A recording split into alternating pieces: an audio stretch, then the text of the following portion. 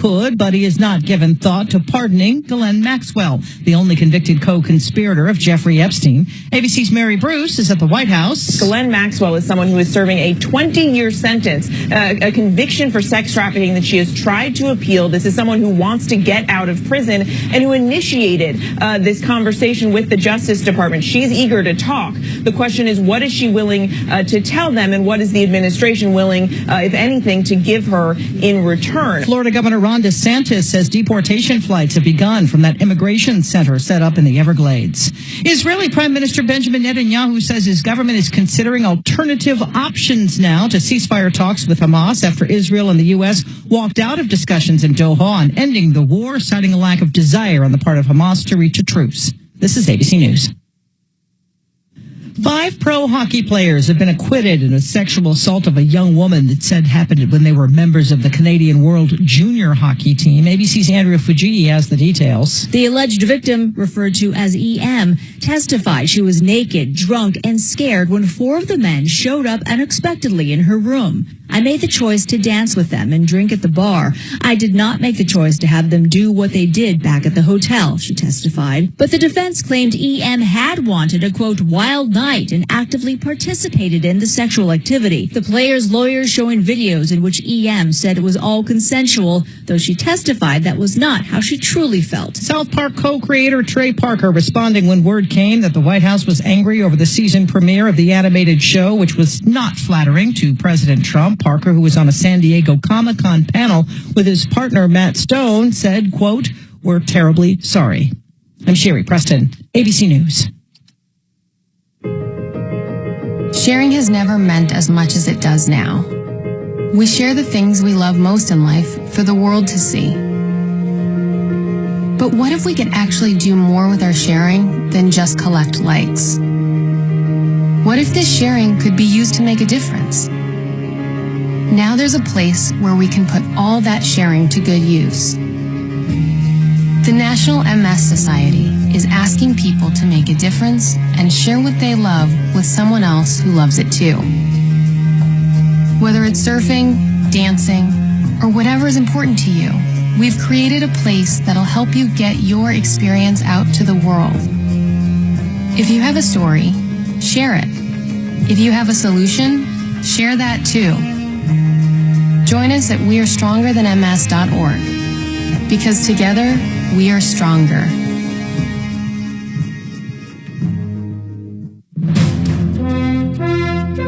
KHOW News Time, 10:03. Today is the first day of Broncos training camp. The team broke a long playoff drought last season, and Denver Mayor Mike Johnston says he thinks they'll do even better this year. I'm saying 11-6, and I'm saying this is the year we win the AFC West. I think this is the year we dethrone the Chiefs, and we get into the playoffs with a home playoff game, which would be fantastic. So I feel great about our run this year. As for the status of a potential new stadium for the Broncos in Denver, Johnston says they're getting close to some exciting news. A teenager facing charges including vehicular homicide after a weekend crash in Aurora that killed 2 people. Police say 18-year-old Alvin Carcamo Meza was driving 121 miles per hour in a 40 zone, ran a red light, and hit a vehicle on Airport Road. The crash killed 2 people. A third vehicle was also involved. That driver had minor injuries. Carcamo Meza suffered serious but non-life-threatening injuries, and after being released from the hospital, was arrested. That's the latest. I'm Chad Bauer. Now, Impact Traffic from the Superstar Car Wash Traffic Center. This report is sponsored by Denver 7 News at 6 p.m. In good shape right now, southbound at Yale. The accidents we had down there are clear. It's a little slow from Broadway heading down through Colorado. A little bunch up in there. It's not a real big delay, though. I-70 eastbound with construction. Tower out through Colfax has been slow. Penn is running a little heavy coming out of the airport. 270 continues to kind of bunch up a little bit through Vasquez if you're a westbounder. And I-25 up north looks in great shape. And, heading down Floyd Hill. We had a problem there at US 6 Veteran Memorial Tunnels. That's clear. Still a little sluggish, but it is starting to pick up heading into Idaho Springs. With traffic, I'm Jonathan Steele. At Denver 7 News, we're committed to covering our community, always listening, finding solutions, and making sure your voice is heard. Because we know that local news should do more than inform. It should connect. Watch Denver 7 News weeknights at 6 p.m. Keep listening for your chance to win $1,000. So happy about that, believe me. Every hour, weekdays, 9 a.m. through 5 p.m. With up to 9 chances a day to win $1,000. That is crazy. On Denver's talk station, 630 KHOW. Sponsored by Maverick. Hey, the Maverick Nitro card will save you 10 cents on every gallon of fuel. 10 cents off, huh? Yep, 10 cents or more. Head into Maverick and pick up your Nitro card. It's linked to your bank account, safe and secure. Attention beer lovers, last chance for VIP tickets to Brewfest 2025 at Rock and Roll Brewery, Saturday, August 2nd. Get advance tickets at rockandroll.beer. Only a few tickets left. VIP pass includes event t-shirt, Famous Dave's barbecue, live band, and a chance to win a Fender Stratocaster guitar. Get your VIP tickets to Rock and Roll Brewery's Brewfest 2025, Saturday, August 2nd. It will be sold out soon. Get tickets at rockandroll.beer. That's rockandroll.beer. Fix it 24/7. Our name says it all. When you need home repairs, just give us a call. In a few days, your AC will be cranking. Is it ready for the job? Maybe not. Dirt and grime kill furnaces fast. You need the Extreme Clean from Fix It 24/7. No one cleans and tunes at this level for this price. Just $39. Basically a refurbishment part by part. Prevent costly breakdowns. FixMyHome.com. Book now. Fix It 24/7, the official AC partner of the Colorado Rockies. Auto accident? Find out what your case is worth. Call Fuller.com. Denver's talk station has your chance to win $1,000. Just enter this nationwide keyword on our website. Grand. That's grand. Enter it now at KHOW.com. Keep listening to win on 630 KHOW. Yeah. Ripped off. Bad news. You need advice so you don't have to lose. We'll come running just as fast as we can. Troubleshooter's gonna help the common man. This is the Troubleshooter Show. Now, Tom Martino. Welcome to the only show of its kind. We're here to solve problems, answer questions, take complaints. We're here to make your life just a little bit better. I got 2 lines open, by the way, so you got a bad contractor in your life. Maybe you got a bad landlord giving you the biz. I don't care what it is. We're here to help. 303-713-8255, 303 Martino. We've been doing this for a very long time. Here's the bottom line. Over $300 million cash, merchandise exchanges, refund services, blah, blah. You get the idea. We go after it. If you've been ripped off and you want to get your money back, and you don't have enough money to hire an attorney, this is a great place to start. We might be able to help you. Like I said, we've recouped a lot of money. In studio with me, Jesse Schillinger. How are you, sir? Wonderful. Thanks for having me up. He is with Honest Accurate in Colorado Springs. By the way, KRDO is our affiliate down there. They're kicking ass as always and taking names. How's biz down in the Springs, sir? Can't complain. Okay, does that mean good? Yes, cars are needing to be fixed, and we're trying to get them done as quick as we can. I wonder, out of curiosity, if the demographics between Kevin Calkins' shop, Sheridan Auto Tech in Denver, compared to Colorado Springs, I wonder if you guys see the same the same age of cars.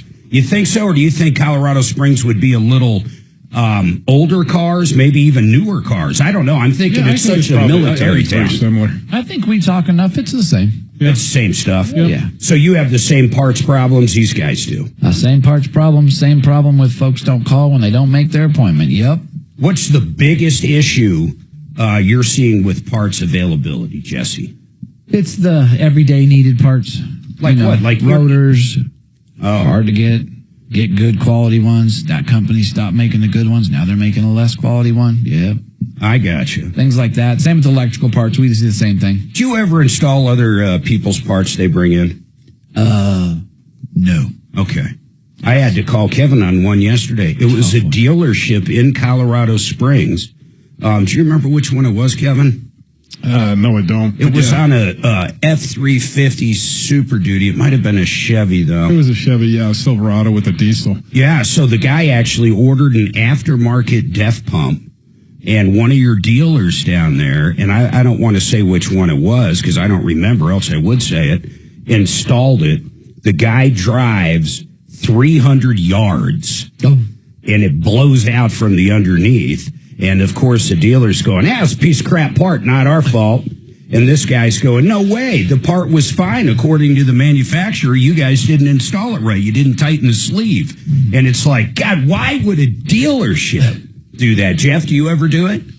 Extremely seldom. I mean, usually when we do, it's something like somebody, one of the classic cars, they want a new shifter put in or something like that. I'm not going to get any deals on that kind of thing. Yeah. So there's no markup for me to be making in there. And plus that could be something with, they want a personal touch to it. So yeah, go ahead and bring that in. We'll charge you for the labor. They have shown up with parts before. We're like, yeah, I'm not going to put this in your car. Yeah, like Kevin, you'd never put in alternator someone bought off of Amazon, would you? No. Or brought in from a junkyard. Yeah, or Rock Auto or one of these. Yeah, Yeah, exactly. Rock Auto, that's right. The problem is warranty. No, they bring in a part and they think you're going to get a 3-year warranty, and the company that they bought it from is like, no, there's no warranty. Well, the problem is just like this guy's problem. Yeah. I mean, now he's what? saying no, and he's saying no, and now he's stuck with it. Yeah, now he's stuck. He dropped $2,000. Yeah. Here was his argument. The dealer wanted for that def part. Remember, it was a dealer that installed it, which is still crazy. Mike Maroney. It just hit me. That's it. Mike Maroney. And it's you're down there with. Yeah, but can you believe they did that? No. I'd be like, if I was a service manager, I'd never take anything like that. You're asking for trouble because now the guy's blaming them, and honestly, we'll never find out whose fault it was. But something like Jeff was saying, like a custom this or that, I could understand, or something that's not going to fail. You know what I'm saying? Mm-hmm. Like if someone brought in certain headlights, you might do that, right? I mean, the bulbs. Yeah, sure. Like a certain frequency, color. Usually that's not something they bring to somebody like myself. Yeah, of course. But if they happen to be the in transmission there, shop. exactly. But if they happen to be in there, and this does happen from time to time, we're doing a much larger project on the vehicle. Oh, by the way, in the back seat, I've got my windshield wipers back there. Can you put them on? Yeah, no problem. All right. By the way, that's Jeff Vick, Kimmer Transmission, Kevin Calkin. Then we got the beer man in stock, Steve Moss. The final rock and roll brewery is the final weekend before the big party, man. Brewfest 2025, rock and roll brewery. He's only got a few tickets left. We're going to dive into that and talk about that. A lot of cool stuff going on. On the way to work, then I'm going to jump to the phones. On the way to the studio today, I look over. Everybody in here has seen a homeless, or I would argue a lot of them aren't homeless, but someone holding a sign begging for something, right? We've all seen this. This corner down here off of 25, and what is that, Quebec? Did you see him? Yeah, he's on his cell phone. Now, wait. Well, yeah, he had his cell phone, Yes. but did you see his sign? Don't say what it said. Okay. I took a picture of it, and I'm going to put it up on our YouTube stream. So I'll put a link to it over the first break. So if you go to youtube.com and type in Troubleshooter Network, you'll see us all right here live. And you'll hear us during the breaks and all kinds of good stuff. And, of course, hear the show. But I'm going to put a link to it. You just click it and pick in picture. If you can't see the sign, great. Just zoom in. It's a great photo, but you might have to zoom in. And tell me if this guy is not the dumbest SOB with this sign.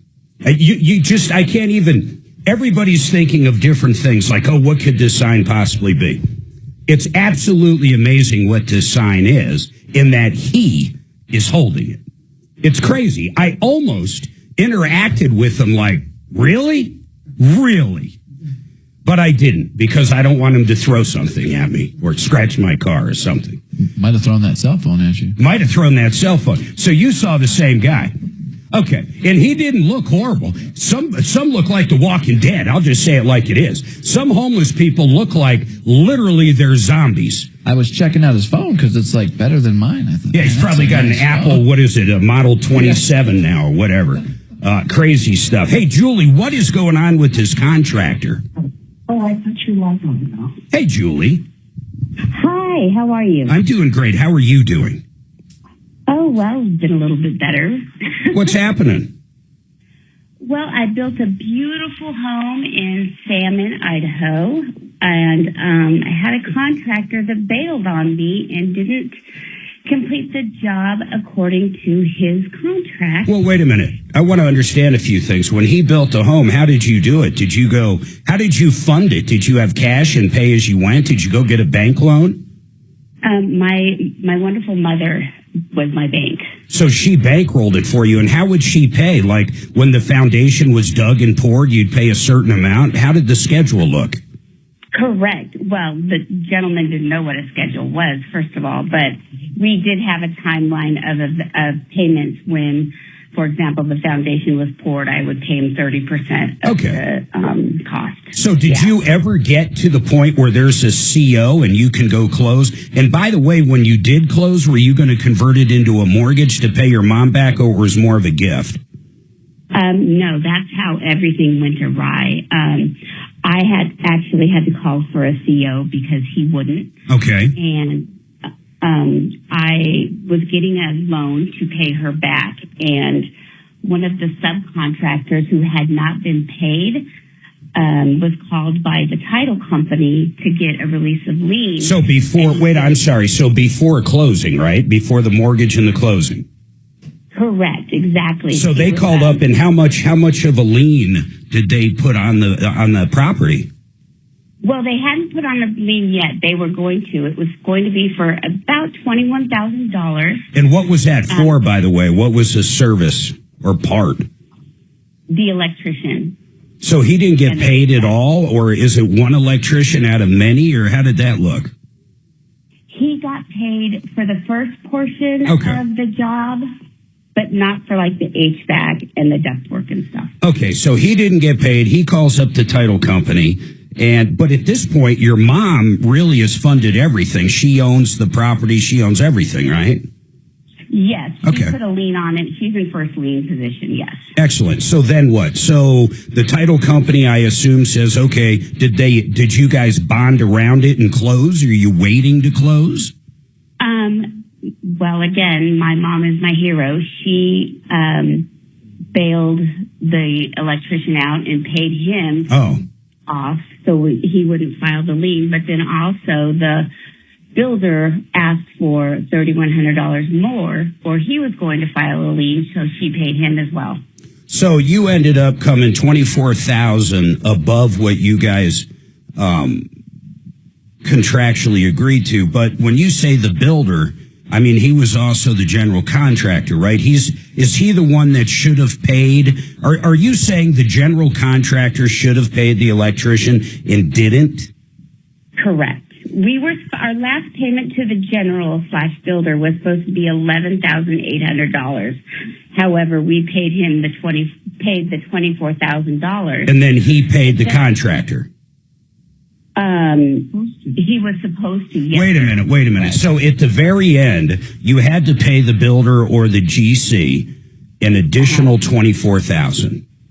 We had to pay I paid directly to the electrician the $21,000 that Got it. General did. And then $3,000 whatever to the general contractor.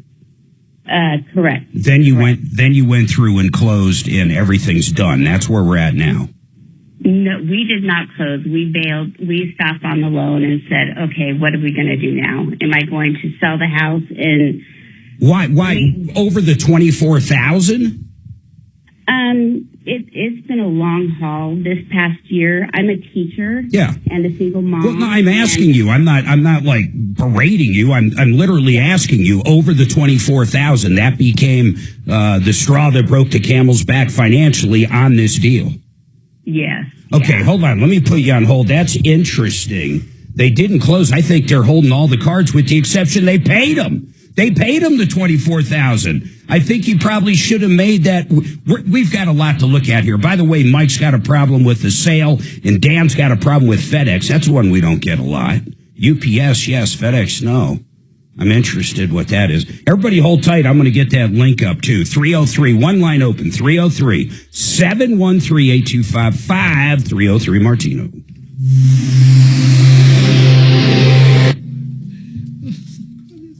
I didn't want to hear that one. Disappeared.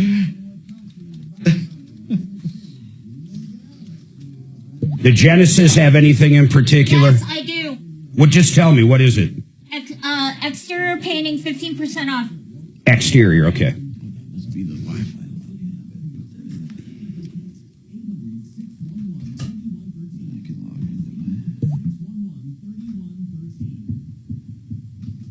Mark, my friend at Genesis Total Exteriors, Mark Shemansky. Hey, man, what have you been up to this week with Genesis Total Exteriors? I tell you what, Mark, it's a busy, busy time of the year. The weather is beautiful. Now's the time to go outside and take a look at the outside of your house to see what it's looking like.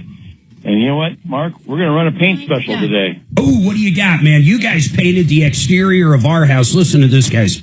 5 years ago. It looks like he did it yesterday. And I love that gal you sent out, that color expert. She's like looking at our exterior buildings and all this stuff. And she's like, she talked Suzanne into a different color. She wanted to go with the original color. And it's the best thing that ever happened. You guys are the bee's knees when it comes to painting.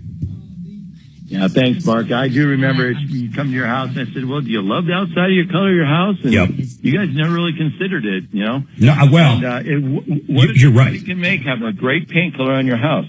It's awesome, man. And it changes the entire, I don't care what color you go with. When you have a good paint job, it looks brand new. I love all the detail to the trim. We have a ton of different trims and small windows and big windows. These guys knocked it out. It looks absolutely beautiful. Now, what's the deal, though? I tell you, Mark, what we're going to do right now is we're going to offer 15% off. I love it. Exterior, it has to be the whole exterior of your house. Plus, we're going to give you an upgrade in paint. I still can't. Oh. One level of upgrade in paint. Love it. Plus 15% off an exterior paint job of the house. Mark, I think that's a great deal. And it's a great time of year to get it done if you've been putting it off. And I'll tell you what else Genesis will do. Mark doesn't even know I'm going to say this, but if he gets out there and thinks you need a paint job because of hail damage, he'll let you know, and he can deal with your insurance company. You might get a free, and I mean this, a free one, especially if you had a roof done and you didn't get a paint job after a hail. He might be able to go around, Mark. You find hail damage all the time, don't you? You bet. You know, hail damage, gutter damage, you know, any kind of damage you have your house from hail. We're actually all set up to help you out with that, too. You know what? Give this guy a call. They're great people. They just got done with the project inside our house that included some painting, but they just do a great job. That's why I've called them numerous times. Mark Shemansky. And it is GenesisTotalExteriors.com. GenesisTotalExteriors.com. Thanks, Mark. Everybody out there, take advantage of it. I'm going to do Vestera in Fire It Off. Because I hit 230. I was like, screw it. Okay. How do you guys charge a free by the pound or ounce or what do you guys? We are set up by the pound. That's what we were too, and I see more and more places. All right, Mike, hang on for me. We're going to get right to you after the break, okay? Okay, hold on. I've never had an argument with the guy yet. Hi, Dan, hang on for me. We're going to get to you right after the break, okay? Actually charge more for Uh-huh. Yeah, I generally I think we charge 1.5 to basically every car. Yeah. But yeah, we're not very. We give an estimate based on that and just call it a day. Yeah. Because we also try to explain to people some cars take more, some cars take less. But there's times where we will fill your car and find a leak and suck it back out, and we have now lost it. Half a pound. Yeah. And when you come back, I'm not charging you again once we repair it to vac and recharge again. So typically, I don't have a problem. Yeah. But we've always been by the pound. Sure. We also charge 2 Schrader valves to every AC job. Absolutely. Which is, you don't know how many I see come in, and it's like, doesn't even change out your Schraders. More than half the time, that's where the leak is. They're trying to Stupid little plastic O-rings in there. But I even asked my guy. Even my text, though, I have to explain to them, like when I hire somebody, it's like, guys, every AC job you should do a Schrader valve. Period. I said, don't trust that it just because there's a soapy water bottle on each machine. So as soon as you take the hose off, hit the valve before you put the cap on. I know. Yeah, but I was like, even if it's new, it still could be bad. So we lost our incest question, yeah, that's what we were just bummed about. Kelly?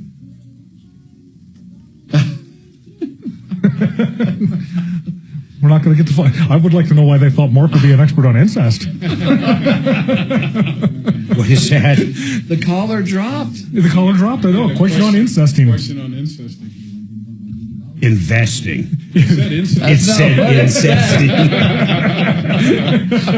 We were wondering why they were calling you for advice. Is what we were, I'm going to find a little dirt on Mark here.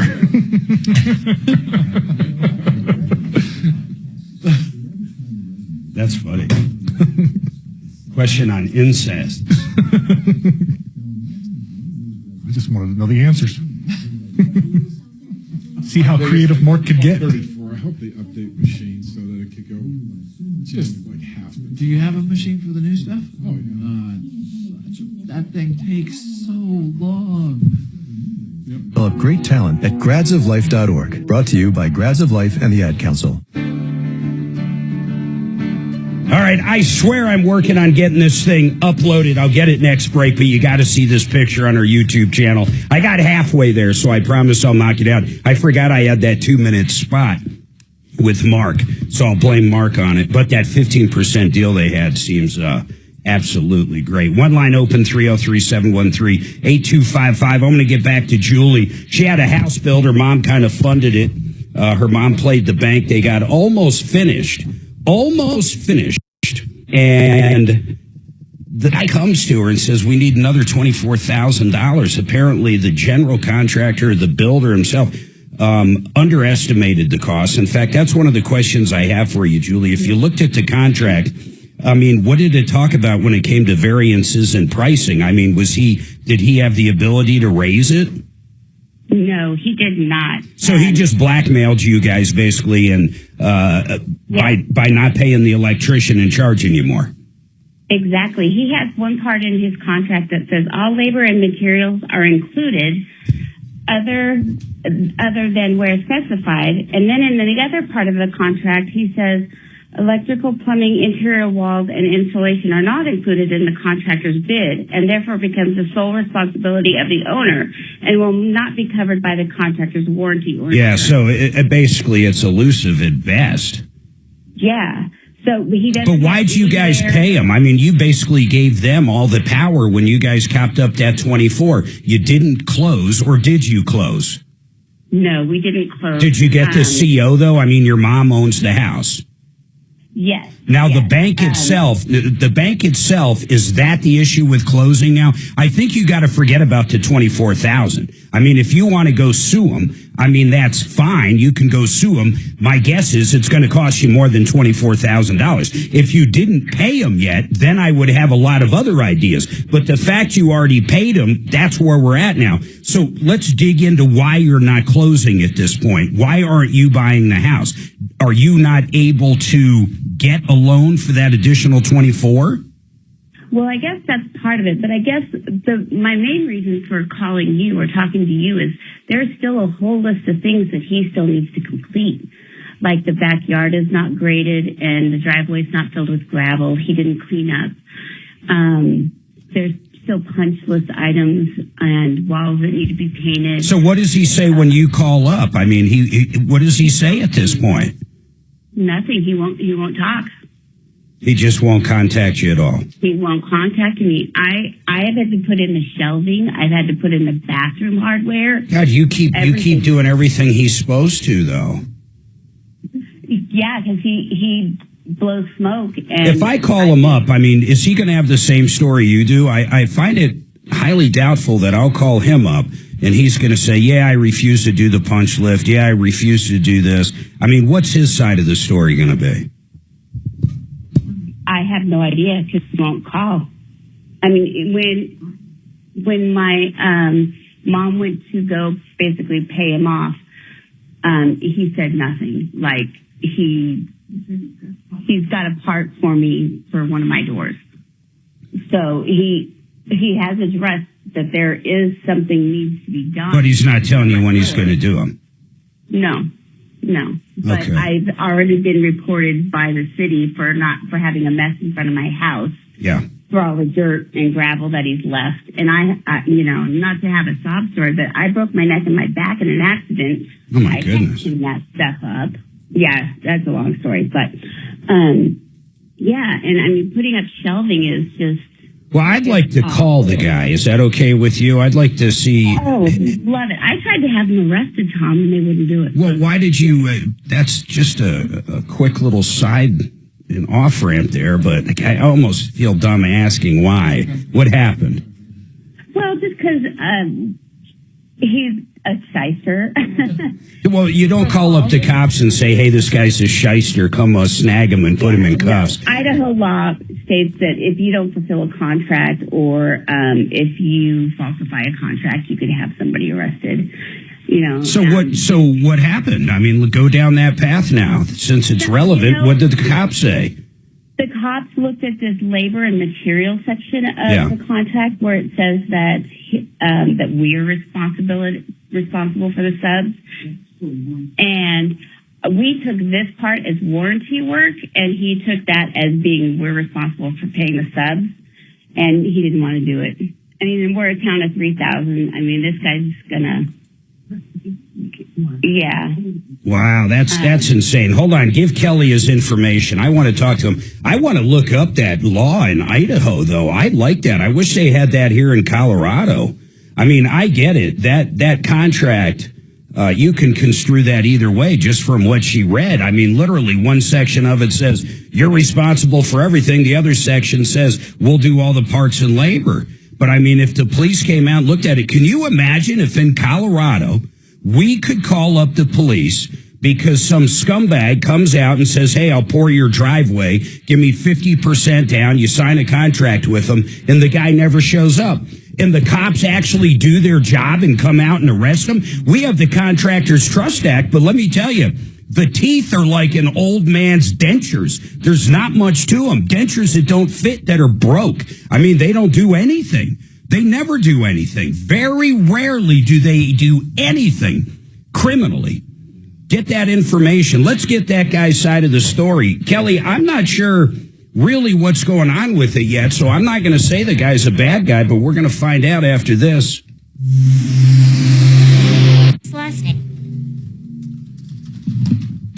So what did the sign say? I'm putting it up on YouTube now.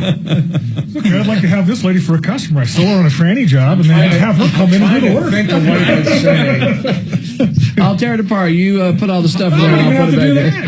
How about she's on it. How about I'm a crack addict, I need money? Something like that? No. Not that good. No, I just want a beer. That's what it should say. Yeah, exactly. It's not what it says. Let's be honest.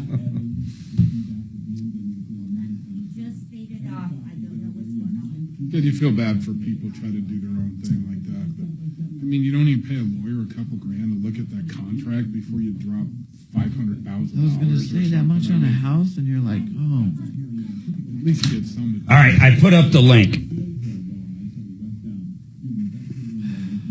Let me know how the picture looks when you click on it, because I don't know. Yeah, that's the dude with the cell phone. He was walking around with his cell phone. Just hungry? Yes. Now, what's wrong with that? He's a fat son of a... He's like a walrus sitting there. Discount Bath. Chris and the gang. Quality remodels at discount prices. You're not going to get a better deal than that. Think about it. A quality, brand new bathroom, either partial or a full-blown remodel, at a discount price. You don't hear of it anymore. You can up the value of your house. These guys have lifetime warranties on their solid shower wall systems. They can do a tub to shower conversion. They can actually come in, and this is what they did for us. They came in and gave us different ideas. They said, well, I'd get rid of the tub altogether if you're not going to use it. Let's widen the closet, or let's make the vanity bigger, or let's go with marble. Let's go heated floors. How about a steam shower? They will give you every idea possible, and they can do it within your budget. There's nothing to risk. Have them out. They're great people. Call Chris and the gang. DiscountBath.com. In fact, one last little thing. If you go to their website, you can actually upload or send them a video, and they can give you a quote based off the video or ideas. DiscountBath.com. So, you know what you get. Okay, what do you guys think? He's a fat bastard, yeah. So, I mean, if you were to be kind and give him something, Mark, you could have given him a dosage of your freaking triglyceride. I should have pulled out, I should have pulled out the triglyceride or whatever. Yeah. Hey, come over here. Let me give you the jab, you fat bastard. You're hungry in a minute. Can you believe it, though? I'm looking at it going, any sign would be better than that. You can't be super fat and go just hungry. People don't have the new machines. Well, they're starting. Jeez. And not only that, his clothes are kind of clean and stuff. He doesn't look homeless. Well, the rivers are running, so you can jump down there, rub yourself up against a rock. So expensive. Yeah, what, 400 for a 10-pounder? And I can't believe it. Job, like I said, takes. And he looks, like I said, he's even clean shaved for the most part. You cannot stop it. The other one, He's got decent shoes on. You know, check vacuum and whatnot. Hit what you want to hit. That one has to go through every step. Yep. The guy's got to weigh what? I mean, that's at least 275. He wasn't sitting down when I saw him. The same dude, though? Right it was the same dude. Yeah, on his cell phone. On his cell phone, Yeah. holding a sign. I'm like, you're on the like His the most Ford expensive Taurus is phone out parked there. around the corner at the McDonald's. Come on. And He then they probably works at McDonald's. There was like 5 other signs tucked behind the stop sign, so he could go over there and switch it if you wanted to. I'm like, what the? That's what a smart guy would do. He would have multiple signs depending on what kind of car and who's in it. Grab one of those digital ones for the side of the road that you can change the message on. He's got one. That'd be funny, right on his cell phone. Yeah, on his cell phone he's got. $1,000 sign and he's asking for it. It's so tough. That's it. You know what? I would love to see a homeless guy with a changeable sign. Hijack a sign off the side of the highway. Make something. They steal everything else. Might as well steal one of them. And some That of would them, be cool, though. You see like a Trump bumper sticker. You just change your sign up. I love Trump. I'm hungry. If they can hold a shovel, I see no reason why to give them money. You know, I mean, if they can do some kind of work. Yeah. It's so hard. Sometimes, if I'm having like a good day, but yet something's going on, like, I don't know. I'm trying to find an example of last time I gave them money. But I've given people money, but generally I don't. I mean, it might be once or twice a year. And I don't even, it really doesn't matter who they are or what sign. It's more of that mood I'm in. I'm like, fuck it, I'll give back. Well, I stop and ask him because I got weeds to pull. I'm afraid to talk to I got him. a parking lot to sweep. You want to work for 2 hours? I'll pay you $50. Yeah. And you know how many come with me? None. None. I had a guy that used to come to the Goodyear in Peoria. There was a bunch of homeless down in Montbello back in the day. Yeah. And all the trains were right there, man. I think they just ride the rail everywhere. And I offered him a job. He'd always come in needing air in his bicycle tire. Instead of buying a new tube, he'd show up every morning for air, you know? Like a lot of customers used to do. Yep. I don't got 20 minutes for a flat repair. Just put some air in Just there. stick some air and I'll be back You've been tomorrow. coming here for a month. I used to give to those people, and you know how I stopped doing it? Listening to the show. Tom had this guy on every year that raises money for the homeless in I think, Denver. Yeah. And they said, don't give them money. Yeah. They Don't use do it. They'll buy cigarettes, Do it drugs, to the outreaches. alcohol. Yep. They have places they can eat. You know, they have it down. A lot of these homeless people, they really know. But some of them really need help. I get it, you know. But they That's just what makes said, it hard. give the money to an organization where you know they're getting it. I agree. The ones that want help have help. The others don't want the help. It's this show that made me stop doing Yeah, it. but they don't want help because there's too many strings to it. They don't want to quit this. They don't want to do. They choose. Well, even You when guys ever give hitchhikers a ride? I Not used to. since 78. I have. 8509 GenesisTotalExteriors.com.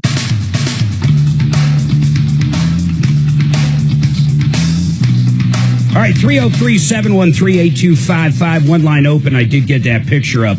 I mean, to me, this guy is the dumbest guy ever.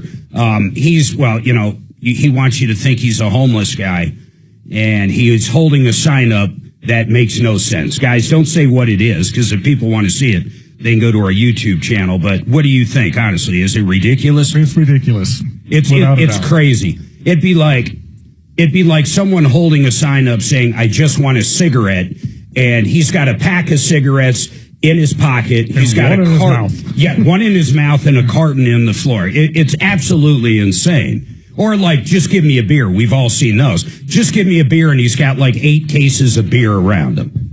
Now, what's the best sign you ever saw? And I'm going to get right back to this, but I mean, I like the ones that probably just say, hey, why lie? I just want a beer, or I'm a That's drug pretty addict. straightforward. Give me a joint, whatever it happens to be. Hey, I do want to go back and talk to Julie just a little bit longer. Did we reach out to that contractor, Kelly? Yes, we did. I left him a message. Did he answer? No, but his voicemail was an actual voicemail and not an automated. Okay, Julie, here's what we're going to do. We're going to lay the word out to him, and hopefully we hear back from him. Kelly's pretty good at leaving messages, so when we hear back from him, we're going to give you a call back. Make sure we have all your information. In the meantime, I would like you to send me a PDF of that contract. I would like to look at the verbiage, and I'd like to send it over to one of our attorneys, but our attorney doesn't practice law in Idaho, but for a general look at it, for a legalese mind, I'd like him to eyeball it. But from what you read to me, I would assume there's not much you're going to do on the legal side besides get in front of a judge and spend a lot of money. The other thing I'm curious, I know a lender that has pulled off miracles, and they do lend in Idaho. Is that something you would like to still look at? Because that house could appreciate over the next few years. My goodness, it's a brand new house, and you could recoup those losses. Yeah, I would be interested in it. I mean, right now I'm at an interest rate of 6.2. So if they could beat that, that would be nice. Yeah, but who's at the 6.2? Your mom? No, me. Oh, so you did. Go ahead. I didn't get the loan. That's what I'm locked in at. Oh, you're locked in at 6.2, but you can't get the loan. Or are you saying you can get the loan, but you just haven't moved forward? Yeah, I can get the loan. I'd have to have mortgage insurance, which I'm not too thrilled about. Yeah, but that doesn't add that much. Honestly, listen, I want to help you with the contractor. I want to get John Clace on. I want you to stay on for a second, Julie. I'm going to go on to another call, but I want to get somebody on here. Hey, Mike, what's going on? Michael. Hello. Hey, what's going on, Mike? Just looking for some advice, really. What is it? The vehicle a few years back. Picked it up in Louisiana, actually. Got a call maybe almost a year after the purchase. Hey, give us a little color. Hold on, give us a little color. Is it a car you were buying to drive? What kind of vehicle is it, and how much? Just over $27K for an 08 Sierra 3500 Duramax. Okay, cool. So, nice vehicle. It is. I had no trouble with the vehicle. But anyway. So you picked it up. Call about a year. Yeah, let me guess. The title's not clear, what? No. It's nothing like that. I'm coming to the end of the loan, and I was going over the contract, found out that they financed 100% of the purchase price. Not a big deal. I can handle the payment. I've been making payments, whatever. But about a year after I purchased it, I got a call from the dealership saying, hey, we actually never collected your down payment. It's a $4,000, we had talked about the $4,000 down payment. No problem. Gave my card number, cleared it. Everybody moves on. Well, hold on. Did they actually, wait. I'm going to have questions as we move through here. Did they actually charge the credit card $4,000? Did you actually end up paying $4,000? Yes. You did. So I didn't think, fat finger F up, somebody F'd up the paperwork. We'd agreed to that amount of a down payment. So I really, obviously I was maybe a little irritated, but I was like, yeah, it is what it is, So Mike, you did pay, hold on a second. You did pay the $4,000 on your credit card, but then you said something else. You said you financed 100% of it. So which one is it? What does the paperwork say? What does the contract say? The contract says 100% of the sale price is financed. And how much was it? By $4K. So hold on. So let's go back to $27,000. They put $27,000 on a loan. You had a loan for $27,000 with a credit union or a bank or someone. Is that correct? Yes. And you gave them $4,000. Yes. And the paperwork, the actual contract that you both signed, does that show a down payment of $4,000 with a balance of $27,000 to be financed? Or you're saying the purchase price of that vehicle on that contract is $27,000 and you literally overpaid $4,000 for that vehicle? Correct. I want to see the paperwork. Hold on. If you can produce that paperwork, and I bet he can, I believe everything he said, they owe him $4,000. Well, he said they called him up and said they never collected the down payment, so they're looking for more money? Well, okay, that's a good question, Kevin. Real quick. Yeah, why are they even contacting you now? Because they said they screwed up, and the $4,000 down payment was never collected. I should have told him, hold on. Wait. Let me check the paperwork.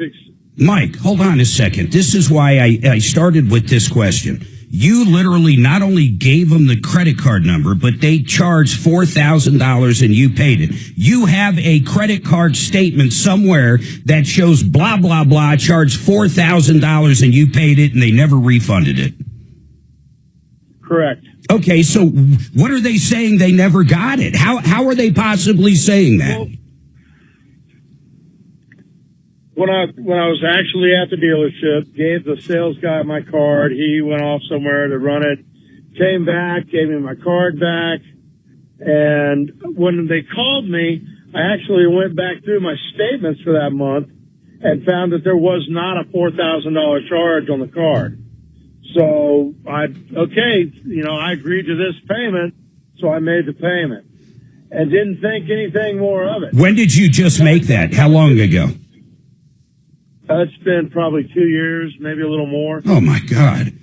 Okay, so you did make it, and they know you made it. But yet, on the agreement, it was sold at $27,000 and never talks about a down payment. Correct. Why the hell would you give them $4,000? You just never looked at it? You were trying to, be a man of your word? Yeah, man, I agreed to the down payment. And so you thought you would only have a loan. Hold on, I want to make sure we're on the same page. You thought you would only have a loan for $23,000. Yeah, a little more than that, but yes. Okay, so that's where the problem is. You go to pay off the vehicle and you find out you paid $31,000 for the vehicle, not $27,000 like the contract says. Yeah, there's $31,000 is nowhere anywhere on the paperwork. I want to see that. Can you send us that paperwork right now? I'm waiting on a copy of it from the bank.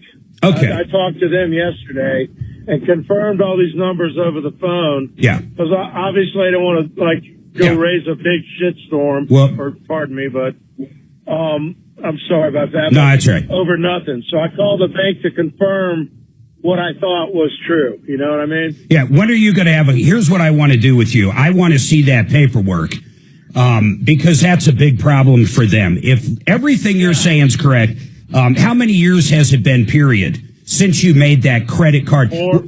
4 years? Well, the payment in the neighborhood of 2.5 to 3 years. I'll tell you. I haven't pulled the old statements yet to take a look at it. I don't. But I'm trying to be in touch with the dealership. What state is the dealership in? Word back from them. Louisiana. I'm going to look up the statute there on this. But here's the other thing: they're going to have a dealer board. I mean, you can't simply sell a car for $27,000 and then charge $31,000 for it. And he's going to have all the evidence. He's going to have everything. And they're going to have to do the right thing on this, man. I mean, whether it's going to be through the court system or the legal system, or if it's going to be through the dealer board. I mean, the dealer board here in Colorado would slap them upside the head. You can't tell someone the vehicle's 27, you sign it, he signs it, everything says 27, you send it over to financing for 27, then you charge him $4,000 on a credit card. You can't do it. Well, he hasn't had this conversation with the dealership yet either, so they may just step up and do the right thing. Yeah, why haven't you had this with them? You're waiting for the paperwork? No, I've left, believe me, multiple messages. And they're just not calling back. Correct. What kind of dealership is it? Do they sell new vehicles, just used vehicles, a buy here, pay here? What is it? Yeah, it's a big dealership right out of New Orleans. What's it called? I mean, that's Bergeron. I haven't heard of them, but okay. Hold on, man. I want that paperwork. When do you think we can get that paperwork, brother? They told me it'd be as long as a week. I talked to them the day before yesterday, so sometime within the next 4 or 5 days. They're supposed to email me a copy and send me a paper copy. You know, here's what I'd like to do. Hold on. Listen to what I'm saying. I'm putting you on hold, though. Hey, Kelly, I want to give this right now to Deputy D. I want Deputy D in the next hour, if he's listening, I think he is. I would like him to call up the dealership and try to get a copy of the paperwork. That's what I'd like. If he's got to do a 3-way call with this guy, that's fine. But call up. Don't say anything. And I'm talking to both of them. I'm talking to Mike and D right now. don't say anything about what we're trying to achieve. Just get a copy of the damn paperwork. It shouldn't be that hard to get a copy of the paperwork. See if we can get that. If not, we're going to have to wait for the paperwork to come in through what he's doing, through the credit union or the bank. So let's just go from there. Make sure we have all of Mike's information. Dan, you're going to be up next. We're going to have two lines open, 303-713-TALK, 303 Martino. Believe they would screw around. I was just thinking the same No thing way. when you pulled them up. I'm like, No way. I want to see the paperwork. There might be a trade-in. But what I'm saying, if you get the right person, prove your point. They're going to handle it. Yes, I believe. It's too big. it's crazy. Have you seen a car come through that you did a pre-purchase on that failed inspection back east? What do you mean failed inspection? I had my first one yesterday. I don't even know where to take it. So the car's from New York. They bought it. It only has 70,000 miles on it. And then underneath in the dash to the 23, right it passed side, there inspection. is a rubber button. In September of 23. Okay. Inspection, not roadworthy. Security. They shipped it out here and sold it to For my son's that I truck. just saw. She bought it 2 months later in December. Okay, hold on, guys. Red Rocks Roof and Solar. Oh my goodness, do they do it all? You realize if you had solar panels installed by anybody and something breaks, Brooke can send out her service crew and fix it. And if the panels or whatever's wrong, the inverter is under warranty, she can get the manufacturer to step up and you'll just pay labor. And if you're looking for a commercial new solar system, holy moly, she has so many cases where she's gotten 120% of it paid for with grants and tax credits. Check them out. They do everything. Battery backups, generators, redrocksrs.com. redrocksrs.com. Gravina's. You know what I love about them. They have over 20 different manufacturers of windows with 50 lines. Most Windows companies, you're lucky if they have one or two. I'm telling you right now, having the choice when it comes to price and quality and product means everything. That's why I love Gravina's. Suzanne and I just bought a beautiful new sliding door. They came out. They showed us all the samples. We chose what we want. Installation went perfectly. Check them out at Gravinas.com. That's Gravinas.com. I've never seen it. So the frame rusted out. They took metal brackets and welded them along the frame. So Who did this? I don't know who did it. The dealer in the spring sold it to a lady. We got it because her stability light came on because the rust was so bad that the sensor let go and was rubbing on the wheel and finally, broke out. Oh, so she already bought it. She bought it in December. It was failed in September in New York. Failed safety inspection, not roadworthy. So they shipped it out here and that dealer sold it. Well, I didn't think he could legally sell it if it failed an inspection. But how would he know? It's all over Carfax. Okay. But I agree. Still, if it went through the auction. I told her to go back to him and give him the chance to make it right. Yeah. Let him know you Let the have auction proof print the that. auction. Yes, yes. I guess that's where he probably bought it, would be an auction. Well, I didn't know if it was like a car mart or I have no one of those that idea. ships It's a nationwide. small. No, this is a small dealership. She said it was a local guy. He's a no family guy. That's what I was hoping. But then she tells me, oh, he's had it in there twice. He did brakes for me and something else. Okay, then he's had it on a freaking lift. He's got to know this is. I had to put a poll up about the fat guy. I still say you were remiss. I left it at You that. could have I told given her, him I a have all the shot, proof cut here, out that just go food back and noise. give him a Yeah. chance. So, no more food noise. No more food noise. They need a shot for the homeless. No more not want to work shot. That's better, or he can go, okay, let me give Nothing like a line of cocaine to make you get up. Let him try to make it right. Just don't buy it on the streets. It could have fentanyl in it. That's true. Could be the opposite, yeah. It's so simple.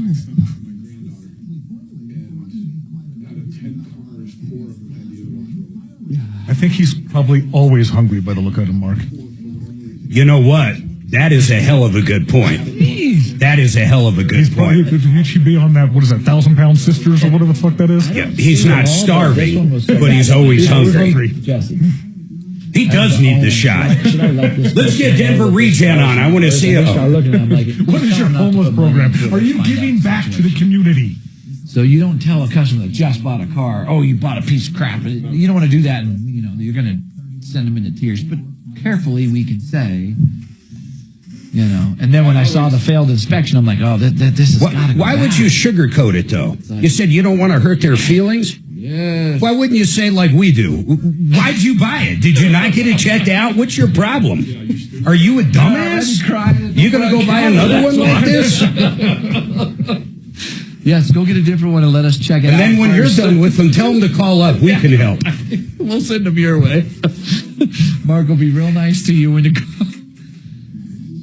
I never. Think it is inspection as opposed to the pre-purchase. Do you know how many of those we send? And now you guys are. I just bought this. Can you check it out for me? It's like, Absolutely. why? Bring it in beforehand, you fools. You got all Mike's info, right? We get all the car. Over to Yeah, Dimitri. I have Go ahead. 7 days on this. No, you don't. You have 7 days to go pick something else. That's all you get. Yes. What do you mean? They just give me my money? No, they don't. Is it You dead guys now? do your research. Well, they said Oh, I yeah. had 10 days. Yeah, to go pick Yeah, something kill it. else out if you don't like this. After 10 days, you're done. They ain't even gonna give you. Yeah, an unpack option. it, kill it, and I'll pick one up. I'll just buy a new one over the weekend. Do me a favor. You don't see if Shannon's got a measuring tape. Tell me what size that is. I have no idea because usually the ones I see are tiny. Oh, okay. Ask Dragon. He might have a measuring tape. He doesn't have a go-go gadget bag with him. Actually, there's really only two sizes of mini fridge, like mini and double mini, right? I have no idea. I only bought one, and that was when my son went to college. Yeah.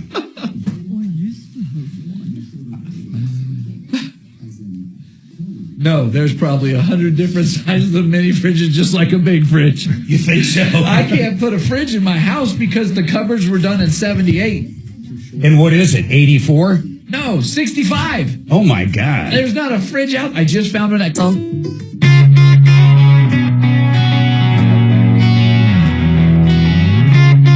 right, 303-713-8255. You know, Jeff Vick made a good point about the picture I put up on YouTube about the guy holding the sign that makes I think no he's sense. always hungry. Yeah, he is. So it's a very heavy set guy holding a sign saying, "I'm hungry." And I'm thinking, how is this even possible? But Jeff, you're right. A lot of fat people are always hungry.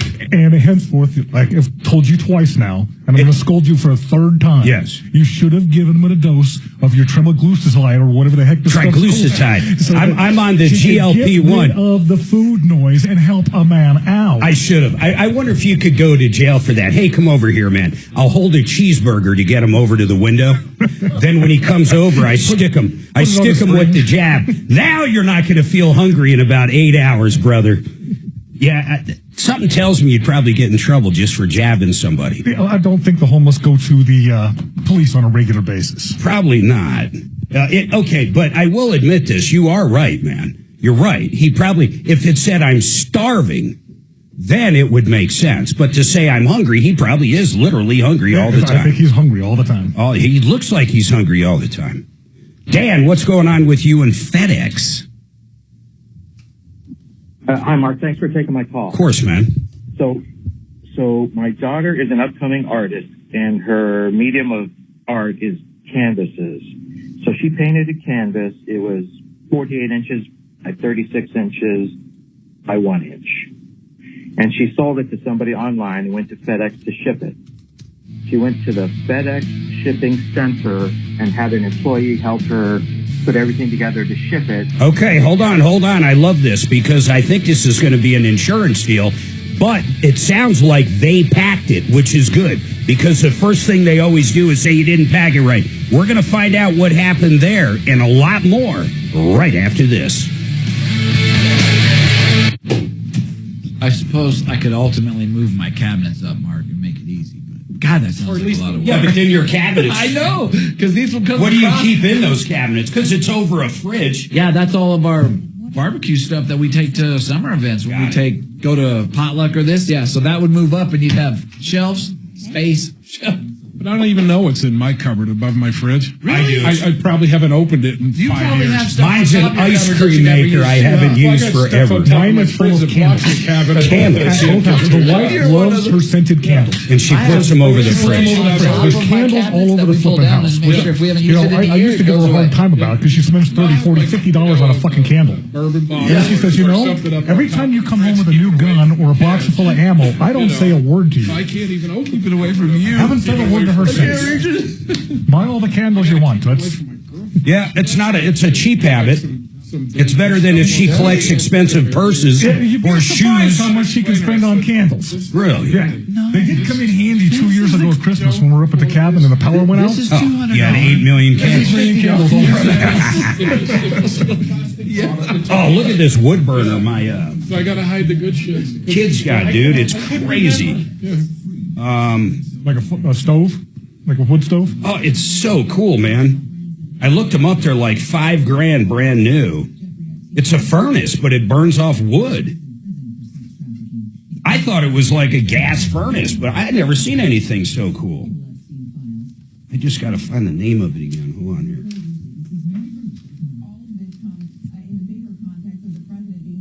Do you have a potbelly up there? You must, right? Yeah, it's not really a potbelly. Potbelly is definitely a different design, but it's a burner. Yeah, a furnace. It's a wood stove.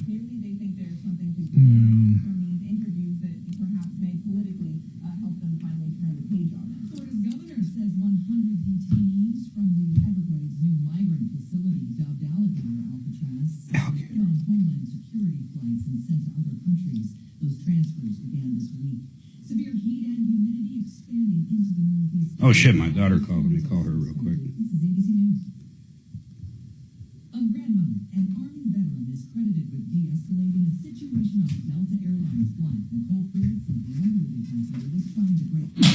Gesundheit.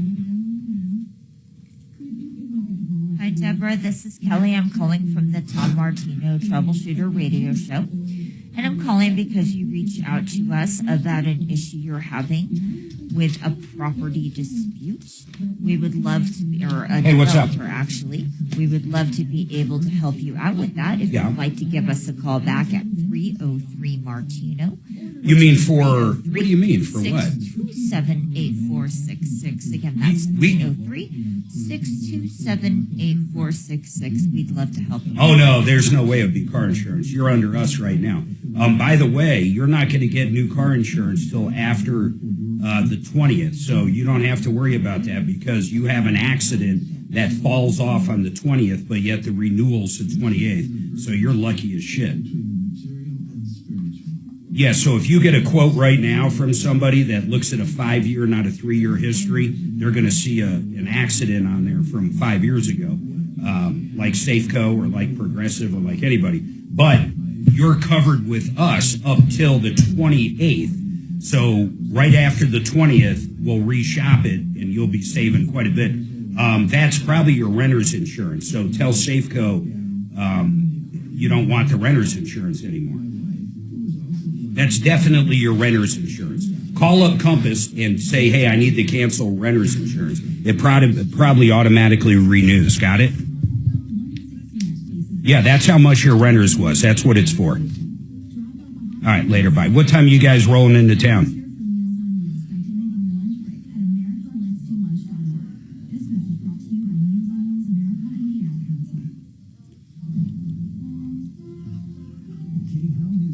He's got a trial prep on Saturday, huh? All right, well, it is what it is. We'll see you. All right, we're not going to be home. Well, we should be home by the time you're there, but we're going over. Anyhow, talk to Mom. I got to run. Bye. Yeah, so we've got a convention. Oh, those are cool as hell, though. Yeah, yeah. It'll cook you out of the house. Let me see.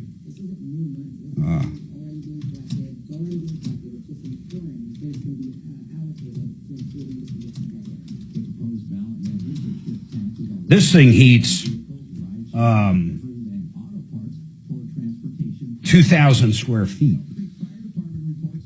It's got piping, or you know what I mean. It's got a... Well, that's like we've got our boiler downstairs because we've got the in-floor heat. And then it also runs up, and so it looks like we've got the electric baseboard heaters. But those also run off the base, off of the boiler. Off the boiler. Yeah.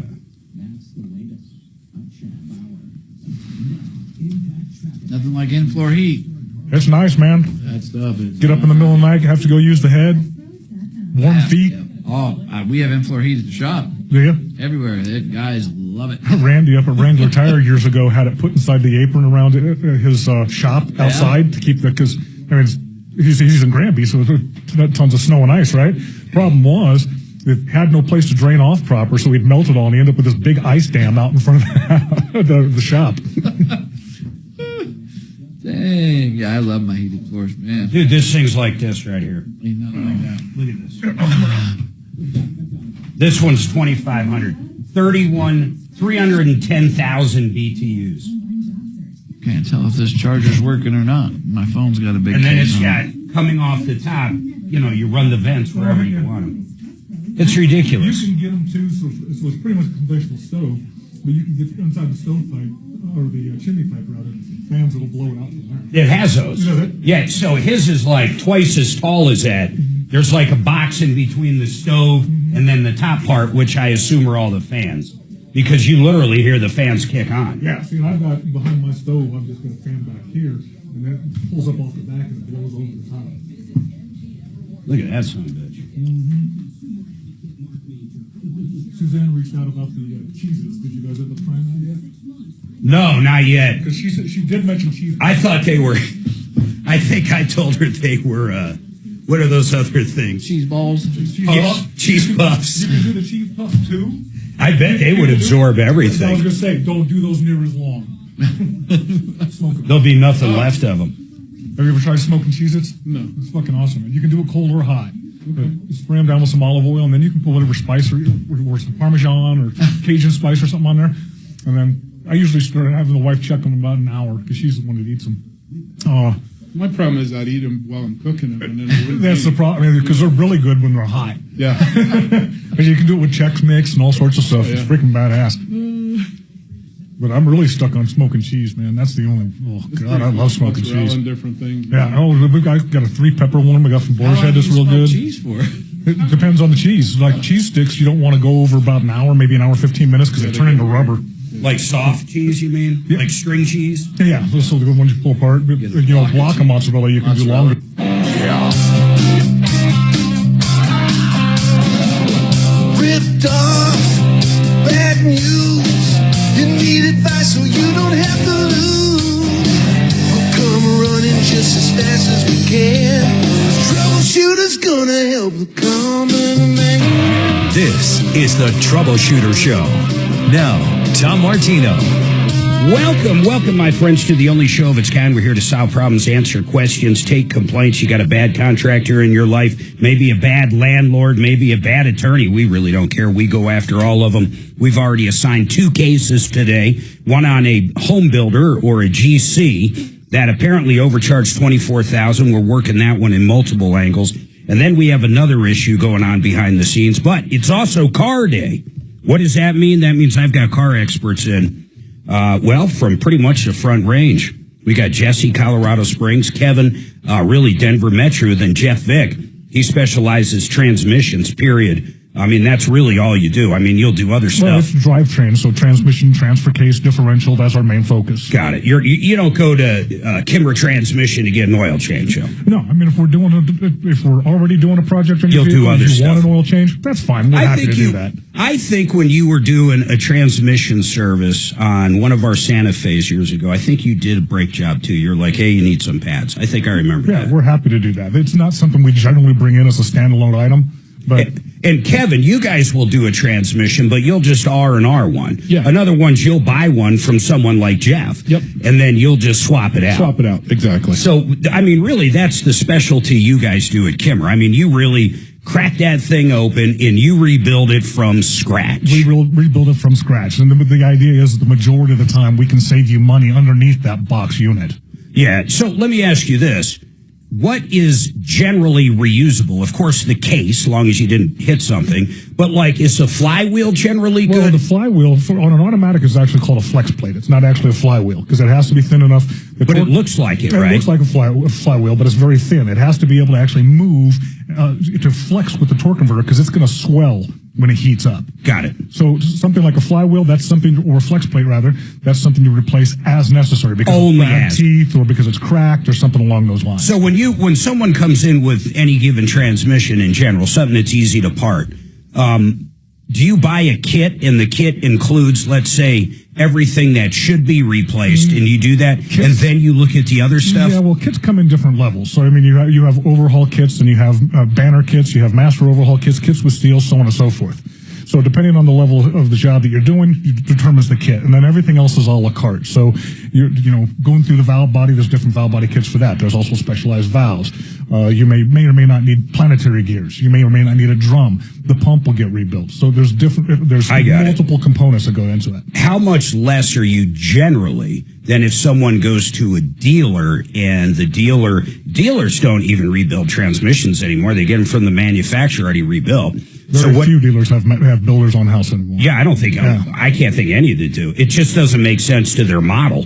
I mean, the vehicle's there too. No, of course, the profit margin's just not there for them. Yeah. So what generally do you save somebody from a boxed dealer transmission? It's got to be usually about 2/3 the price. Oh, wow. Yeah. So, I mean, there's a lot of them. It's getting harder and harder to do that because all these parts are going way up in price. Yeah. So sometimes we're kissing it, but especially, on a lot of truck, we do a lot of truck. We're doing a lot of upgrades inside there to increase the durability and their effectiveness. So the justification is that, you're actually getting a better unit than you can get out of that box. Got it. Listen, we had full lines going into break, and 2 of them dropped off. I'd love to hear back from you. 303-713-8255, 303 Martino. We're going to go back to Dan, though. His daughter is an artist and basically painted something and brought it to FedEx, one of these pack and ship FedExes. I assume FedEx owned it, although they could be a franchise. And they actually packed it up and they shipped it. Is that right, Dan? That's right, but it's not insurance. Okay, so where did everything go from there? They packed it up, they shipped it, now what? They charged her $85.99 when she was there and charged it against her credit card to ship it. Okay. A few days later, an invoice shows up for $1,025. Why? Additional. Why? Their fine print apparently says, we can adjust your shipping rate once we adjust to whatever the actual package is. And describe this package again. It's a canvas. What size? It's an art canvas, 48 inches by 36 inches, so 4 by 3 by 1 inch. And that's the whole package size. I mean, the package has got to be a little bigger. Yeah, it's a little bigger because it's got cardboard or whatever. But it's not. It's not like they put it in a refrigerator box, right? I mean, it's basically a little bit more on the cardboard. Correct. I can't understand for the life of me even why that would cost $1,000. How much did this thing weigh? It's just a canvas. It weighs 5 pounds. So when you call up, what do they say? I mean, did she overnight it? Did she ship it 30-minute guarantee or something? I mean, what kind of shipping was it? She did not. She wanted to ship it as cheaply as possible. Yeah. That's what she told the agent. And I shipped the exact same thing, and it cost me $121. For the life of me, how did they justify this? Did she not go back down there? They don't justify it. They just point to that. She went back down there and said, what's going on? They said, oh, yeah, that must be an error. Call this a revenue number, or what? They have like a revenue number to call. So she called that, texted them, and then emailed them all the information. And they said, yep, it's $1,025. And they said, well, we'll give you $260 as a courtesy credit against that invoice. That sounds absolutely... We ship transmissions cross country for $400 on FedEx. This makes no sense. And you're saying she didn't buy any insurance. She didn't check a box saying, I want like $20,000 of insurance or something. She didn't insure it, no. She didn't insure it at all. I would contest that charge with the, Well, with the credit card. She insured it for whatever the minimum $100 or whatever they're... Yeah, whatever it comes with. Insure it for. Where did she ship it from? Is this in Colorado going out, or is it coming in, or what? It went from New York to San Francisco. Cross country, New York to San Francisco. I cannot... Shipped from Denver to Indiana for $121. And they are just like stonewalling. That's the issue. That's it. I cannot... Did they actually issue that one credit already? Well, they haven't sent a new invoice with that showing credited against it, no, but they said that they did. Hey, I want to tell you what I would do, but I've got a couple questions I want to ask you, and hopefully you know the answers. So she goes in, and they swipe her credit card, and they give her a receipt for the initial $85. Yes. So on that receipt that she literally signed, there's nothing but that $85. It doesn't say anything like, it might be $1,000. It just says $85. Correct. And then a couple days later, because they already have the information, does it rebill the $85 or is it an additional $1,000? It's an additional $1,000, and it set off the fraud alert at the card. So she said, I don't know what this is. Yeah. Okay. Did she call her credit card company? What? Did she call the credit card company? Yes. And did she dispute the $1,000? Yes. And what did they do? Did they give her the provisional credit? Yeah, it was never charged. They never let it go through. Okay. So she's not out $1,000. That's great news. So, is she afraid FedEx is going to come after her? Yeah, posted on her credit. Now, wait a minute. Why would it be on her credit? If she doesn't pay an invoice that's issued, they can't mark that against her credit score? No. They'd have to go get a judgment. That would be not good. They can't do that. In fact, FedEx is big enough to know they're not going to do that. There's smaller companies that might try it. No.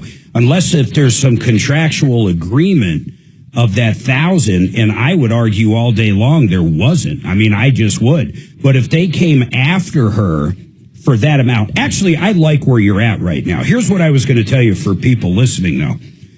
If she did get charged that additional $1,000, not only would I contest it, I would say it was fraud. I would say I don't know anything about it, have no idea. I did one thing with this company a week ago or whatever it was for $85. That was it. I gave them their credit card number. Here's the receipt right here. And now they're charging me another $1,000. I never did anything. That's what I would have done. But we're not even there. Well, actually, we are there. She did exactly that.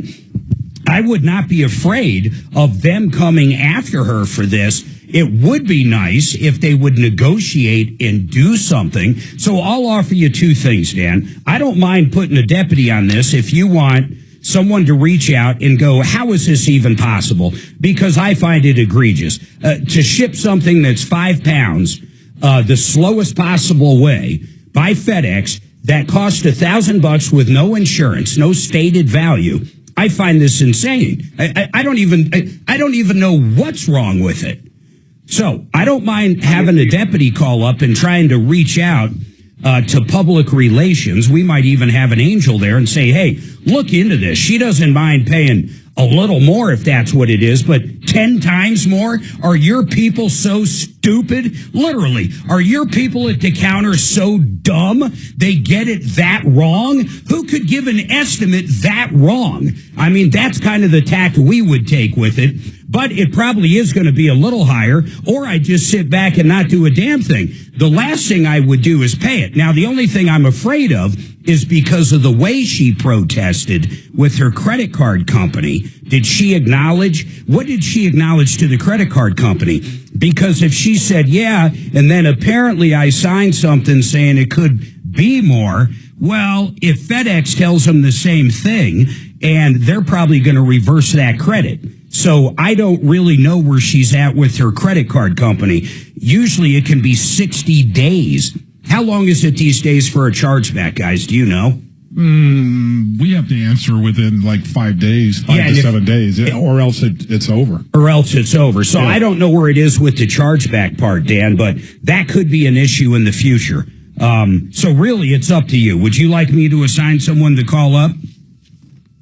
That'd be great, because I'm getting nowhere. Yeah, that's fine. So send us over. I need the receipt. If you have a picture of the canvas or picture of something the same size, it doesn't have to be the same thing. And then you already saw the weight. I would assume right on the FedEx sticker, they weigh it and it actually says 5 pounds, right?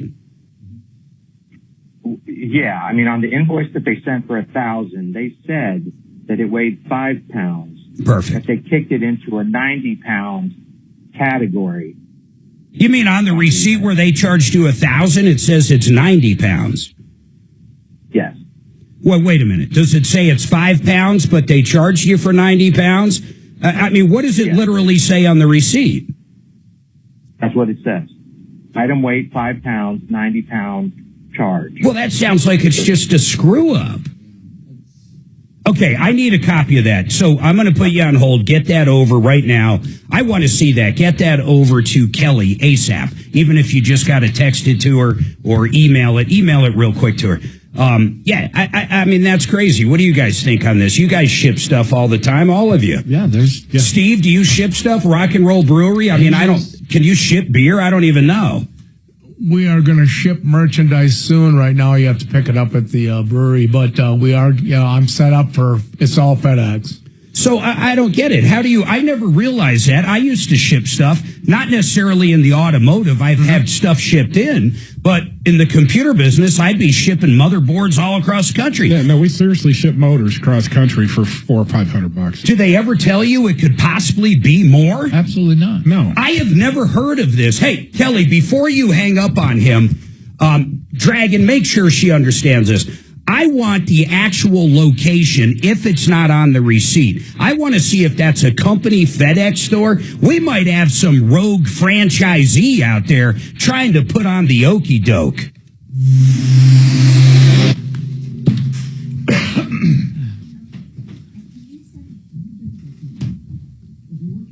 FedEx is a pain in the ass to deal with.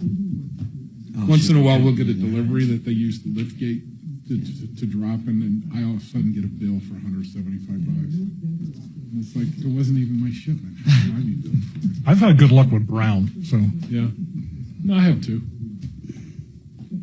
The only thing we have a problem with is when they ship to us, they never put it on a lift gate, and I tell them I don't have a forklift. I don't want John Fuller Law. I'm going to tell you something about John. He is a great personal injury attorney. I've used him twice, personal experience. Both times he got us every nickel that the at-fault driver had in insurance. Every nickel. Maximum. You can't do better than that. Then when he collected all that money, he went out and negotiated with the chiropractor and the hospital and the ambulance and got the bills down to put more money in our pocket. If you were hurt in an accident, call John. And if you haven't contacted an attorney, even if it's been a couple weeks, you're nuts. You need to call. If you missed any work, you have anything going on, you need to call him. 303-597-4500. He never gets paid a cent until the case is over and collects the money. 303-597-4500. Let me tell you about Homevestors. You've seen the signs. We buy ugly houses. That's what they do. Maybe you inherited a house from somebody, maybe somebody that was a hoarder, say, and the house is a complete mess. You don't want to rehab it. You just want a fair dollar amount. These guys will write a check. Let's say you don't want to wait around for pictures. You want to move, you want to sell it, and the house is in good condition. These guys will give you a fair offer quick. They can close in a couple days. Check out WeBuyUglyHouses.com. WeBuyUglyHouses.com.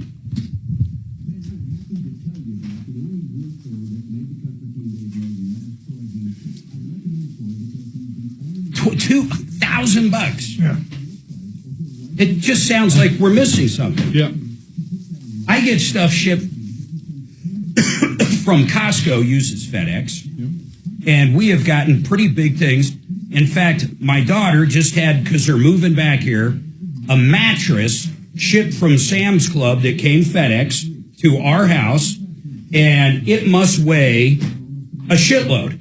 More than that painting did. Yeah. No, I mean, it's got to weigh 100 pounds, and the box is this big. Yeah. And the shipping, That's huge. The shipping was like $85. Yeah. I don't think Rob pays that much to ship most cars. How is that possible? They fucked her like that. No, I shipped a car from Vegas to here, and it cost me $1,100. Yeah. For them to pick it up. The whole car. They picked it up with everything in it. And there's insurance. As long as you don't have more than 500 pounds over the car limit, they can throw stuff in there and they bring it out here and drop it off out here. It's past noon in Wisconsin, so I figured it's time for a beer. Can't drink all day if you don't start early.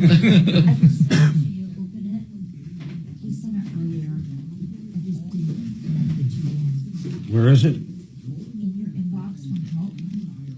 Mona? I just haven't got it yet. That's why I like him sitting there. I get to go first. Oh, the receipt? No back horse that way. I want to see this receipt. Are you sure you sent it to me? What do we got on this one? And it was delivered. This is my flagship. And This is from I have no idea why it takes so long to get you. Who'd you send it from? Help? I have my brewery in New Mexico. This is Michael Jackson. I mean, it's Michael Jackson's book with this beer. He drank 5 big Pilsner glasses in my brewery. Now, this is a black, not the black entertainer, but he's a white English person. He passed away since then, but he was a beer expert. Wrote a whole bunch of books, and I'm in his book. So this is my flagship Zombie Jam. I just That's the triple IPA. For the Brewfest, I just brewed a new one here, and it's going to be Zombie Jam 40th anniversary amber. So it's brewing. It will be ready for just in time for the event. Tapped. Just brewed it. You won't can it then, though, right? Well, I'm not going to can that one. It's all in kegs. Yeah. Everything from now on is going to be kegs. I might get a portable canner just for to-go stuff, someday. But I'll probably get some growlers for to-go.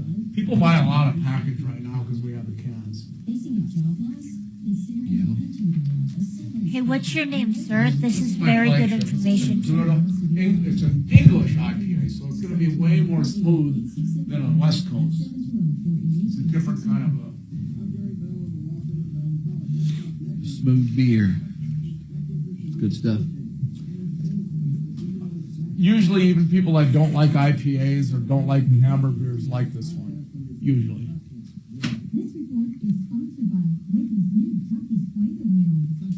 Flago.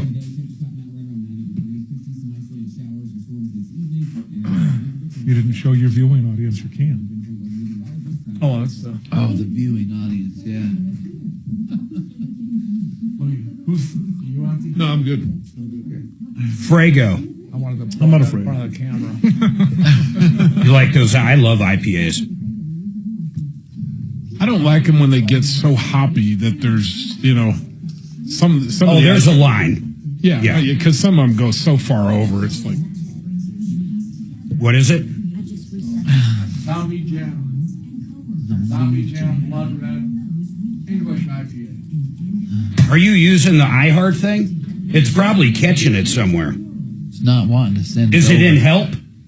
How did it? At walkms.org. All right, 303-713-8255. I'm trying to pull up that receipt. It's crazy on this FedEx deal. The more I think about it, we were talking during the break. I mean, guys, Kevin said he ships engines all over the country for how much? On a pallet, $400 or $500. $400 or $500. Jesse brought up something that was crazy. Not only did you ship a car, but the car was full of stuff. And how much was that? It was $1,100, including $500 over the weight, so they could throw, TVs and bowling balls and clothes in there, so they could ship their house out. Homeless people with signs. Or, yeah. And then, okay, here it is, FedEx. I want to actually see this. I'm going to put this up on our YouTube too. It's probably dim package that was fluffy, but took up a lot of space. Oh, no, that's some lady saying. That's some lady, trying to justify. Robin, I appreciate your email. I love when people, but she's saying, interestingly enough, it's probably a dimmed package that was fluffy, but took up a lot of space. I mean, I get what she's saying. It's just a large package. I just had one of those mattresses that rolls up into a box. The thing had to weigh 100 pounds. It was a king size. And granted, it's foam, so they roll up. But the box was huge. It was like 5-6 feet tall. It weighed over 100 pounds. It came FedEx, and it was less than $100 to ship. So none of this makes sense to me. And I still don't have it, Kelly. I don't know how we're going to figure that out. Oh, wait, it just came through. I'm sorry. Here we go. I got to look at this, and then I'll put it up over the break. But I want to see this actual receipt. FedEx shipping. This is the credit. This is that. This is that. Okay, that's not the right thing. I love when I'm looking and talking at the same time. There's a lot of danger that could be had here. Okay, here's the receipt, FedEx.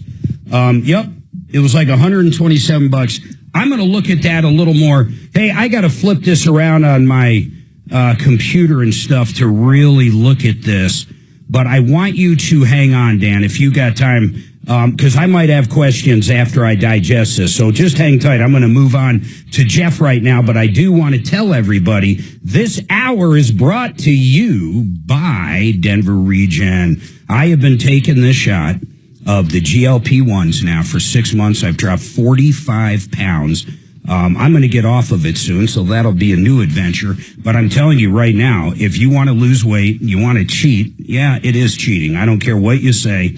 It's cheating. You don't feel hungry, and the food noise is gone. These guys ordered pizza like we do every Friday. I guarantee I won't have one slice of pizza, but it's not because I'm sitting here holding back. Everybody's dieted before, and the cheesecake comes out, and you go crazy. Or if you're doing no carbs, the good beer comes out, and you can't drink it, and all you do is think about it. The food noise is gone with these drugs. That's what's remarkable about them. The MD is included. The doctor's visits. You're going to have access to the MD pretty much anytime you want. The drugs, everything's included. Less than $300 a month. No one's doing it at those kind of prices. DenverRegen.com. DenverRegen.com. Now, Jeff's got a comment on FedEx. Go ahead, Jeff. What's your comment?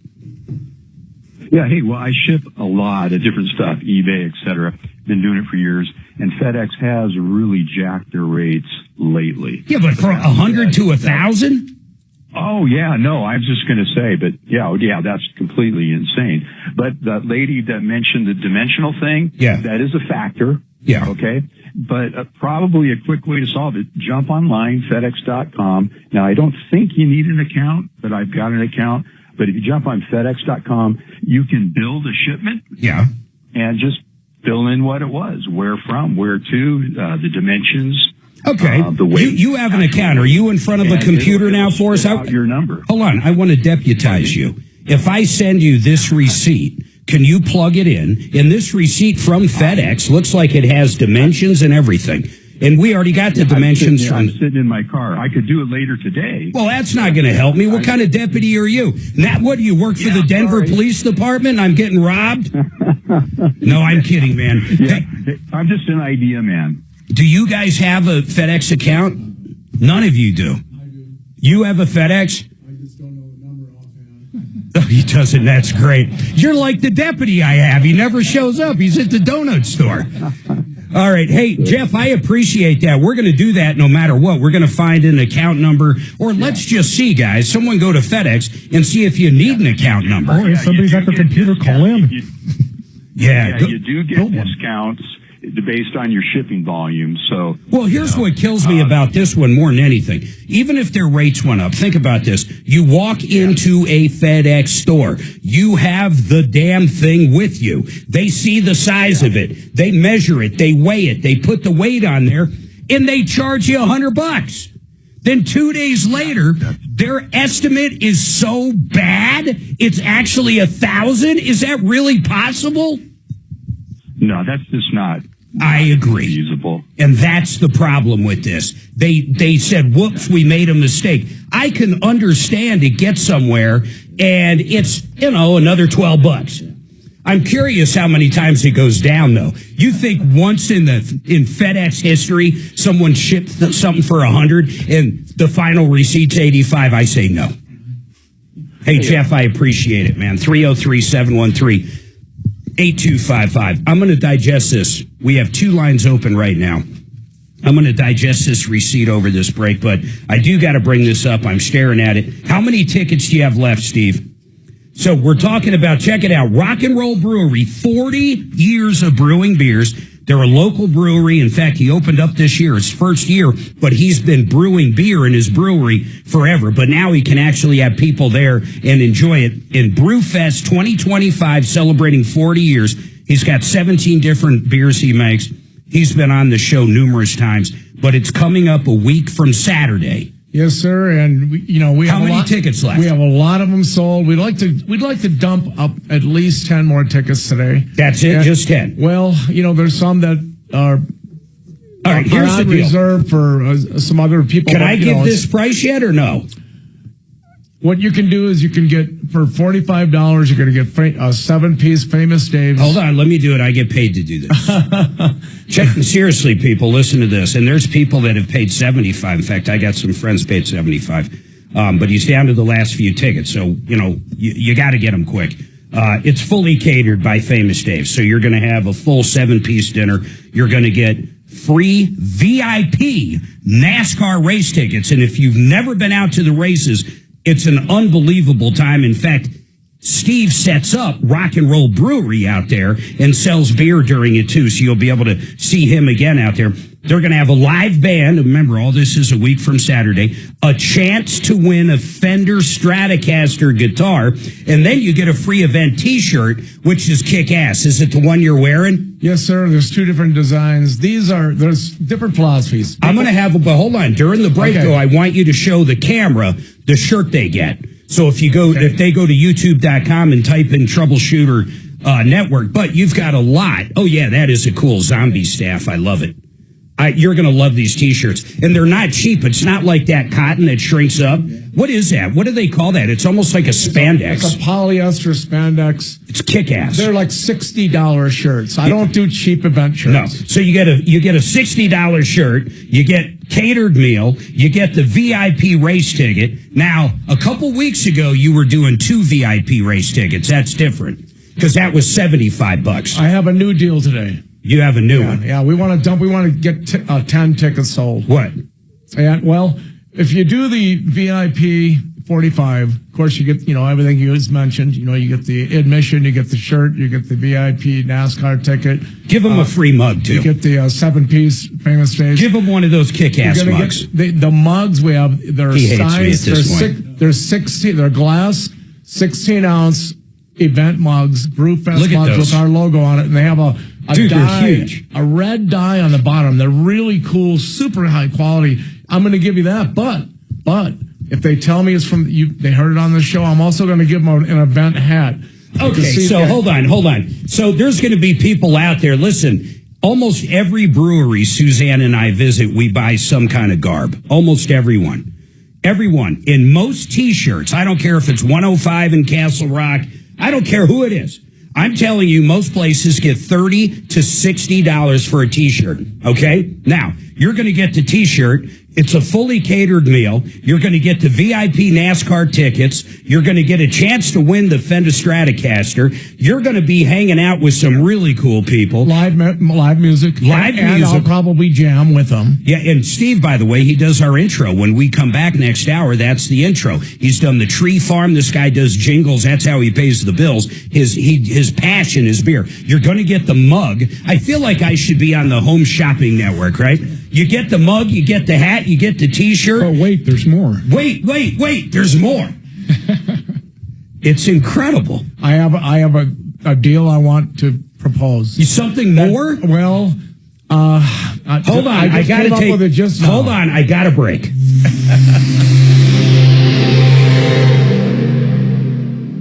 Giving away the farm. Yep. If they can guess who's racing at Colorado National Speedway, whoever can call in and tell me that first, they're going to Google it and find out right away. There's a very high-profile person racing tomorrow at Colorado National Speedway. Yeah. All right. And I don't want to say it because people might be watching YouTube here. And what? NASCAR.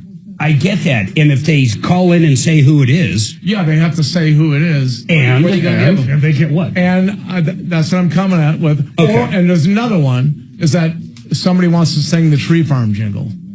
50 Cent Tree Sale's coming up here soon. Okay. So but now, so what I'm going to do for them is if they buy the general admission, which is $25, which is actually $5 off the t-shirt. T-shirts we sell for $30. Don't complicate cheap anyway. it too much. General admission Friday is got $25. So you basically get free admission. But if they buy the general admission, I'm going to upgrade them free to the 45. So they're going to get the meal and everything for the general admission cost. Now, did you 2 people, or let's say up to 5 people? Did you get your start on the Home Chef Network? Vestera Turnkey. Let me tell you what I love about Vestera. These guys make you a landlord and you don't have to do anything. In fact, you don't even got to find the property. Barry and the gang will go out. They're going to find a great property in an up-and-coming neighborhood or area, so it's going to appreciate quick. And then they're going to find the perfect property manager, so there's no hassle. You sit back, you collect the rent check. Then as it appreciates and the real money's made, you sell it and you put the real dough in your pockets. He's been doing it over 30 years. He teamed up with Wave 8 and Tom Martino. And on top of that, check this out.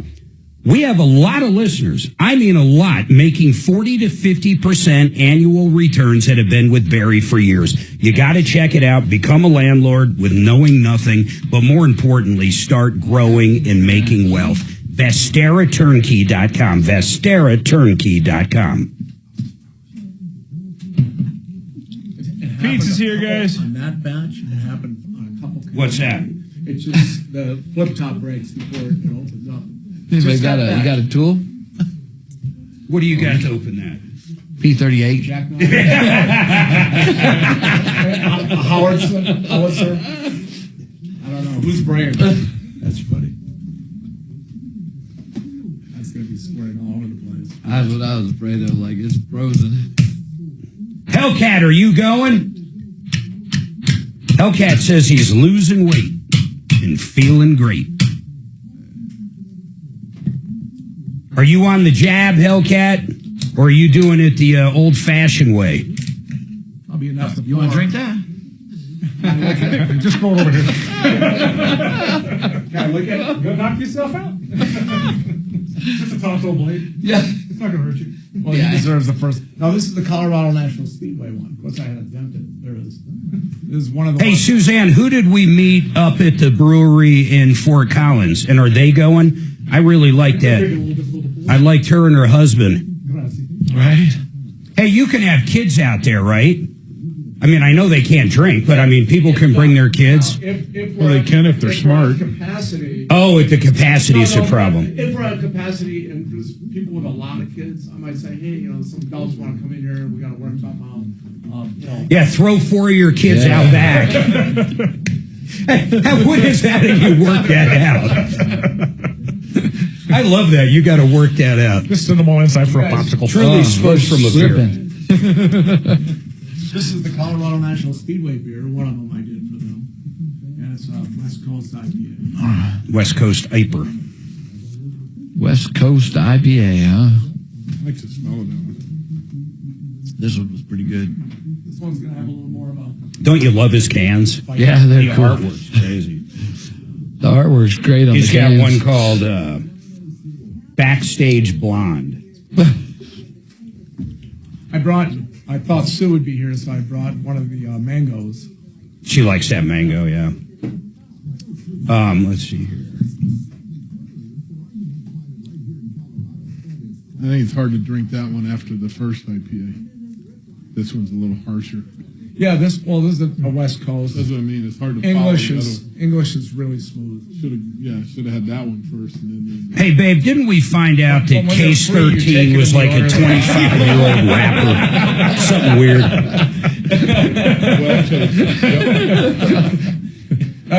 That was one of the nicer fuck yous I've ever heard. When I go to a brewery and they say, well, what kind of beer do you normally like? I always say free. Yeah.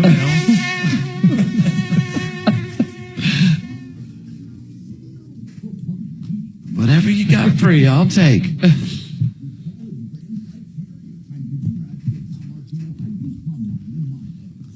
Here we go. I can flip it right here.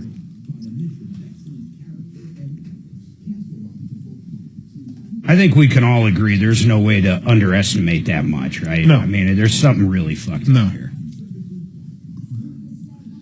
Either they're not telling us something, or Yeah, but even the size, it's not extraordinary. It's not like 8 feet long or something, you know. I did log on. They want emails and phone numbers and all. You can't just get a quote. So they'll make it easy.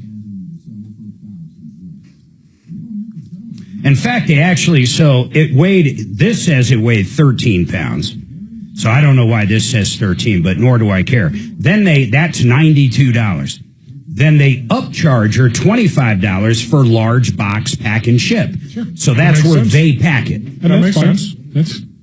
So now, right here, package information, 48 by 37 by 3. And that's right on the FedEx receipt. Totals $121. And that's it. I mean, I don't even see on here where it says they can charge more. I don't even see that. Have you guys ever walked in and shipped something and then you're charged more? No, never. I've never heard of that. You pay at the counter. You're done. You're done. Yeah. You know, listen, I want everybody to understand what this FedEx receipt says. It's absolutely insane. So what happened is this guy's daughter goes in and ships something. And this is FedEx ground, FedEx office in Greenwood Village. In fact, let me ask him. So he shipped it out of Greenwood Village? Or she did? Jeff. I thought she was in New York. Yeah, I'm a little confused here on this receipt. It was Dan that you were talking Or to. Dan, I'm sorry. Dan. Yeah. So what is this receipt you sent me? That receipt is a receipt of one that I had sent previously. Yeah, but I want to see the receipt they charged her. Where is that? If you look at the last page of that PDF. Yeah. Or the last few pages, that's the invoice. The FedEx billing online, is that what it is? That was rebuilding the package like that guy just offered. Yeah, I see that for the $1,025. But where's the original one? The original one's not there. Well, that's what I need more than anything. How do I know the original one didn't say $1,000? If you look at the first page of that invoice, it shows a credit for the $85.99 that they charged her card against that $1,000. I get that, but here's what I want. That receipt you sent me, that has nothing to do with this, but I understand why you sent it because it's very similar. I get it, but it has the size, it has the weight, it has the packing, it has everything. It has everything. Does she have something like that? Yeah, I need to get that. That's the piece I don't have. That's the piece for the $1,000. That's the piece I want. I'm putting them back on hold. Honest to God, guys, that's the piece I want. Then I'm going to have probably Deputy Bo or Chopper reach out directly to FedEx. In fact, I'll ask Suzanne if we have an angel there. We'll figure that out. But that's what I need to see. I need to be convinced that she didn't check something that has to do with insurance or something. I got to make sure what the hell I'm up against. I get this. This basically says it cost $1,000 to ship it. And that's what they charged her. You literally sent me everything I don't want. So let's get that. 303-713-8255. I got to take a break because I ran so long in that last one. But 303 Martino, it's car day. Any car questions, I'd love to hear. Do you guys know Brian at Compass just got a brand new Model S Tesla Plaid? It is so beautiful. He drove it in Wednesday. Brand new. It's just gorgeous, man. It's so cool. Almost as nice as yours. No, it's nicer. Is it? Yeah, mine's a 22. He's got a brand new 25. Your X. What year's your X? Oh, the X is brand new. That's what I said. But I'm talking about the sports car. And the X is Suzanne's. That's not mine. Don't say that. I've already been corrected on that many times.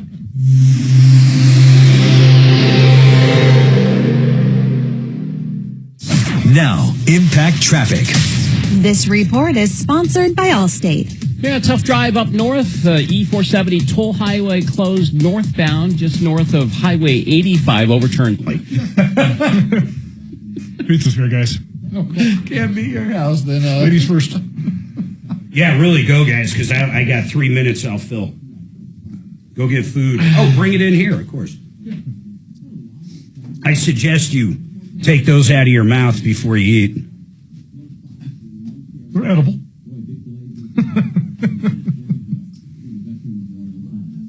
I can't tell you how many times I've coughed or sneezed or something and inhaled one.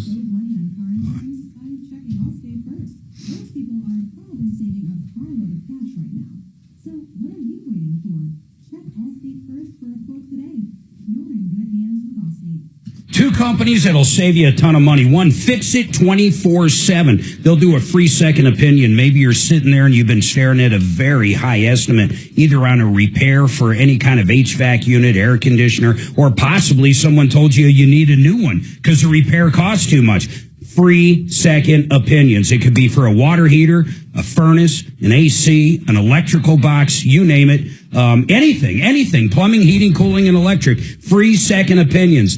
FixMyHome.com, FixMyHome.com. And then Gravina's, we know what they do. They do windows, siding, and they do beautiful, beautiful entry doors and sliding doors. And their product line is incredible. I don't care if you have a fix and flip or a $10 million house up in Aspen. These guys are going to have the right product. They deal with 20 different manufacturers of windows. That's over 50 lines of windows. They're going to have what's right for you and your family. Check them out at Gravinas.com, Gravinas.com. Steve, this is a hell of a deal, man. $45. People think, oh, it's so much to get in. You're actually getting free admission. I'm just covering costs of food and really good shirts and giving them some extra stuff too. I'm not making any money on the admission price. I just try to cover some of my costs. Yeah. And beer's not included, so I got to make hopefully sell a few beers. Would it be better if I put it over here because Susan's saying that she can't see Jeff very well? It's up to you guys. I don't really care where it goes. Yeah, I'm just trying to please everybody.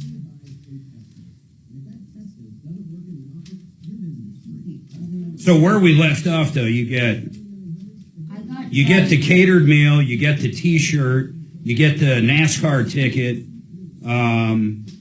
chance to win. Giving them a mug, the mug and the hat, and a hat if they buy a ticket, the VIP ticket, not the general. So, but how much is the VIP? The 45? Yeah, 45. Okay. If they buy that today, this should be a no-brainer. They got to mention the show. It's not going to be. I'm not doing that for everybody. That's in studio special. And then if they want to earn it, like a trivia thing or whatever, like I said, or they can. I'll upgrade maybe up to 2 to 5 people or something like that. From if they buy general admission today and mention this, they earn it. Do a trivia or whatever. I'll give them a free upgrade to VIP, so it'll save them $20. So they'll pay $25 for general admission, and they'll get the meal and everything. That's a good deal. Yeah, it's just I lose money anyway, so who knows? So you got a band out there? Yeah, that'd be actually. It's interesting too. Norm Silver. He does a lot of the voiceover for me for different spots. Did I meet him at your place? No, he wasn't there that day. Who was that guy? That's Gordon. He was a big listener. He's my main brewery help. Okay. Yeah, he's a retired school teacher, but a conservative. I got to hit Tom up to let me use a helicopter. You gonna fly out there? You don't want me? I'll fly with somebody out there. I wouldn't even know where to start in that thing. Although I could have Chopper fly me out. Although I don't think I'd fly with Chopper. No offense, Chopper. I don't think you've flown for a long time. You don't seem to have that reaction time I'm looking for in a pilot. So one of the guys that does voiceover for me, like the Tree Farm voiceover and stuff like that for the TV and radio stuff, he's also a musician. You might have heard of like 17th Street All-Stars, the a cappella group that was here forever. That used to be one of his bands. He does a lot of, works with a lot of good vocal people. So it's going to be a small group. Cool. And I'll probably have a little fun jamming with them. You guys ought to go, man. It's going to be a very intimate VIP event. with high quality at everything. Everything's going to be high quality. I'm doing a free cornhole tournament, and I'm just going to give people prizes. Like the first and second and third place teams that win. It won't cost anybody anything. Just have fun. Just join the tournament. And somebody's going to win something. The air guitar contest, they got to earn that guitar. We're going to do, everybody that wants to join, we're going to do a quick air guitar thing. We're going to choose 10 people. Mm-hmm. Then later on, those 10 people are going to battle to get down to 3 people. And then at the end, it's going to be 3 people, and they're really going to have to earn it. But everybody will win. The top 3 will win something. And I'll be giving all day long. I'm going to be giving more mugs away, hats. I have raffle tickets. I'm going to get everybody at the door. Nice. So it's going to be just a fun time. All right, 303-713-8255. We're up against the clock. We got about 3-4 minutes, and we're back kicking ass after that for 2 more hours. You've been ripped off or taken advantage of. I want to hear from you. I was trying to finally figure out everything you get. Every time we go through what you get with this $45 ticket for Brewfest 2025, a week from Saturday, 40 years of brewing beers, rockandrollbrewery.beer, by the way. Go there. That's where you buy the tickets. Rockandrollbrewery.beer. When they go buy it, is this option up there? It's actually rockandroll.beer. Oh, I'm not sorry. the word brewery in there. I got you. Rock and Roll Brewery is the name of the brewery. Yeah, rockandroll.beer. Rockandroll.beer. Yes. It's that .beer that really throws me, but I'm getting used to it. This is the same pro that took it over from me here just a minute ago. Yeah, shut up. Rockandroll.beer. So listen, here's what we're up to so far. If you wait a few more minutes, he might throw eventually in a Harley or something. But here's what you get. 1970 Shovelhead. I just had it restored. Ooh. Is it out there? It's still out there, yeah. Wow. Well, can people check it out? By the way. Can people check it out? Something, we'll start it and everything like that. I'm not going to have anybody start a vehicle and take off on it when we're drinking beer. No. I mean, but they can just check it out. Oh, yeah. I know. I have it there every time. You can touch it. I don't care. So you get an event T-shirt. You get free NASCAR tickets. There's going to be a live band there. You have a chance to win a Stratocaster. He's going to be giving stuff out the whole time anyhow. Air guitar contest. Air guitar contest to win the guitar? Yeah, you gotta earn it. That's pretty cool. It's going to start with 10 semifinalists, and we're going to battle down to 3. Nice. Those 3 people are going to win something, and somebody's going to win the guitar. I might do a little Kirk Hammett. Do you win an air guitar? Do you at least get to no, the you song win a real now so they can guitar. practice? Doing an air guitar. You know what? contest. He's giving away 6 air guitars. 6 air guitars. Yeah. I'm going to give away my kidney if I have to. You get a free hat. You get a free mug. You get everything. It's $45. $45, and this stuff costs more than $45. I do not make a dime on admission. People think, "Oh my God, $45." I'm trying to cover my costs. No, he's trying to get his T-shirts and hats and promote his business. That's what you're doing. Everybody some good stuff. I didn't want a cheap meal. I didn't want cheap shirts. I want people to have fun. Yeah. This is our first one. This is going to be an annual. Every year it's going to be, the same thing. Brewfest. Yeah. 2026 next year.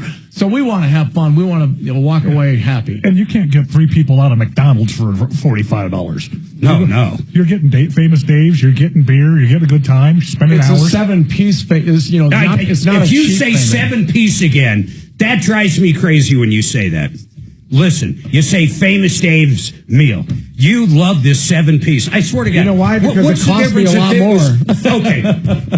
Dragon, in your brain, if someone said you get a 5-piece dinner or a 7-piece dinner or a 12-piece dinner, does any of it make sense? It does when you say you get brisket, you get hot links, you get mac and cheese, you get beans, coleslaw, cornbread, and a napkin. And a napkin. That includes utensils. Come on. A little wet nap. He loves that, though. I swear to God, every time he always starts out, Steve, always. I don't know what is in your mind. It's almost a little bit of OCD, where you have to say it's a 7-piece meal. Because I negotiated for a long time, and I finally talked him into a 7-piece for the price of a 6-piece. Now it comes to fruition. The truth comes out. He spent 4 hours negotiating. No, I'm kidding. That I'm kidding. Scoop of mac and cheese. They don't give you a deal on anything. I'm kidding. It's a kick-ass deal, though. So really, not many left. 10, 15 tops. Rockandrollbrewery.beer. Beer. The $45, really, you get tons of stuff there. Suzanne and I will be up there, so we look forward to seeing you. Listen, another 2 hours coming. 303 Martino, 303-713-8255. Get your questions in. I want to recoup some money, sink my teeth into something. Hold tight. Want to do a trivia thing you said for a car, so I figured, hey, if they figure out who races at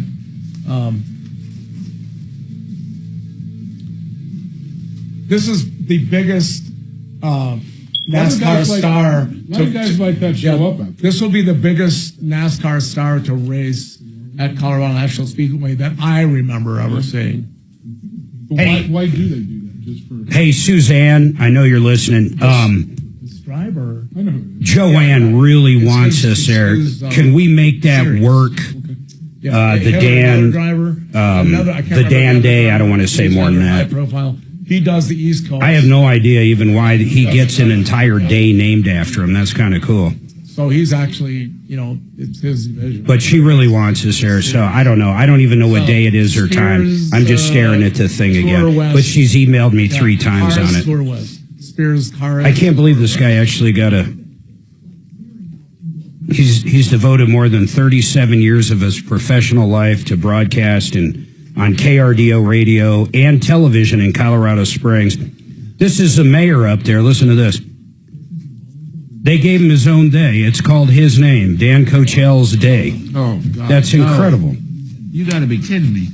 Well, you know who that is, apparently. Right here. Be it further resolved that the City Council invites all citizens to tune in to KRDO News Radio on August 1st, 2025 to honor Mr. Cochel's legacy and continue supporting of the vital role of local journalism. In witness, I have set my hand, caused this great seal of the City of Colorado Springs to be affixed this 4th day of August, Dan Cochel Day. How do I get a day? Will you get Polish on, please, I was this just going break? to say, you know who's chomping at the bit to get that named after him? Polish. Mm-hmm. If this guy can get a day... That shipping can't be right, though. I mean, it's just... No. There's no way it could be $1,000. No, I mean... And they changed it on her? I mean, is this new franchisee an old freaking Florida movie company or what? Unless they added some kind of weird insurance on it that we don't know about or something. Right with you, okay? It doesn't make Got sense. your transmission, okay? Like ship it more than it's worth. Hey, Suze, check your text.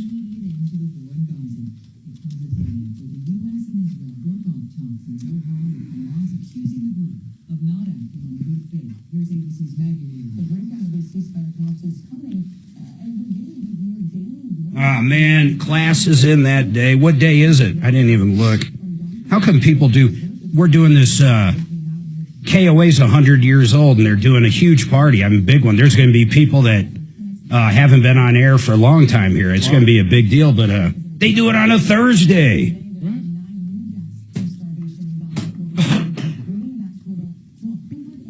Oh, bullshit. I'm not even getting into it, Suzanne. Bullshit.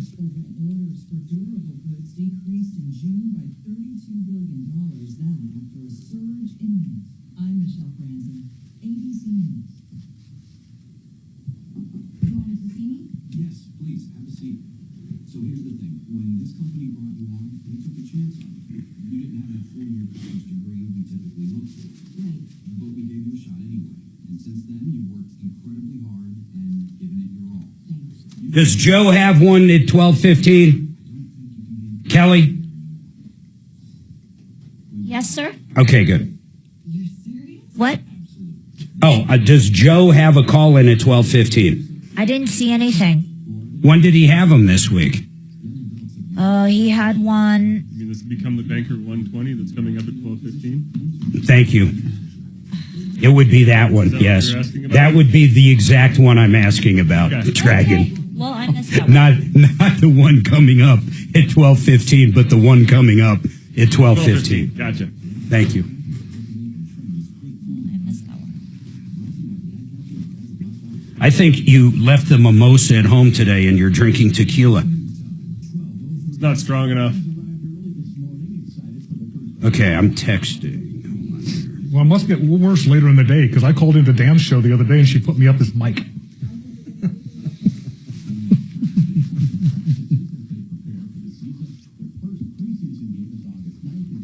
Thank you. You are. You're just like that, Suzanne. Just like that. Remember the father who, she says, forced his son to go on the submarine that imploded by the Titanic? She thinks because I want her to be on an aircraft that she is like the son that didn't want to go to the Titanic. First, I'd argue Only if the kid wanted to go. Only if the aircraft goes down. Because otherwise, if it doesn't go down, the whole thing falls apart. Yeah, the whole argument. So until you do it, how would you know? Good point, Jeff. Yeah, exactly. So in your face, Suzanne. What do you talk about, that little plane that in Nebraska? Or John Denver's plane. Yeah. I got a buddy that put it back together, swears it works. He fixed the gas gauge in it. So Tom built this plane called a Velocity.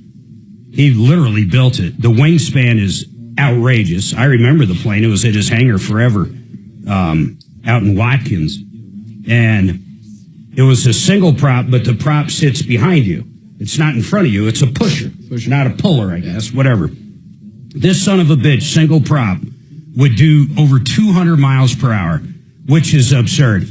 He finally acknowledged he didn't fly it a lot because landing it, you had to land the thing. Remember, these are little runways. You're not landing at DIA. That's crazy. You had to land this thing at like over 100 miles an hour because it would fucking stall or something outrageous. I don't remember it.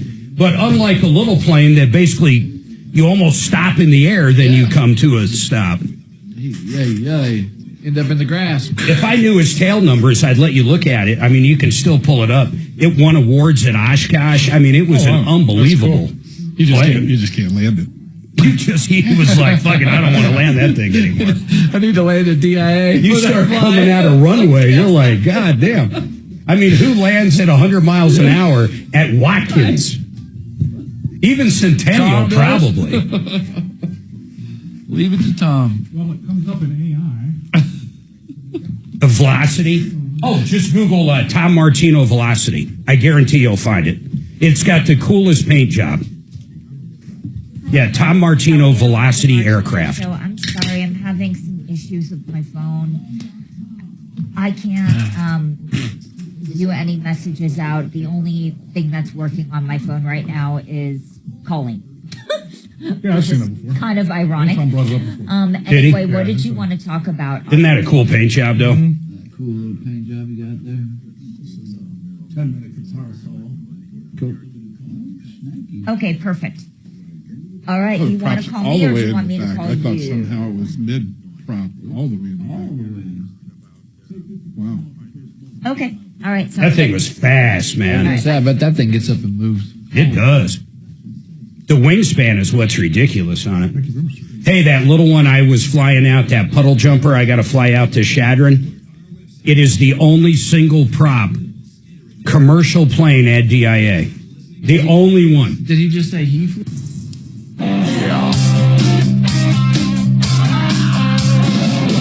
Ripped off, bad news. You need advice so you don't have to lose. We'll come running just as fast as we can. Troubleshooter's gonna help the common man. This is the Troubleshooter Show. Now, Tom Martino. All right, 303-713-8255. By the way, welcome to the show, the only show of its kind. We're here to solve problems, answer questions, take complaints.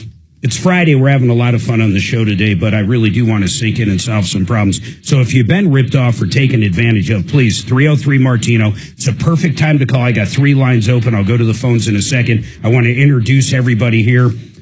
We've got Jesse Schillinger from Colorado Springs, Honest, Accurate Auto Service. You guys got a couple locations up there, and you guys kick ass for us up there. Awesome. We have a lot of people call from Colorado Springs that need a good mechanic, good technicians, and you guys do a great job. You do tires. Yep. You do alignments. You got it. You do alternators, brakes, engines, transmissions. What don't you do? Maybe that's a better way. We don't paint cars.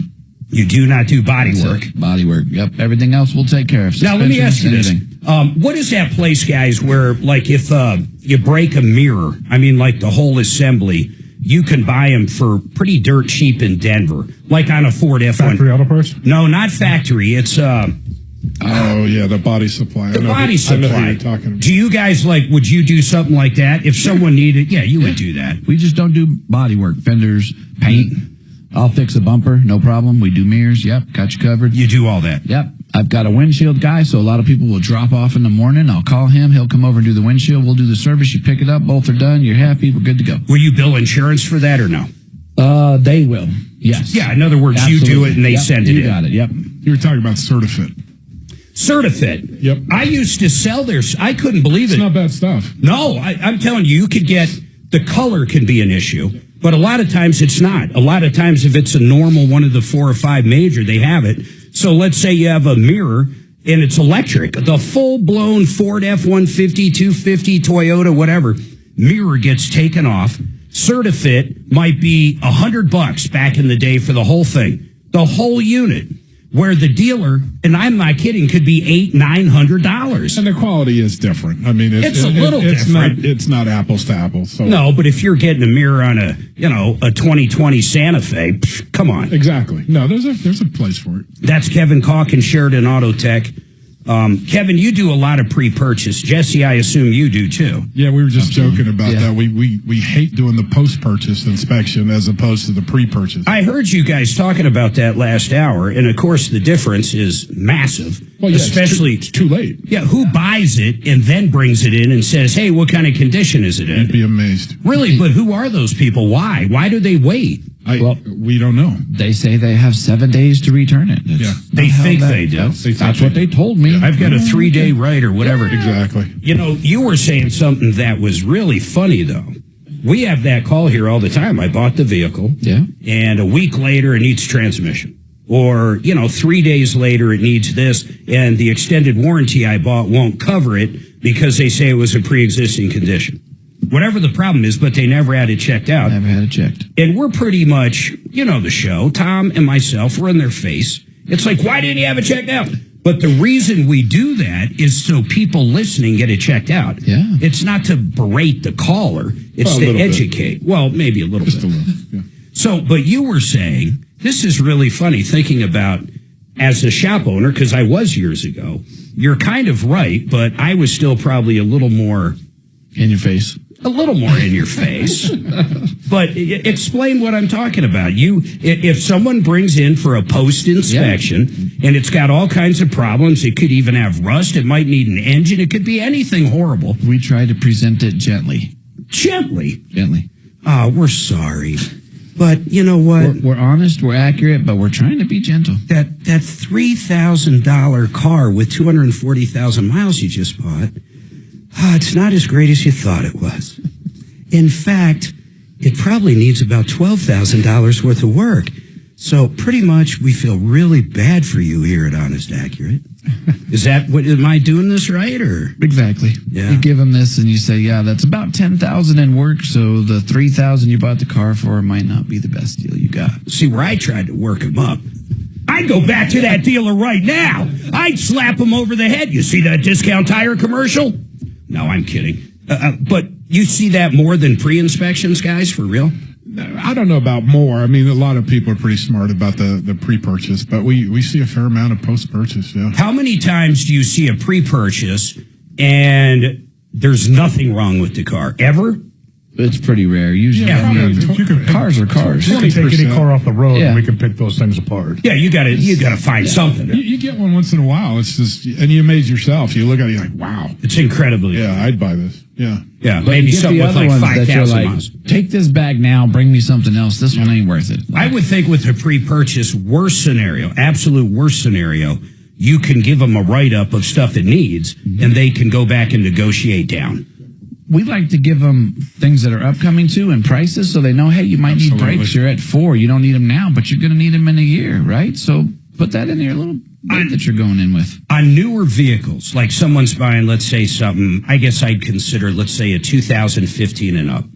So on a vehicle in the last 10 years, do you really need to do a compression check, or will the check engine light and other factors, they make it to where there's no purpose in doing a compression check anymore? I would only do the compression test to verify what we saw through the scanner. So if the scanner is saying, hey, misfire on 3 or whatever it is. Or if the scanner's been reset and what they, the monitors have not reset. So somebody's cleared codes, stay away from it. Just stay away. Yeah. Somebody's cleared codes for a reason. Why would, we had a caller that had a newer Santa Fe. In fact, it was still under warranty, about 20,000 miles, 25,000, whatever it was. They had a misfire number 3 that came on, and they said, like, they couldn't get it cleared. Everything they said seemed to run fine, but they brought it to AutoZone or whatever, and they couldn't clear the code. The computer wouldn't allow them to clear it. And I've used scanners, and generally you just hit clear. Could that be because it was still happening? Or why could you not clear a code? Because you have a cheap code reader. Okay. And that's what they have. Or the condition is still there. Or the condition is there, or there's other things that have to happen before you clear it. Sometimes we have to do different programming and things like that. But could you, a misfire code, Kevin, you worked on one of my RVs years ago. Yep. And it was a 10-cylinder Ford chassis, I think. Yep. And you ended up doing a coil on it. It cost me less to go to Kevin. It was still under warranty. But then I'd have to drive it and keep it at Transwest and blah, blah, blah. I was like, screw it. So I brought it to Kevin. So when I dropped it off, you said a misfire is either going to be a coil, or it could be a spark plug or a spark plug wire, or then, of course, big issues like a cylinder problem. And it turned out to be a coil. Yep. So is it possible to have a misfire code and then all of a sudden it does go away? Is that even possible without replacing anything? yes, Hondas have valves that we have to adjust. Oh, yeah. Every 100,000, and people don't understand that correctly. How much does that cost? Oh, it's not cheap. Well, what's not Figure cheap? $600 worth of work. But is it literally called for in the manual? Correct. Yeah. And if you don't do the valve adjust, you can cause misfires that will come and go. You can cause head damage to the head as well. If you don't do them. Can you have an intermittent coil problem? Absolutely. Absolutely. So what, like when it's super hot maybe? Yep. Yeah, under load, under certain, yeah. So how do you diagnose that? So let's say a misfire on number 2 or number whatever, and you guys pull it up, and you're going to see the same code even a cheap code reader sees. So how do you determine if it's the coil, the spark plug, the wire, a cylinder problem? What does that troubleshooting look like? I hire great technicians, and they go to work. Okay. So, like, seriously. Well, sometimes you go, you just go redneck and you swap a coil and a plug from one cylinder to the other and see if the miss moves. And see if it moves. If the miss moves, you have one of those components. If the miss stays at the same cylinder, then you move on. I mean, you can spray water, on the coils. You can do all kinds of stuff. You can road test them and watch your scan tool. It'll show you when it's missing, so you know which cylinder it is. And is there anything anymore that has any kind of cap and rotor? No. I don't totally gone. No. Yeah. There's no purpose. No distributor. No distributor at all. Yeah, it's all controlled by the ECM. Hey, Jeff, on maintenance for a transmission, a lot of people, including Hyundai, that's the one I know because I got a Santa Fe, but I might have been troubleshooting my own misfire on number 2, by the way, but we won't go into that on air. So, but on far as like a Santa Fe or on any vehicle that says, like, you don't have to do a transmission service for 60, 100,000 miles, or some of them nowadays, literally, there's no way to even check the fluid level. There's no there dipstick. There is a way to check the fluid level, but it's been taken out of the hands of the actual daily consumer. Got it. So most of the time we have to get them up in the air. It may be a plug. There may actually be a dipstick. You look at like a lot of the 6-speed Fords. It's a plug on the side, but when you pull out, there's a little bitty dipstick in there that's about 3.5 inches long. Oh, it's not like the old school where you remember that's 3 feet long. What they've done is removed your access to it. I gotcha. But going to the question, if it says 60 or 100,000 miles, do people truly, and I already know what you're going to say, but I'm always fascinated by it because you look at the manual and it says you don't need to do a transmission fluid either ever or not until 100,000 miles, but you always say do it every 30 or every 2 years. Every 3 years or 36,000 miles. I mean, at the end of the day, fluids are the cheapest thing you're ever going to put in just inside your car. I mean, maybe your girlfriend, I don't know, I haven't met her, but as far as doing maintenance... As far as doing maintenance, staying on top of stuff. so that, you're given that vehicle, whether it's the transmission, whether it's the engine, whether it's the coolant, you're given that vehicle every opportunity to maximize the life. Yeah. That's wild, man. So just do it. Maintenance especially is if cheaper you're than going to keep repair. it. It's cheap. Compared to repairing a car, maintenance is cheap. Do you guys get in, do you two especially get in, people like on Hondas and stuff, they'll have a 30, 60, 90,000 mile. So it'll say at 30,000 miles, do the cabin air filter, the air filter, whatever it says. Yeah, we have a 30K. We recommend it all the time. We explain. No, what but it I mean, is. do you have people bring you stuff that, most people think they have to go to the dealer on to do a lot cheaper? Absolutely. Yeah. And then how about the dealer's a month out? How about timing belts? Yep. Do they call for timing belts? A lot of them are chains. A lot of the newer stuff is chains. If it is a belt, do they say replace it at 60? Yes. And they also have in the manual, they don't tell you, but they have a severe duty, which changes all of your numbers. That you but generally see. what are we? We're severe. Colorado duty. severe duty. Yeah. Why are we severe? Altitude, air, temperature, there's so much things. Mountains, driving conditions. Yeah, I get the Government mountains. doesn't take care of our roads. Well, that's a big one. Discount tire. That's why they sell more tires here than anywhere. I mean, quite frankly, that's huge on suspensions out here. It's tearing vehicles apart. I'm going to go to the phones, but I wanted to ask you guys something. This is a little outside everything. Then I promise I got 3 lines going. So we got one open, 303-713-8255. I promise I'll jump to them. In all seriousness, answer this question honestly, including you, Dragon. And I'm going to ask you too, Steve. On your driver's license, are you a donor? Yes. You are, Jesse, yes. Yes. You are, yes. Yep. Jeff? 100%. I'm a donor. Are you a donor, Steve? Yes. Sure. Dragon? Yep. Yes, sir. You're going to hate what I'm going to tell you guys after this.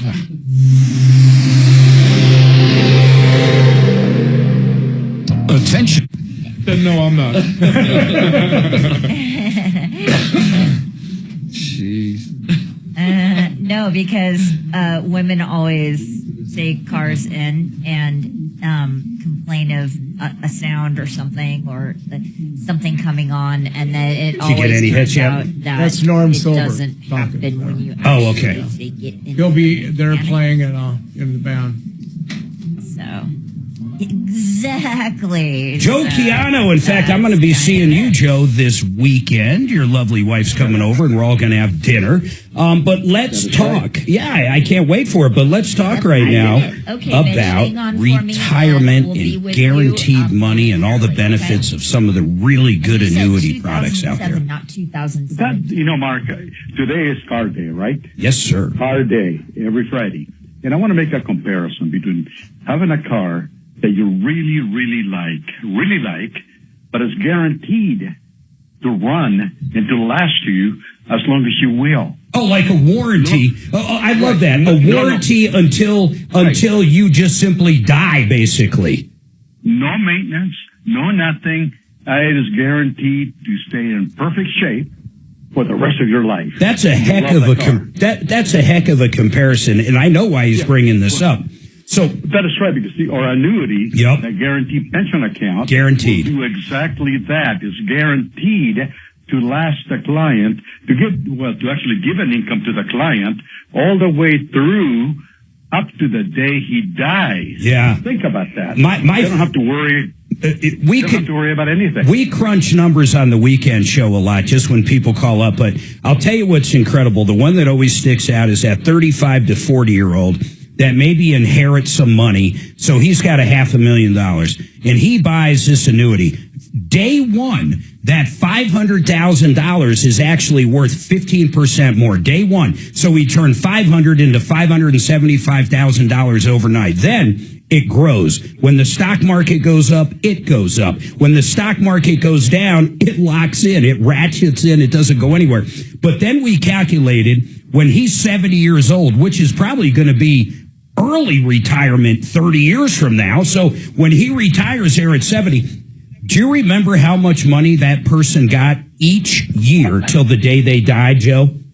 I can't remember, Mark. $463,000 a year till the day they died. Then, if something happened, because one of the products you sell has that long-term health care aspect to it. If he can't cook or she can't cook and they can't bathe themselves, it doubles. Almost $1 million a year guaranteed at that age of 70 in that exact scenario until the day they die. It can never be taken away. And if the double benefit kicks in, it can't be taken away either, can it, Joe? No, it cannot. And I want to make a correction, Mark. Go ahead. You know, that company is not giving actually they increased the bonus, by the way. How much? To 17%. Oh, my goodness. They're giving a 17% bonus day one. If you got $100,000 and buy an annuity right now, you have 117 day one. That's right. It's incredible. That's right. Punch the numbers with Joe. Here's all I want people to do. First of all, it's guaranteed income. I loved how he used the analogy of a car. It's guaranteed. It'll never go away. These are insurance companies that have been around for hundreds of years, or at least 100 years plus. They're absolutely incredible. It's the lowest risk, in fact, no risk ever. If there's any kind of default with these people, there's been like a very big nuclear war or something. So that's just how that part works. So it's guaranteed money. Now, here's the deal. Call up. Say I'm 30. I'm 35. I've got 50,000. I got $500,000. Run the numbers. You're going to be astounded by the guaranteed income you can have when you retire. And guess what? If you die, a lot of people go, oh, the annuity company gets it. No, your heirs get every single cent of the account value. Every cent. Every single cent you've earned, your heirs get. You got to check it out. MyMoneyMyWay.com. That's MyMoneyMyWay.com. And talk to Joe. I'm going to give you the phone number, too. 303-779-6600. Thanks, Joe. I'll do Red Rocks. Fire it off. Thanks, Joe. I'm not going to do it now. Fire All it off. right. I know I Talk would to you want later.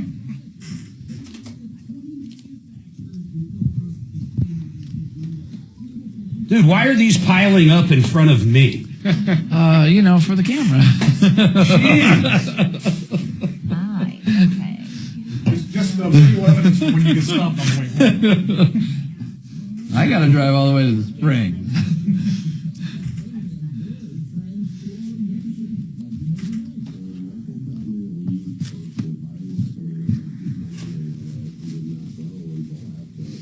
Were you guys here when that moron called up and said he bought a car that didn't have a cat? Yeah. Said it didn't have a cat, and I go apeshit on this dealer. I don't care if it's a year or 2 years. You can't sell a vehicle without a cat. You can't do it in Colorado. Then, after I go apeshit and blow a gasket, you know what he tells me, this fucking guy? This fucking moron. The fucking dumbest motherfucker I've ever met. He says, well, it did have a cat. The cat just quit working 6 months later. Now, can you imagine how dumb you have to be to say it did? It's like, hey, I bought a car that didn't have an engine. Compared to, hey, I bought a car, drove it 6 months, and I had a problem with the engine. Yeah, that's a totally different conversation. I think we see his brother in our shop at least once a week. Try to get people to answer questions at the front counter when you're trying to diagnose something. You just like it's even worse. Yes. Well, it's like they think the less they tell you, it's going to be cheaper. We have an HRV on the less you tell me, the more it's going to be. I said I need to know if you jump this backwards or not. It is very important. No, I put red to red and black to black. 2 days later, he calls me and goes, "Yeah, I think we put it on the wrong." Yeah, you think? It's not my fault. You. Why wouldn't they admit that? No, they don't. But why? Just because they don't want to look stupid. Yeah, I think so. But the difference is night and day. The difference is on an HRV. You know where to start. Night or day, right? And it's like, hey, man, this is by the hour. You're better off giving us real information. Because now I'm 4 hours in and I have to backtrack to where we started the first conversation because you didn't do it. Now I have to go the other route. So now I got 4 hours in. Did you not tell me? You told me something completely backwards. So tough. Yep. Okay, I want you guys to guess who I am, okay? Mark. No. Mr. Mager. No. Hold on. Suzanne's husband. That's true. Hold on here. Okay. Gosh dang it, I can't believe I can't find this quick. Here we go. Oh, damn it. I'm doing this for a reason, believe it or not. All right, 303-713-8255, 303 Martino. And I haven't forgot what I told you guys, you organ donators. But I'm going to go to the phone right now, but I'm going to come back. And I got bad news for anybody out there. Anybody out there that's an organ donator. I mean, really bad news. I might change the fact that I'm an organ donator right now. I'm not kidding. This is no BS there whatsoever. Hey, Mitch, what's going on with you? Well, I have a question about my automobile, my Tahoe. Yes, and sir. the light comes on for traction, like a traction control or something's not working right, but then it goes out.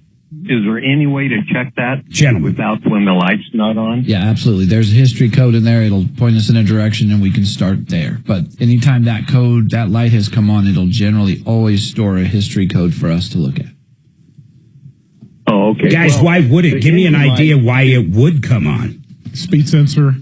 Yeah. Multiple. You could have a wire touching a rim that's shorting out, and when you're driving, it's causing that wire to short out. And when you hit a bump and it moves a little bit, now it's picking up good. It'll go back out. It happens all the time. Could it simply be you're on ice and the wheels are slipping? Would it come that's on? the purpose of the traction control. So it just recognizes that, so it powers you down and tries to keep you from slipping. Yeah, I get that, but would that set the light or no?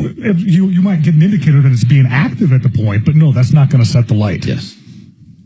It'll go out Yeah, when you it's only straighten done out. it a couple of times, and it's been a while, but I didn't want all of a sudden if I need it and it's not working.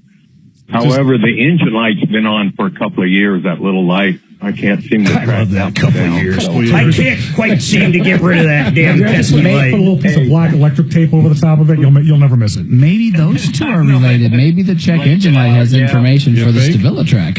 Yep. You know, I actually, I bought a vehicle one time that literally someone put a piece of black tape over the TPMS light. Oh my goodness. Yeah, well. Well, part of the problem too, when you wait too long though, that code will clear itself after 50, 75 restarts. Mitch, did you ever have it scanned or have any information what it is? No, not that. I've had it. Actually, it's been there at Kevin's a couple of years ago, and because are you blaming Kevin on this? The light's been on ever since. Oh no, Ever since, yeah. It was fine till I brought it to Kevin to check my air pressure.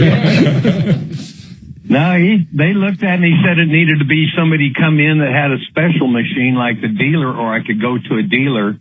And I called him, and they never charged me. I had no fault there. And I tried Johnson Auto; they took forever, wouldn't do it. And it's been in Maroney Chevrolet, and a couple of times this and that. Every time I change something, the lights still or have it changed. So I've just learned to live with it. Hey, let me ask you. When I want to get it smog, unplug it. Let me ask you guys something. What would you these days? I mean, Snap-on in these companies have scanners that, my God, I mean, 10 years ago they cost $10,000.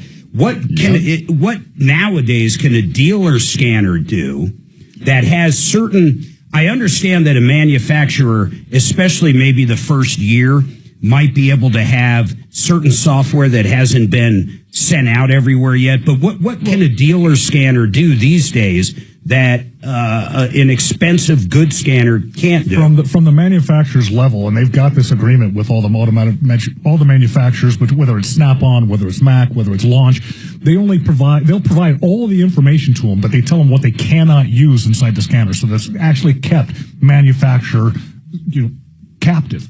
So there are some things that they try to keep away from you. Now, don't get me wrong. There's a lot of things that we've done to go backdoor and be able to get into the stuff. We're able to do programming in-house now. We've got pass-through connectors, so we can actually get onto GM's website. We pay for a licensee fee, and we can do all the things that the dealers do. Is that how they do it now? They actually charge a fee? Oh, yeah, it's a subscription. Wow. And Chrysler's absolutely horrible. Chrysler is the worst. Cost-wise or what? They only release so much information because they have to by law, but the rest of it they keep under wraps, and you have to pay to get into it. And if you don't pay, you can't get into it. And certain scan tools can't get into it. Through that site is just awful. brutal. Some of them, like Nissan, will charge you like a part for a download. Hey, Mitch, you got any other questions, man? Yeah. So it's been a little while, so I should wait if that light comes on again and then get it over to you. No, the light's already stored the code. Well, I'm just saying the traction light, if it's been 6 months, it may have reset if it's been 6 months. Guys, if it goes off, just back to this. It just means it hasn't seen the condition to set it. So after a couple of key cycles, if it hasn't seen that condition, it will turn the light off, but it will store in the history. But at what point, I guess the question is this, at what point if the light comes on then goes off, let's say it goes off the next day, at what point should someone bring it into a shop to check out if the light's off at that point? I realize you can pull the history, but it seems as if the problem went away. The problem didn't necessarily really go away. It's just not manifesting right now. So the problem's still going to be there. I would say it's your next visit. So that light, and I'm talking about the traction light, it wouldn't be set off like what he's talking about purely on conditions. In other words, if you try to peel out and it doesn't have traction, it sets the light, then it resets the next day. You're saying if that light comes on, a traction control light, there must be some problem, There's some period. sort of issue. Just because you're here right now does not mean Suzanne does not have an issue. Shut up. That was good, though. I get you. Hey, Mitch, I appreciate your call, 303-713-8255. Deputy Bo, I'll get that update there. We're going to have two lines open, 303 Martino. I'm just going to read this. New York Post. All you organ donators out there, which includes myself. Organ donors lives endangered by rushed transplant procedures. Investigation finds. I saw this on, I think it was ABC or CBS Nightly News last night, so I started doing research on it. Here's the bottom line. People look and see that you're a donor, so they rush your ass to the hospital because some of the organs they harvest have to be done in a certain amount of time. These reports are literally saying they rush people there that could have been saved and back to normal life, but because you're an organ donor, now you're dead because they didn't give you the time because they wanted to harvest the organs. How crazy is that? This was like a full report, and I'll tell everybody who the report was done. That was going around like 20-something years ago. That's just an urban legend. No, this is it. This is crazy, man. I'll read who this report came from. I mean, right there is the New York Post. And I saw it last night. It used to be Lester Holt. Who does Lester Holt now? Whoever it is, it's that guy. He talked about it. Then I looked it up and saw this. And then Kennedy Jr., Robert Kennedy Jr., is trying to reform the system so this doesn't happen anymore. But I never would have thought in my life the reason I'm willing to give my organs up, that doesn't mean I'm willing to give my life up. I'm like, we need a new box on the license that says, do everything possibly human for a long time before you take my heart.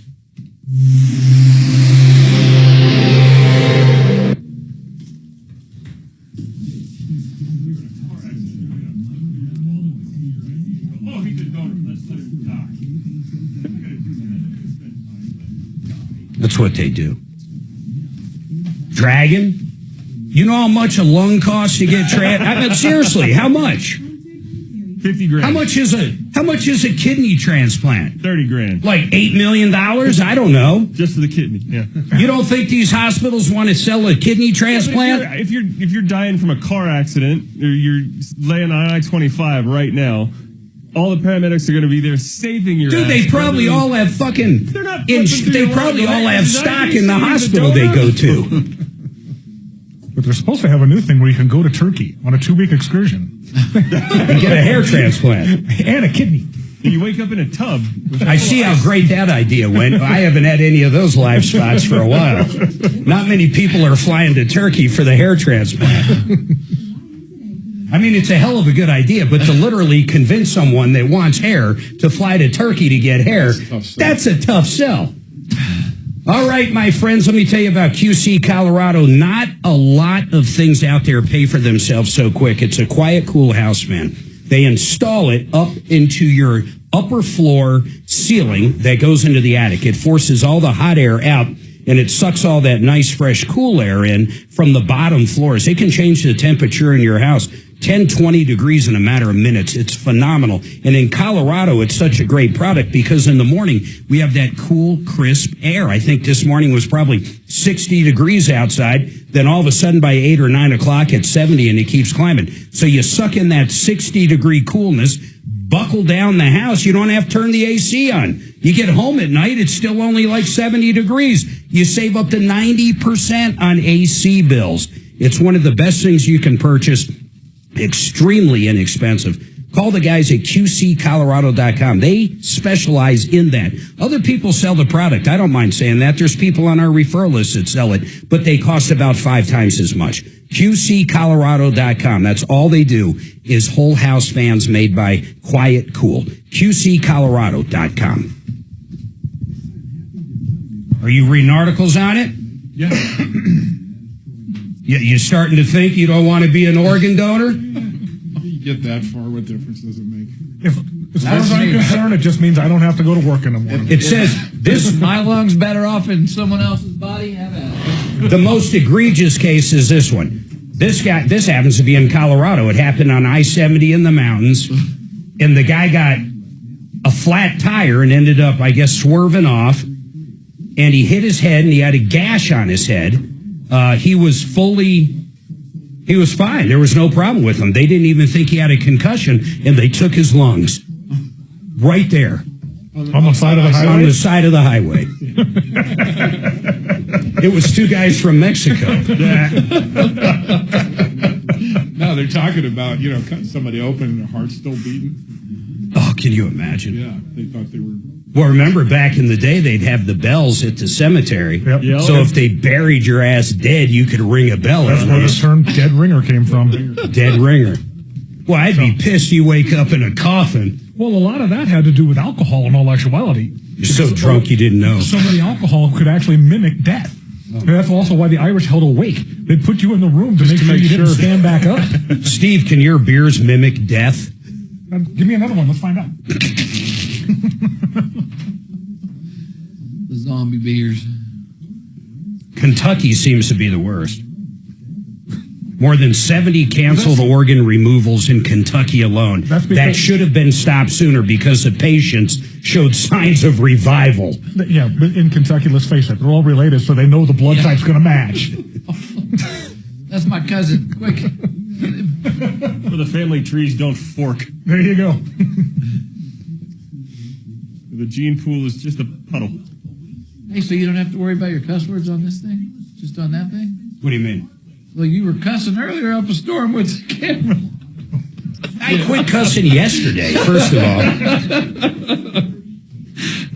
Just asking. There are people that do complain about F-bombs on Facebook once in a while. Which is weird. It's just weird. Some of my older customers, when they come in, Watch they're the just YouTube. like, tell Mark it would be nicer if he would stop cussing so much. Yeah. I have Mark as my, when you call the hospital and you can't get to the phone, you ring through. So if we're really busy and I got one guy on lunch or whatever, there's only one of us up there, it'll ring through. So it comes back to the call. Well, when it rings through, it's him on the... This is Mark. It's like, they're like, who's that guy on your voicemail? He's in your face. I'm like, yeah, that's Mark. You bring your car down to Jesse's and I mean now. It's great. I got to get a new one. They've heard that now for a year. We got to change it up. Just send me some. Send me a script. I love it, though. They get on 60 seconds of him, and then it comes back to us. So then the gentle side answers, and it's like, oh, yeah, this is what I was looking for. But I got them all worked up, ready to spend money for you, brother. Thank you. Who does your phones? 3CX. Yeah.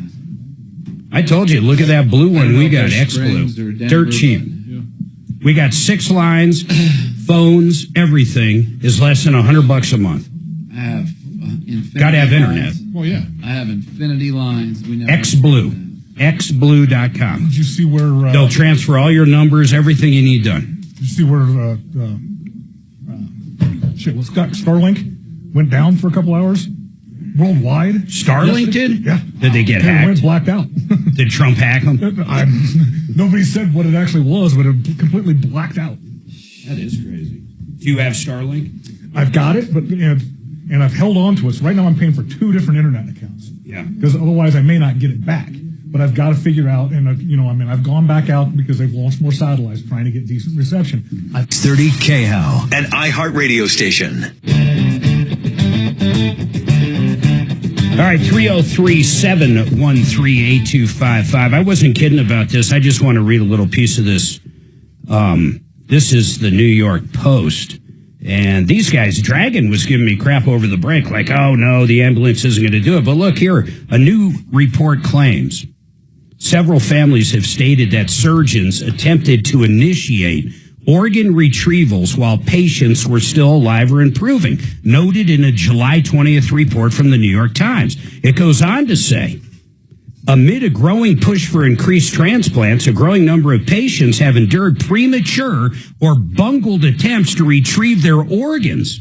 They're saying in Kentucky alone, there were more than 70 canceled organ removals in Kentucky. They should have stopped sooner because the patients showed signs of revival. Think about that. I never would have thought that being a organ donator might lead to your death. I mean, I realize this isn't happening all the time, and I truly think people should still donate their organs, but I think they need to get this figured out. Dragon? I still don't think if you got hit on 25, you're lying on the pavement, an officer's not going to be going through your wallet going, is he a donor? Is he a donor? Let's let the guy die. No, they're going to save your life. Well, that goes to this case right here. It happened on I-70. This guy got a flat tire and the vehicle went over to the right and he hit like a little boulder. He had a scratch on his hand. Nothing else. That's it. A little teeny injury on his hand. The ambulance showed up to check him out. They took his arm right there and his heart, all in one move. Pop Rocks and Coca-Cola? Yes. No, of course that didn't happen. I don't know, guys. So what do you think? Are you going to continue to be an organ donator? Yeah, absolutely. Yeah, me too, I guess. Staying on the Why list. do they tell us stuff like this, though? Why do they come out and tell us stuff like, hey, if you're an organ donor, you might die prematurely? Why? I don't want to know that. I don't. Jeff, are you going to continue to be an organ? I've actually, I signed up with an actual different group so that when I die, they will come and they'll harvest whatever they can, whether it's tissue, it's my eyes, my heart, whatever. And then at their expense, they cremate my body and send it back to whomever. Really? You found a way to get cremated for free. 100%. And it was a $25 sign up. You think that's real? Yeah, because I did it after my mom did it, and that's exactly what ended up happening. So you received your mom? Yes. That's for $25. For $25. What's it called? I can pull it out of my wallet. No, that's it. That's crazy. So how does that work, though? They get your body parts? They get the body parts. So in other words, the people at the hospital can't use them for somebody else. No, and my mom died of cancer, so there wasn't a lot they wanted to harvest out of her. Yeah, of course. So the majority of what they did was actually just study, the effects of whatever surgeries she had, the progression of the cancer, so on and so forth. When they were done, a full report was sent back to us, along with whatever medical journals they're using it for, and they cremated her and sent it back in a cheap urn. You probably want to buy something nicer, depending on who you are. I don't know. But it was the initial sign up was $25. They came, they collected the body right after death, did what they needed to do, had her back in 2 weeks. $25. We had an advertiser years ago, and they're still around. They do cremations and burials. Well, I don't know where you get buried for this price, but it's like $1,000. Yeah, and I was like, man, that's cheap. But $25, that's dirt cheap. It's through Science Care, and I signed up in 2015. Are they still around? Yeah, they're still around. So I don't know if they've gone up. Maybe they're $35 now. I don't know. But it's not much. So they're going to benefit out of your death in one way or another. So it's just a matter of the administrative cost of putting you on the list. Wouldn't that be a weird business to be in? Just death in general. I mean, to be a undertaker or whatever they're referred to. Hey, Deputy Bo, what is this update on Jurassic Air and Mary? Yeah, Mark, I just want to bring this up to our listeners and our YouTubers. Mary called Jurassic Air and they came out and put on a water heater valve, a Honeywell valve, charged her $5,600. Oh my God. Now that was exorbitant. And in addition, I did some research, and 9 News did a story on this company where they were taking deposits for water heater installations and never doing the water heater installation, never doing the install. What did we end up doing? Well, I right now I can't do anything. I just want to warn our listeners about Jurassic Air. Ronnie Cordova, the owner, he just will not return calls or texts, and I just think this company should go right up to the top of the squeeze brigade. They're taking people's money and not doing the work. And in Mary's situation, $5,600, heck, you could buy a new water heater for $2,000. Yeah, that's insane. I mean, it's just a bad company. I've called and texted. What size water heater was it? It was a Ream 40-gallon. My God, we've got a company, Euro Plumbing, on referral list that sells those brand new, installed all day long, new gas lines, water lines, everything for under $1,400. And you're saying these guys were charging her how much? They charged her $5,600 to repair it. To replace the Honeywell gas valve. That's the gas valve cost is like $195. Yeah, but even if they charged her $500 or $600 or whatever, I don't think I'd care. But the point of $5,600, are we sure there was nothing else they did? I looked at the invoice. I spent a lot of time on this. I talked to Mary. I looked at the invoice. All they did was come out and install the gas valve. God, that's insane. No pipe. Have we tried to get these guys on the air? I've called 4 times. All right, hold on. Hey, Kelly, get that information from Bo. I would like to know if they'd like to come on the air. I'd like to know if there's another side to that story. $5,600 for a valve. Generally, we don't get into the pricing business. Look, hey, we all know you can go online and buy a light switch for 99 cents on Amazon. But if you call up a good, reputable company like Plumline or Fix It, it's going to cost a heck of a lot more than that for a technician, insurance, a truck, and everything to come out and install it. We get that. But $5,600 when you could have got a new water heater for less than that seems absolutely crazy. Jesse's got a problem with his brakes. That and a lot more coming up. Star reviews. How come they don't give like an A? What do they have? RONNIE. 13 one-star reviews. That's all they have is a one-star. But it was only $5,600, and they gave them free admission to the Brewfest. 2 VIP tickets. And a 6-piece meal. Not the 6-piece.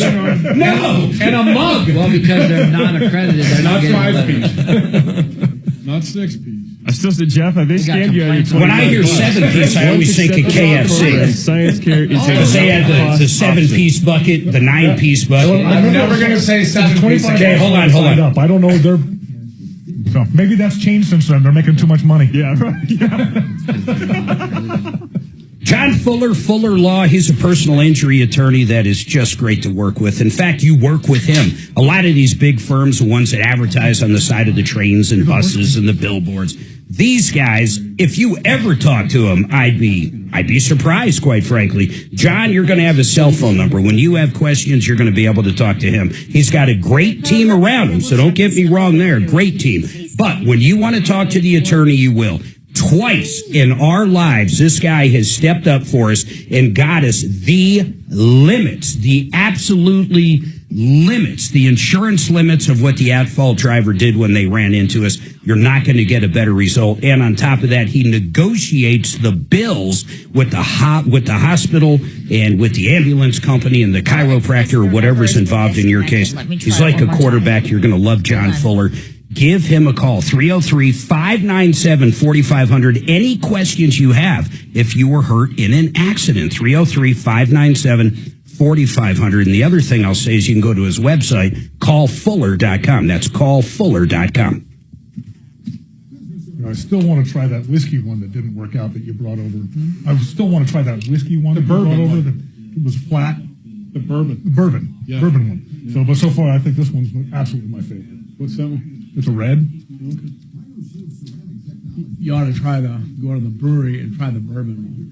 It's really smooth. I mean, I liked the flavor of it, but it needed the... That Jurassic Air is crazy. Yeah. It was flat when I brought it. But yeah, that's what I'm saying. I want to try it the other way. It's really... And why would you... It's really selling well. On the computer. It's not cheap. And everybody checks Right, our you sell it by names the before they come in. It's a lot. Can you sell it by the How do growler? these people get away with this? I'm going to order I didn't get them yet, but I'm going to order those. Yeah, you will be able to. Boom. People are so funny giving ratings. It's just really. I had a guy. He got real mad because I malty. called him. It's Give us a super- 4 out of actually, on a 5. hot day, it's good. And Even though his it's a dark review, beer, it's just he it's said really weird. It's just they super, got it in. super They smooth. were able to I just mean, it's just the first time I made this one. Yeah. And it came out just what I wanted it I just think they're a little too What happened to Top Secret? I don't know. She disappeared. It shouldn't be. It's crazy. I've had that. It's just like it's just really Only person that could fix the car, but they cost a little more than everybody else. You think? You know what? Unless you have a deal, man, with, like, say it's Jack Daniels or whatever. You know, We're not currently supposed at to Hey, use Bo, somebody the else's number's car. been disconnected. Oh my God. Kelly just said their number's been disconnected. What number's been disconnected? The Well, company I with just pulled up 13 the one-star websites for both reviews. Jurassic Home Services and Jurassic Air. That's good. I And like this one. Jurassic Home I'm Services gonna make Mark says pass it it's back over here coming in a minute. soon. Which one? The red. And they're listing the same phone number. Your glass is full, so And I'm not getting anything for Jurassic I haven't tried Air. this one, I don't think. Double IPA. Oh, East boy. 73rd. What does that mean when it's a double? Does that mean you put hops So, after fermenting? No, it's just double strength alcohol. So it has nothing to do with the process? Yeah, I mean a triple, like my AI pineapple pit overview stop is a says triple, so that's a reviews, 9.5% alcohol. for Denver Usually about an and 8%, areas are kind of that overly double negative, citing area. issues with poor communication, 9 after 9. A super lager is going to be like a 8%. I have a lager. I brought one with me, a super lager, so it's 8%. And normally a lager is pretty low alcohol. 4 or A 5. super lager is it's just on steroids. It's just A super lager. It's the mango beer. Yeah. Named after Paul Bunyan. Basically, it's money. It's money. The more malt you put in, the more the alcohol produced because there's more sugar for the yeast to eat off. But the malt costs a lot of money. So a lot of breweries don't really have a lot of high gravity. What's beers. the cost in, take your most expensive beer to make? Truly, what is the cost per 16 ounces? Okay. Well, And I'm not talking That's right. about your time and the equipment. I'm talking literally No, to buy Just materials. the materials. I would say A buck? I 50 cents? I would say when I canned. No, just not even a can. Okay, then I would say it's about maybe $3,000 to $3,500 in supplies and it's close to 100 cases. So what does that break down per 12 ounce in? Oh, I'd have to just get the calculator out, but it's I would say I probably have close to a couple dollars in each beer I pour. That's crazy. I mean, we're not making tons of money hands over fist. You got insurance, you have porta potty rentals, you have all the other things that go with it. Things break. I have 2 beer meisters right now. I need repair. A commercial refrigeration company because I need repair on 2. Every time something breaks, you think you made some money. All of a sudden, now it's a $5,000. Oh, dude, listen, we all know. We've all owned businesses here. We get that. Yeah. Yeah, every time I think, I'm making a little money now finally. All of a sudden, if something breaks. Then you're, Send out hey, I need a new rack. Oh. Yeah. I remember when I had to buy a new alignment machine for a new shop, I about shit a brick, man. But my brewery, though, is booked. $150K I just put in this year. Nothing It's ever crazy. In equipment. With the brewery. 150, It's the other little 100 stuff new around it. alignment ADOS, wheel, balance, tire, cheap, the whole shebang. It's like, and then my and Ryan Tillman running for governor of California. Do they have a shot? That and more on the Joe Pag Show tonight from 6 to 9 on 630 KHOW. All right, 303-713-8255, 303 Martino. Deputy Bo, hey, did I hear you say, Kelly, you tried to call over to Jurassic Air and you got out of business or whatever? So they actually have 2 names. One is Jurassic Air LLC. The other one is Jurassic Home Services. Both list the same number, which has now been disconnected. Oh, my goodness. Bo, when's the last time you tried to dial it? Did you, I've been working on this for a few months. I left a message about 3.5 weeks ago. So listen to this. You probably already did this, but for people listening, Jurassic Air, tell us about their reviews, Jesse. Yeah, it looks like 13 total reviews, all 1 star. You have to work for that. Yeah. I mean, you honestly have to really work hard to get 13 one-star reviews. So nothing else. BBB is not going to give them a rating because they're still looking at their 10 complaints that they have on the Better Business Bureau. Oh, my God. Well, That's crazy. There's an AI component to this, which I looked up, and it says the reviews for this company and surrounding areas are overwhelmingly negative, citing issues with poor communication, unfulfilled promises, permits, scheduling cancellations, and incomplete work. Hey, it sounds like, and good news is, it sounds like the BBB's actually stepping up a little. It wasn't long ago, they had someone that was in federal prison that was convicted of stealing over $12 million as an accountant. That was 5-star. So, seriously, the good news is these guys are moving on. Hey, Deputy Bo, it looks like these guys are out of business and gone like they should be. Let's try to find out the owner's name so we can at least get his information up on the Sleaze Brigade, so when he opens a new company, we can track him down. We got another hour coming up right here. Summer fitness fanatics, tired of sweating it out in the gym lifting weights?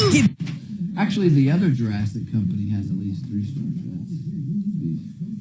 It's crazy. Wow. I don't know. Let's make sure Top Secret, by the way, is an organ donator. But how do people find these mole, Facebook Marketplace, well, that's fine, but Craigslist. You don't do any research at all? Yeah, I don't know. You just write them a $5,000 check. Tell me you haven't been ripped off by somebody at one time. Okay, no, I have. But I mean, if I'm going to spend $5,000 on something. On a water heater. On anything.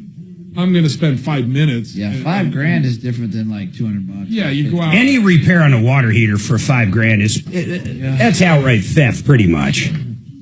But I just got ripped off by a guy on Facebook. You did? What you call it? Facebook. We're going to do next hour. I'm going to put all these calls on hold, Dragon. Just keep them there. We'll keep them there. But we're going to do surveys, and a lot of them. So the first survey we're going to do is, what's your favorite color? Red, yellow, or purple? And we're going to figure out what people got to say. We're going to do a survey hour right here on the Troubleshooter Network. Call me back. We ordered a radio for a GM off eBay, and he sent it, and it's a bad unit. I'm like, he's like, you got a program, but I said, you don't think I fucking know that I'm a shop? Your radio is bad. But he gave me money back. I'm working with this guy trying to get my money. The other guy I had was, and I hate eBay, but I'm trying to get a lady's top carrier because it hit our garage door. What kind of garage door do you have? Wayne Dalton. We're going to do a survey next hour on different garage doors. We just put in 2 Wayne Dalton roll-ups. Oh, nice. Oh, not nice. They're expensive. How much were they? About $30,000. Jeez. 2 doors. But I had to because my back shop, the expansion I built, the roof comes down, so the roof's already slow, so it's sloped. Did you look at sidewinders? Those look real. No. But I have a side jack for the roll-up. It's just the doors. It's so hard to find good doors. It's so hard. That was a call. Those look real. Does it? And they're not.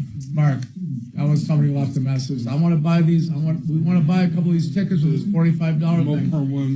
And she says, we don't know how to do it, so I call her and left a message. I had, after the last show, man, I've never tried it myself, but we got a bunch of people saying we tried to buy tickets and couldn't. It works. I'm just telling you. It works every time for me. Yeah. I mean, unless their card wasn't working like this. Hey, Kevin, what's your favorite pizza topping? I think I want to do a survey next hour of pizza toppings. Those are Hellcat lifters. Good Italian sausage. Sausage. I like sausage. We'll lead with that.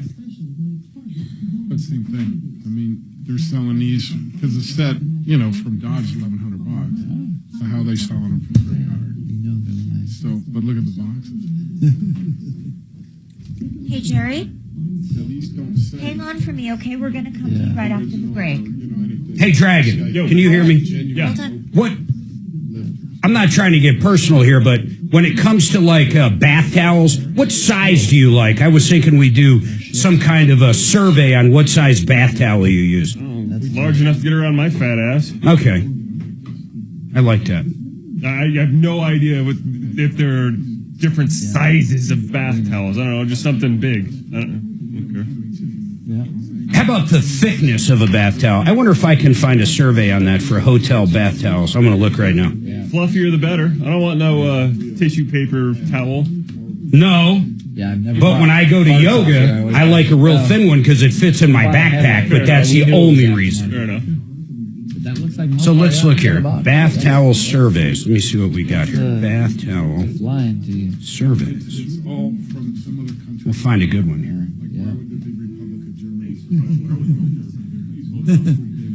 Yeah, that's how you know. We have tested, okay, good housekeeping. They have tested over 90 bath towels. We're all in luck. Hold on, let me digest all this information we have for the last hour. Hello, Tom Martino Show. Hundreds of consumers tested these across There you the. Oh, this is going to be incredible. Mark, I'm looking at it right now. I mean, it works. Because some of them have the same problem. Press go because I don't Yeah, I want to put- buy my own ticket, but.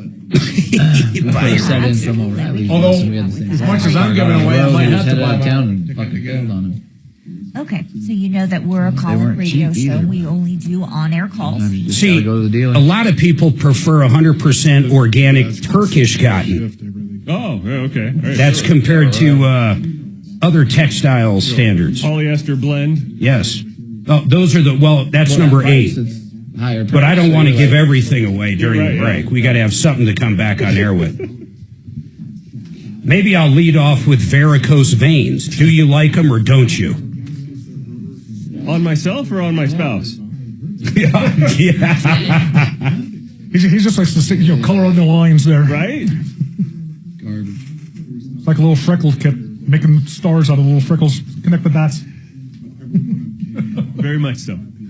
Yeah, they got you sold on that.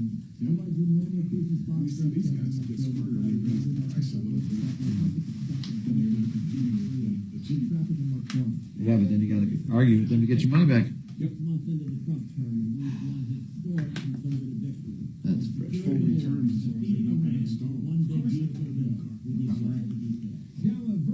Pale ale? Sure. Switch you. I mean, right here, all I got to do is confirm booking, so it should go through. I mean, I could try it. Well, maybe they can't find how to get to where they're going. Well, it's under brewery appointments.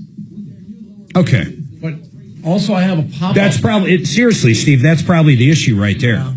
And also, there's a pop-up, and it says right below, it says, like, book now, and it'll go to that page. But why don't you guys try it? Well, in fact, do it all the way so you actually have to pay for the ticket. Yeah, Mark, let's go. I'll beat you to it. Yeah, go to rockandroll.beer. I can go to rockandroll.beer. Just see if it's intuitive. Don't say anything. But I don't drink, See so if it's- anybody that sees that's going to be like, that ain't you. See if that's intuitive, though.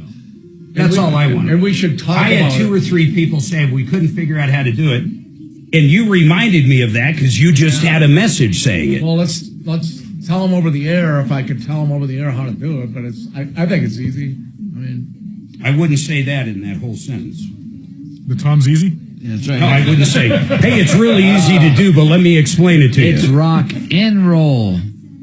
I bet they're doing rock and roll, it's all one word. either A-N-D or N. It doesn't matter. Really? It's got to be .beer, not .com. I'm going to do and see what happens. Because I'm looking at the thing and I see rock It and. should be the letter N will work too. Keyword on our website. Check.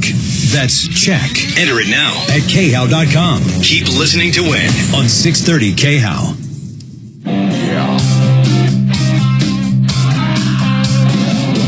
Ripped off, bad news. You need advice so you don't have to lose. We'll come running just as fast as we can. Troubleshooter's gonna help the common man. This is the Troubleshooter Show. Now, Tom Martino. Welcome, my friends, to the only show of its kind. We're here to solve problems, answer questions, take complaints. It's car day on the Troubleshooter Show. Let me give this out. First of all, 2 lines open. 303-713-8255 or 303-MARTINO. And please don't forget, tell your friends, tell everybody, 303-MARTINO works night and day. When we're on the air, it comes here. When we're not on the air, we'll either answer it off the air or leave a voicemail. One of us will get back to you. And help, H-E-L-P, at troubleshooter.com. Right now, 2 lines open. And in studio with me, I've got a great bunch of car guys. In fact, Jeff Vick, Kimber Transmission, these guys are great. Jeff's done a lot of work for me over the years. Different transmission services. Actually, you helped me get a warranty on one of my Santa Fe's. Right before the 100,000-mile warranty came up, you looked at it. What was wrong with that? You had some leaks on there and all, actually. And they were deep enough leaks, they weren't going to try to repair them in car. Yeah. So they went ahead, and I think you got a transmission and transfer case out of that. I did. They replaced, they didn't do any repairs. They replaced it under the 100,000-mile bumper to bumper. It was awesome. Yeah. Had it been an axle seal, they probably would have fixed you up. But it was deep enough in there. It was going to be level A technician job. They just switched it out. You know, that same vehicle, right after you did that, within 5,000 miles, this is crazy, man.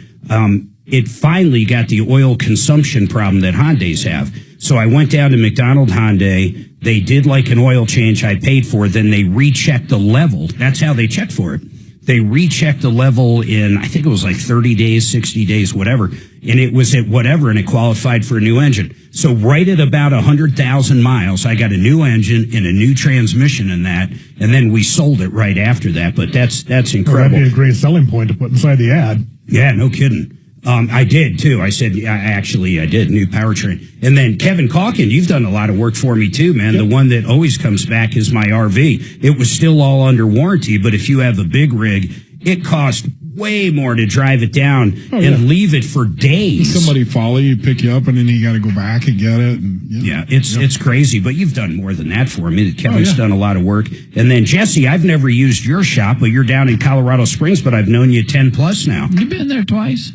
Not for work. Oh, you did do an oil change. A couple of oil changes, some filters for you. Yeah, you're right. When I used to go down to KRDO a lot, you're absolutely right. You did. Does he still owe you for those? You know, we'll get to it. I traded him 2 pizzas. I'm going to call Tom Martino on him. Jesse was kidding over the break. Well, no, he wasn't kidding. When you call into his shop, I do his voiceover. So if they have 3 or 4 lines going and it's got to roll over to voicemail, I'm on the voicemail. Yes, you are. And he appreciates that very much. Makes me feel really nice. He says, man, we always sound like the comm guys. This is the same guy that says he butters people up That's right. bought cheap cars? Yeah, this is the guy that... So you don't think you're getting buttered up right now? I am getting buttered up. Don't I you am think he definitely... probably wants something from you right now? I'm a piece of toast. I'm a Thomas English muffin sitting here. All right, 303-713-8255. Jerry, what's going on with you, man? I got a question. This is actually my daughter's car. And actually, she's in Ohio. And her brakes went. And they were grinding. So she took it to an outfit that was close to her other than Kia. It's a 2020 Kia. I don't know the model. But it's a 2020. Do you know approximately how many miles she has on it? I don't know. Okay. But she started hearing grinding. Yes. Guys, generally that's you went all the way through the pad and you have a caliper going metal to metal with the rotor. The backing of the pad is metal. So you got to... Right. Yeah. Exactly. All right. Well, so where's the issue? They said the back brakes are shot. And in turn, so she says, go ahead and fix it. So I guess the outfit put it up, and you need a code to release the back brakes. What does that mean, Jesse? You're like, yup. Yeah, you got to plug in with your scan tool, and you have to put it in brake repair mode, so that the electronic parking brake that these cars have nowadays will release, so that we can do a brake job. Wow. And if you don't do that, then you will be messing up the calipers. And sometimes if you don't get your brakes done before they go metal to metal, you can still push that piston out on the electronic brake, and you have to buy calipers, which, by the way, are electronic, which are not cheap. So someone could theoretically bring in a car like this for a brake job, and the shop doesn't quite know what's going on, and they can, try to pry that caliper open? Yep, or they'll try to push the piston back like you would in a regular job. Yep. And that can destroy more. That is correct. Oh, yeah. If you don't put it in repair mode, you're going to ruin that caliper and the electronic parking brake that's part of that caliper, and then you got to go in and repair all that. Now, wait a second. Well, let me ask Jerry this. Jerry, is it your assumption that they screwed up because they didn't know what they were doing? No. Okay. They called Kia for the code. And they says, no, they don't give it out.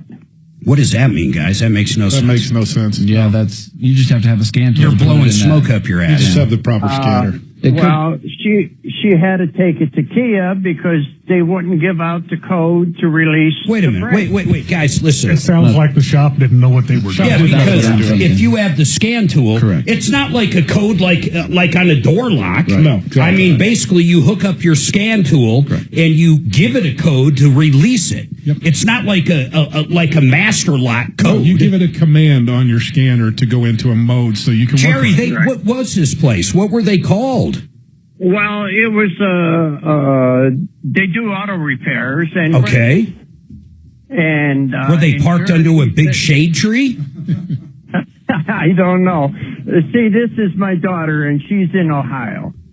I think, hold on, Jerry, and we're going to try to help you, but I think she brought it to somebody, according to 3 experts sitting next to me, that didn't know what they're doing. At no time do you guys have to call Kia or Hyundai or anybody for a 2020 vehicle code to unlock the brakes. I was trying to think of the newest one I did was probably a 23. I don't think we've done the 20. But anyways, we didn't have to. We just plugged it in. Yeah, it's all the same. So go ahead, Jerry. Where are we at now? Yeah, so, well, she took it to Kia. And because she was stuck, she had to get the brakes done because they were grinding so bad. And then everything was gone. The disc and everything, pads and everything. Yeah. Did they sell her calipers or you don't know? That I don't know. So generally though, guys, and I'll be honest, man, depending on if they're composite rotors or whatever and what kind of vehicle, how often, you don't turn rotors anymore, do you? Don't you just sell new rotors? Yeah. The price nowadays and Yeah, there's no reason to spend an hour on the ladle when it's... No, and a lot of times we don't have enough to cut. Yeah. Or they make them They're below spec. They're right at spec. I cut it, put new brakes on, and then 6 weeks later you're shaking. Like it doesn't behoove me to bring you back and do it again. I might as well do it and the over first and time. over. Yeah. So generally with any brake job, Jerry, you're going to do pads and rotors. Yep. So if they didn't do the calipers, I don't know what they possibly oversold her. Well, I think it was the disc. Those are the rotors. Well, and the rotor, yeah. And that's what I'm saying, though. Believe it or not, Jerry, I understand even 15 years ago, a lot of times you would put those on a ladle and you would, long as they were in spec, you would mic them and then you would bring them down and get them nice and flat and the rotors would be fine. But with composite rotors, the price of rotors, everybody just replaces them now. That's just what they do. Right. Understand that because her son was going to do it, because he's somewhat of he's not going to do it if he doesn't have a scan tool. He couldn't have done it. He can't do it. Well, that's you're just is your whole purpose in this call is it's just unfair?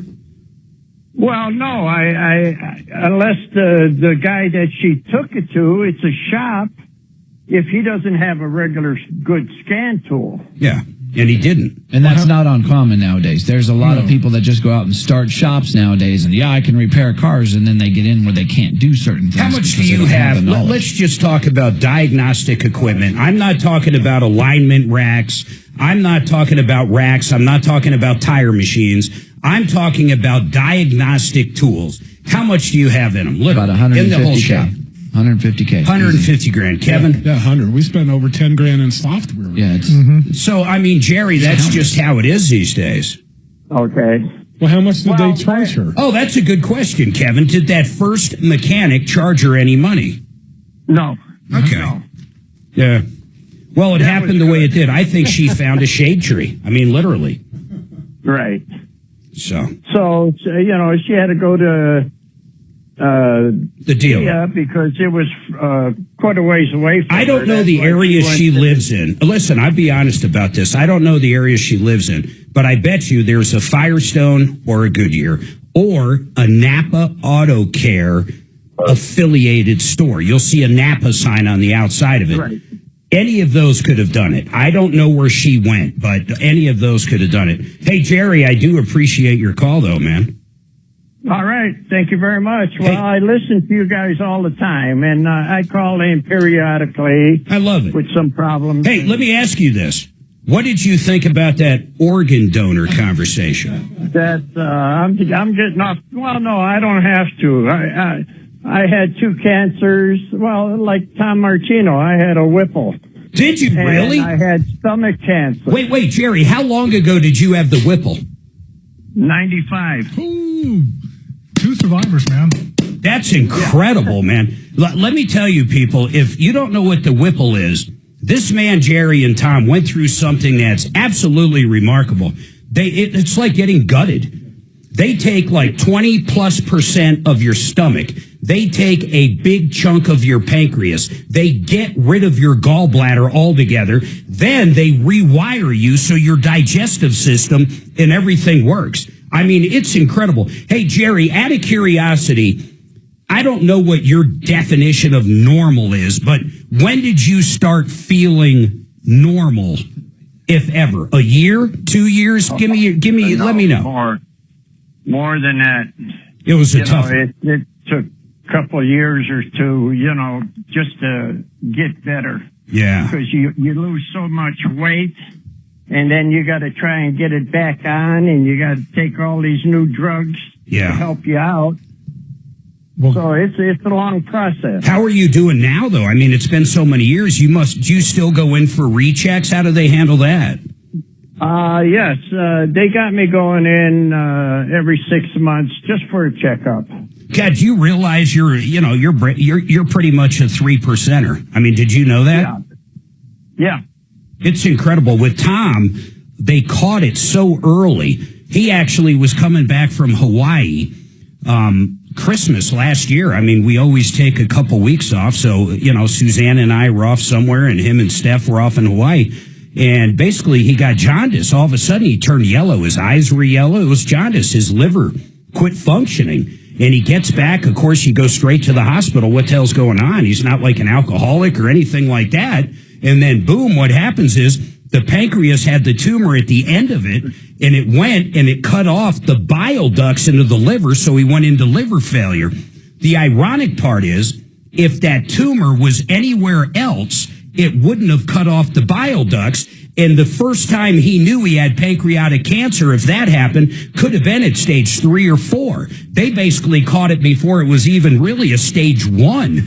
And they were able to go in with that Whipple and get rid of the tumor and do everything they needed to do. And he's cancer free, but it is it just doesn't happen a lot. And I am so glad you called in, Jerry. That was going to be my question, too. What stage were you at, and what were your symptoms that were able to track it down? Yeah, how did yours go down?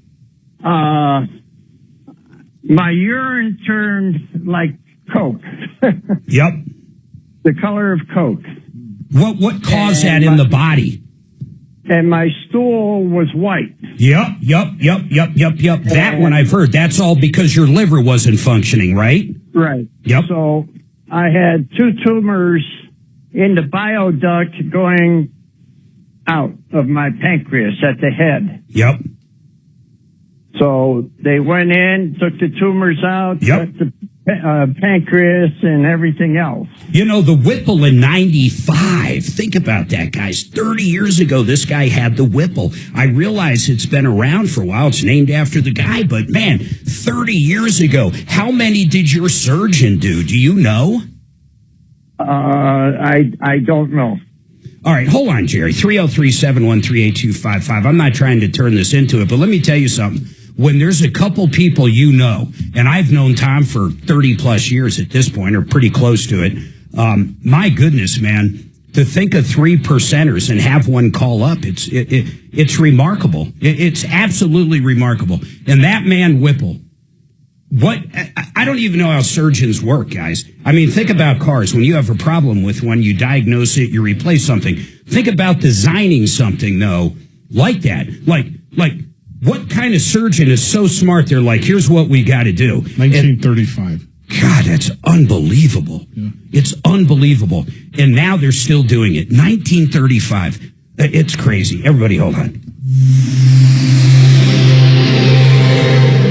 Did you see line 3? Yeah, I did. This guy really just got me. I'm like, that's incredible. What did you need? You know how many he people... didn't say what stage he is, too. If he was anywhere past stage 1, then that's an even bigger accomplishment. That's like 1%. Yeah. And in 95, I don't know how good. I mean, chemo was completely different. I don't even know if they did radiation. Well, they did, but I think it was just so broad. Yeah, it'd fry your whole body. Exactly. Fried your body. Gravinas, you need new windows for your house or siding or doors or sliding doors like they did for Suzanne and I. You got to call Gravinas. I always say this, put them on the list. If you're looking for any of those products, you're going to be so happy with Gravinas. And I'm going to tell you one of the reasons is how many different lines of windows they have. They have 20 different manufacturers making up over 50 lines of windows. You're going to really like these guys. You're going to be happy with the final outcome, the price, the product, the warranty. You're going to love them. Go to Gravinas.com.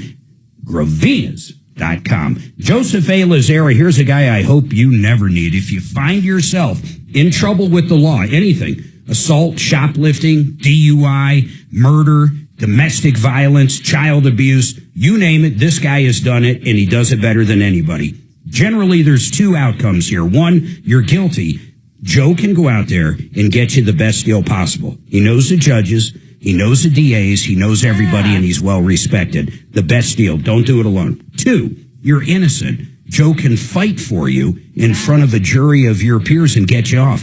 Either way, you need Joe. 303-429-6200, working the whole Front Range in Colorado. 303-429-6200. I beg you, put that in your phone. You don't want to be sitting in jail and have to actually Google attorneys near me. You want Joe. We've done the shopping for you. 303-429-6200. Boy, that was, I still can't believe that. And guy. you That's had crazy. it in 95. You going to talk to him more? Just for a minute. I do want to find out stage. Yeah. I guarantee there has been people, stage 4 that have been brought back, but I mean, now you're talking 1/100th of a percent. Even Patrick Swayze, who was in great condition, he was like level 3. How long did he battle? I'm sending your information to Suzanne and Mark right now, and they'll be in touch with you, okay? After my mom had her Whipple. All right, Jerry. All right, you take care. 3 years. Okay, bye. Yeah. It was so weird hearing from Tom. That phone call was just absolutely mind-blowing. Hi, Chris. Okay, we're going to get and you remember, this that's before you know any kind of... patient with me. You know nothing. All you know is you have pancreatic cancer, and all of us, what do you do? You Google it. Then you go, fuck. Drew? There's nothing else you do. Right. Drew? Drew? Drew? You there?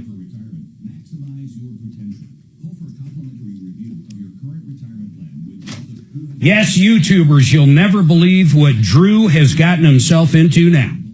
Well, I got to get him back on the phone. There's no way you could guess it. Yeah, I can't go number 2 anymore. He dropped off, though, Kelly. Wait till I'm going to go to him, then call him. He's the only person on earth that still pays by the minute. Whereas Mark likes to go places where you pay by the hour. Now he's not answering.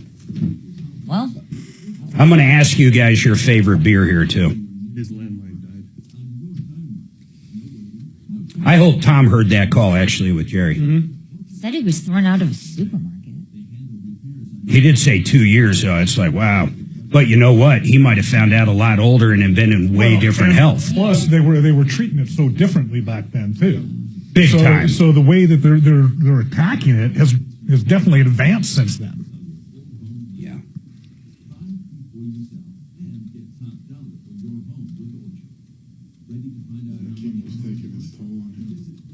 Oh, the chemo's like... It's brutal. A lot of people won't even do it. I mean, they're just like, forget it. When my dog got cancer, they wanted me to put her on chemo. I was like, I'm not doing that to my dog. Fuck that. I saw what it did to my mom. Yeah, Fuck that shit. Drew, you gotta hang on for me, okay? Hang on. Drew's hang back on. up. I got you. I got you. I got you. Okay, hang on for me. Chemo, it just Oh, my I've seen God. a lot of people just die in a bad way with it. But the other hand, if there's nothing else to do, or they can Tesla. I mean, they can take rockets up there and do all this stuff and rescue astronauts and go down. They can't cure cancer. I mean, it's just It is crazy, man. We can build a rocket ship that takes off and then lands back on the same pad.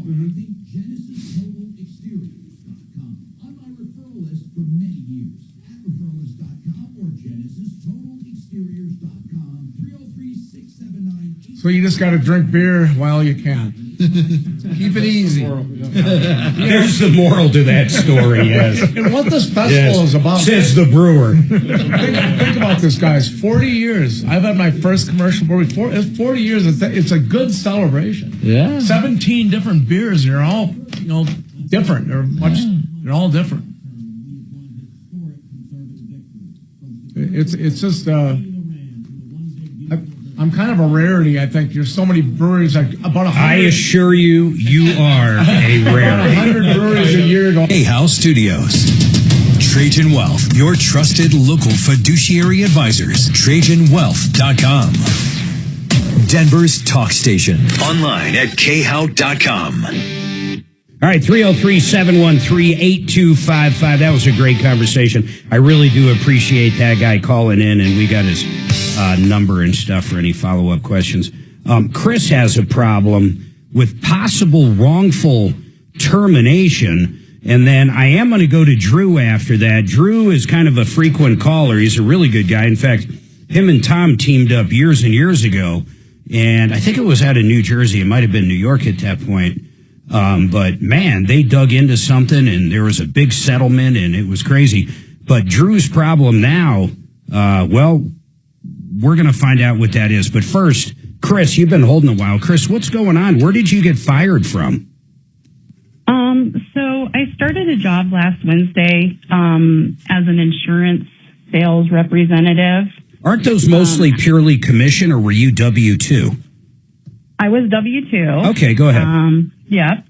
So after an employee meeting, the owner came into my office and said that she noticed that I pick at my nails or my cuticles, just a nervous habit. Yeah. She said that this was a problem for her and she did not want clients seeing me with bitten nails or biting nails or picking at cuticles. Yeah. It needed to stop. Got it. She then asked me if I had tried hand covers. I said yes, that didn't work for me. I just told her, I was so shocked. I just told her that I understood it and left it at that. Yeah. Got myself together. I Teams messaged her and said, hey, we need to talk about the nail biting, and how this, is affecting my performance. She had me come into her office. She started to question me. I just felt really bullied. Why I bite my nails, how long I've bitten my nails. Just said she can't have it and didn't want customers to see my nails.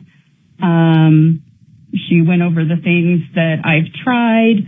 I told her that I had some anxiety, that, and that I felt like this was probably a nervous habit. I mean, I told her much more about my medical than I, Probably should have. I get an it. employer.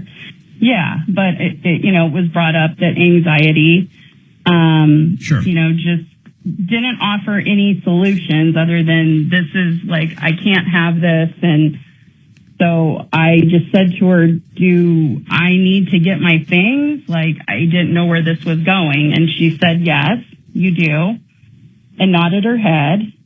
So I went in and got my things and left. Now, are you trying, out of curiosity, Chris, are you trying to get like unemployment, or that has nothing to do with this call? Well, it will, but It won't. Well, you should be able to get unemployment based on the conversation you just told me about. Well, she's emailed. Well, I went in the next morning to get my check. They would not give it to me unless I signed a letter of resignation. Yeah. I said I would not sign it. I didn't resign. Good job. Yeah. And then I got an email from her later in the day that said, you know, I just want to go over our conversation again. I was just. What did you say? Oh, she just emailed it to me. No. I'm saying, okay, that's fine. Did you reply? Yeah. What did you say? I have not replied. I wouldn't reply. Okay. So- I had a reply together just to I wouldn't do reiterate it. that okay. Yeah, well, okay, Chris, if you are going to reply because you feel the need to, just make sure she understands that she fired you. Don't even give her any kind of language that can be construed any other way. So I want to talk about two things with you. One, unemployment I don't think is going to be a problem. If she fights it, I don't think it's going to matter. You're going to win the hearing. Go ahead. She says she's only been there for about a week. I don't know if that matters. Well, you've got to build it up in the coffers. I mean, No. It goes back to her last employer. Go back to the last employer, correct? Yeah. Yes. Yeah, it'll go to the And in fact, it can even go to the one before that. So, but I don't think unemployment's going to be an issue. But the second part, I think you're alluding to wrongful termination. In the state of Colorado, and in fact, I think every state in this great nation now, it's at will. So unless they fired you for like being a woman or fired you for being black or fired you for being handicapped. Now, that might be an argument, but I don't think you're handicapped, so I would take that argument away, but I'm not a attorney, so I'm just kind of giving you advice how I see it by taking a lot of these phone calls and seeing the outcome down the road, just like I did with the unemployment. I don't see that as an issue. I think you just got to move on, get unemployment, and find a new job. Okay. Yeah, I just was curious. I mean, I didn't want to, obviously sue or anything like that. There's nothing to sue for. In my opinion, there's nothing to sue for. I know you don't think it's right, but that is not a protected class, someone that bites their nails. I mean, she can fire you for virtually anything. I mean, she can for having flagellant. Right. She can fire you for anything. I mean, when I talked to the EOC, they said that nail biting is a symptom of anxiety, and anxiety is, if you do have a documented disorder, history of anxiety. Yeah. Yes. Yeah, but okay, Chris, let me ask you this: do you even want to work for her? You could care less at this point, right? No, but if you're I'm just trying to be very matter of fact. So if you can get unemployment, you're going to have that coming in, then you can go find another job where you're not going to have issues with the employer. Yeah, I guess I'm just more concerned about the unemployment, and if it's the unemployment's not going to be a problem. We have an angel. In fact, we know personally the head of unemployment in Colorado, the guy. Okay. So if there's an issue there, we can reach out. I'm taking you at your word, the conversation you had. But I want you to quit focusing on what a jerk this boss was. I understand why you feel the way you do. I don't know her perspective from it because I wasn't there. I don't know how bad, I don't want to call them tremors, but the shaking or the nail biting, whatever it is, I don't know how bad that is. But I understand how you feel, because if anybody called me out for anything, whether it was really happening or not, it would still irritate me. But I don't want you to focus that on anymore. Get the unemployment and find another job. I think personally, my opinion is that's the best for you. Right. That was, my biggest thing was the unemployment and my word against hers, because in her email that she sent me, she's saying now that I resigned. But, well, of course she is, because she doesn't want to pay Jeff. But and they refuse to give you the paycheck until you actually signed that release that says you resigned. Have they surrendered that yet? No, I still don't have a paycheck. Then just go to the labor board. Yeah, well, that's another thing I you can do that. Do you know how quick they're supposed to give you that paycheck? And this is more for people listening. It's the labor board told me they have to give it to you that day, or they have 6 hours into the next day. That's right. That's exactly right. Unless you resigned, and then they have until the next payroll period. Yeah, then it would be a standard payroll check, whether it's monthly, weekly, biweekly, whatever. But Chris, I wouldn't even respond to any of this. All they're doing is fishing for you to somehow give them any kind of ammunition in front of either the labor board or in front of unemployment. Don't be a fish. Don't be a fish. I wouldn't respond to a damn thing. What I would do is file for unemployment right now. And then I would contact the labor board that you were terminated and they refused to give you the paycheck. Those are the steps I would do. And both of them are going to play out wonderfully for you. And if I have additional issues, I could call in with your angel. Oh, heck yeah, you can. You won't call in with the angel. What'll happen is we will relay the information and they will get directly involved in your case. Okay. All right? Okay, I appreciate it. Yeah, you got it, Chris. I appreciate you calling, and honestly, make sure you call back. In fact, I'd rather you call back either way. When you're on unemployment, when you find a new job, I'd love an update, good or bad. The bad will help you with the good we just like to hear. Hold on.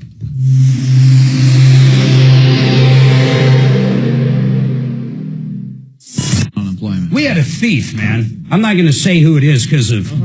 Okay. We had a thief. They would take the company credit card every Friday and go to the liquor store. To the tune of 2 or 3 years they did this. Probably tens of thousands of dollars of cigarettes and high-end booze. We're not talking any bullshit. And this, Suzanne found. When I sold my last Goodyear and I came back because Tom was going through his bullshit and I started doing fill-in for him and shit again, I brought Suzanne back in to go through a referral list and we were looking at what's going on there. And she's like, what the fuck are all these charges? So sure enough, one of his employees was hitting the liquor store every Friday for 2-3 years, man. It was crazy. So we fired her for theft. In the manual that Tom had, it didn't say you're not supposed to steal. Okay. So therefore, the manual, they gave her unemployment.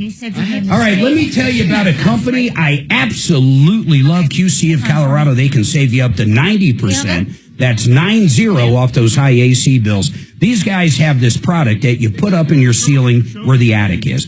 It sucks out. It's not an attic fan. It sucks out all the hot air from the upper floors or from any floor and then sucks it up into the attic and then out of the house, and it brings in all that cool, crisp air from Colorado. You know that morning air, 60 degrees. Even if we have a 90 or 100-degree day, which is kind of rare, we still have that cool morning, beautiful, cool, crisp air. It sucks all that in, drops the temperature up to 20 degrees. You don't have to turn the AC on. Bottom line, you save up to 90% on your AC bills. Check them out at QCcolorado.com. There's a lot of competitors and a lot of competition and a lot of impersonators out there that have crappy whole house fans. This is the quiet one. It's the automated one. It's the one that works with the great warranty. QCcolorado.com. He literally called me an idiot and stupid like twice. Done fighting unemployment. And the guy admitted that he put in the 2 weeks, he decided to leave, and I still had to pay him. I'm like, you gotta be fucking kidding me. Say it again? He said he knows he's going to get put on hold. Why didn't he charge the damn phone before he called? Exactly. You lost. And the first question he asked me is, did you offer him a ride home? And I said, I never claimed. Thanks for calling the Troubleshooter Show. What's your name? I still can't believe I lost that case. Yeah.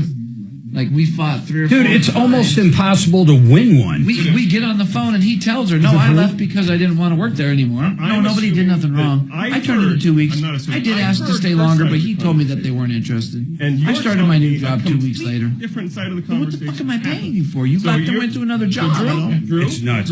I had a workman's comp one. The guy had a, what do you call them, crooked feet, a club foot? Yeah. Like he always had it. And he got out of the car, nothing hit him, nothing fell on him, nothing did it, but his club foot got messed up. So it's like, fine. So they say he can do light duty. So I have him into my corporate office, and all he does is answer the phone.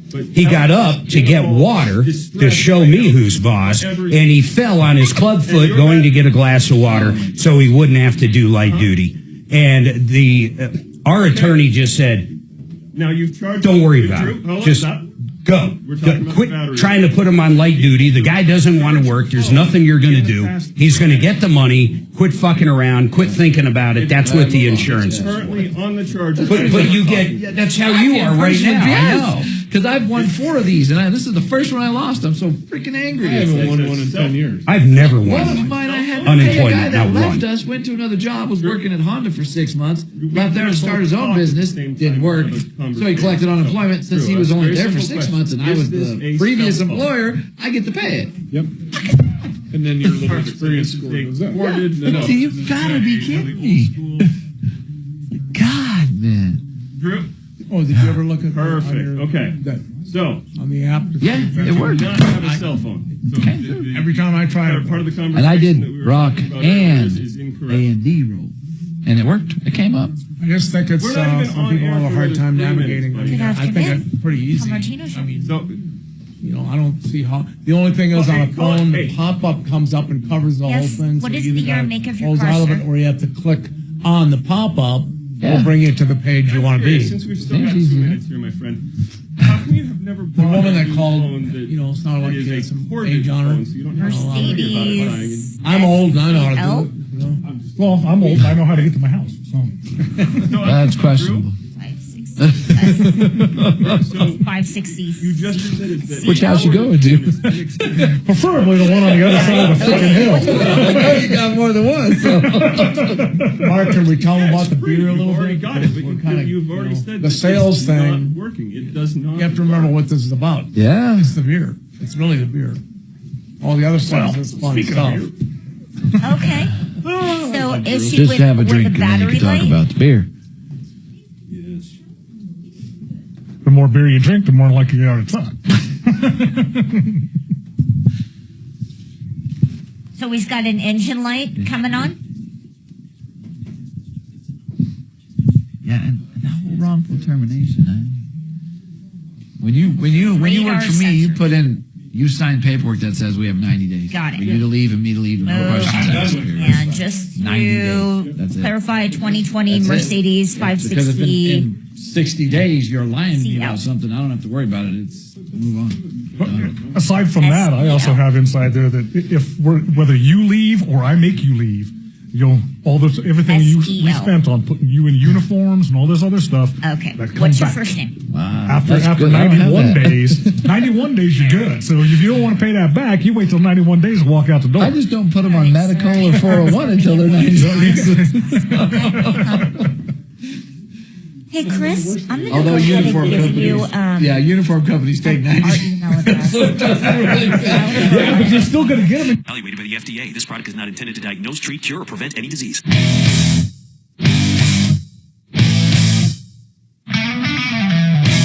All right, 303-713-8255. Quick programming note. A week from this Saturday, Brewfest 2025 Rock and Roll Brewery. And you can go to rockandroll.beer, rockandroll.beer. There's only a few tickets left, 5, 6, whatever it is. $45. I got to recap this. It's fully outfitted with Famous Daves. You get an event t-shirt. You get an event hat. You get an event glass mug that's absolutely beautiful. You get a VIP NASCAR race ticket. In fact, basically, Steve is giving away the house in order for you to show up and check out his new brewery. You go to rockandroll.beer, 17 different kinds of beer. And you said you have a new one that's getting released right before. If you're a brewery connoisseur like Suzanne and I, you're going to love this place. It's a little hole in the wall, and it's his first year in business, and this is the big event, Brewfest 2025, 1 week from Saturday. What's the new beer? The new beer, it's actually the old beer that is just a little bit more done to it. Zombie Jam is my signature beer that, it was called something else back in the 80s. Love it. Same recipe. And this is a Zombie Jam 40th anniversary amber. So he started brewing that. Think about this. This guy 40 years ago, Steve, he does the Tree Farm jingle. This guy does our opening. That's why we know him. Steve is a great guy. As a musician, he's phenomenal. There's also going to be live music there, by the way, a live band. But you're going to just love this. But once again, for $45, and there's only a few left, you get the catered Famous Dave's barbecue, the event t-shirt, which, by the way, is not a cheap cotton thing that shrinks. It's a nice t-shirt. I've got one. I squeezed his I twisted his arm for one. Free VIP NASCAR race tickets. You're going to be able to hear the live band. Can I tell them how to get there, Mark? Yeah, you can, but hold how on. to get the tickets? A chance to win. Listen to this. He's going to do an air guitar competition, and you can win a Stratocaster, a real one, not an air guitar. He's also giving away free air guitars left and right, but, no. That's true. I have the blow-up He guitars. does, actually. I He actually has do have guitars. air guitars. You get the mug, you get the hat, but listen, check it out. Rock and roll, as in N or and. Rockandroll.beer, rockandroll.beer. Go there, get signed up. What do they click on up there? When you get on the site, there'll be a pop-up, and if you look down toward the bottom of the pop-up, it'll say book now. That'll bring you to the page, but where you can close out of the pop-up and just look for brewery appointments. You go to brewery appointments, and you're going to have a choice between the VIP All Access Pass for $45 or the $25 general admission. Get the $45 deal, the hat, the glass, the T-shirt, the famous names. Only for your callers today, I'm going to give them a free hat. You're going to get the mug. Yep. You're going to get the hat. You're going to get all the other stuff that goes with it. And this is going to be fun, everyone. And these beers, if you don't like them, you'll be a rarity. At some point, I think we'll all sit around singing The Tree Farm, because how many years ago did you do that? I-25. Come on, you guys. How many years ago? That jingle. I don't remember not hearing it. I've been working with the Tree Farm. They're great people for over 30 years. That's incredible. I did 2 jingles before this other one, but that's the one. They were good too, actually. The sticky one. Now this one here has been about 20 years. All right, listen, we got to take this break, but please, there's only a few tickets left. Suzanne and I are going to be out there. We'd love to meet you as well. But if you're brewery people, you don't have a lot of opportunity to go here. It's not open every day by any means. In fact, it's only open on Saturdays, and generally it's by invite or invitation. We will be there tomorrow. Yep. Say you saw it on the show, and I will give you a beer. If you buy one, I'll give you one free beer. Love it. Rockandroll.beer. Get signed up now. Rockandroll.beer. Now, Eric, issue with the radar sensors. I'm not sure what that means. And then Jeff's got a big problem. Jeff, I'll talk to you right after this. Something with domestic violence. And then Drew was thrown out of a grocery store. We might have to line Drew up for Monday. I'm not sure. Just hold tight, everybody. Oh, boy. Yeah. And he wants to sue. I'm gonna sue. Okay, that's 908. That must be what Drew does. 3061. Got it. So I need help sewing Kroger. No, I got it. All good. Okay. Okay, I will. Are you free at 10 a.m.? Because I know you don't have a lot of time. To what? That's when you throw the hops in, right. when it's still fermenting, right? Monday, or what is it called? Not fermenting. What's the word? All right, good look at corn. Fermenting? He's looking at porn right now. So. He's looking at brewery porn. It's like naked hops. Okay. Got the naked hops BeverlyLegalBoys.com.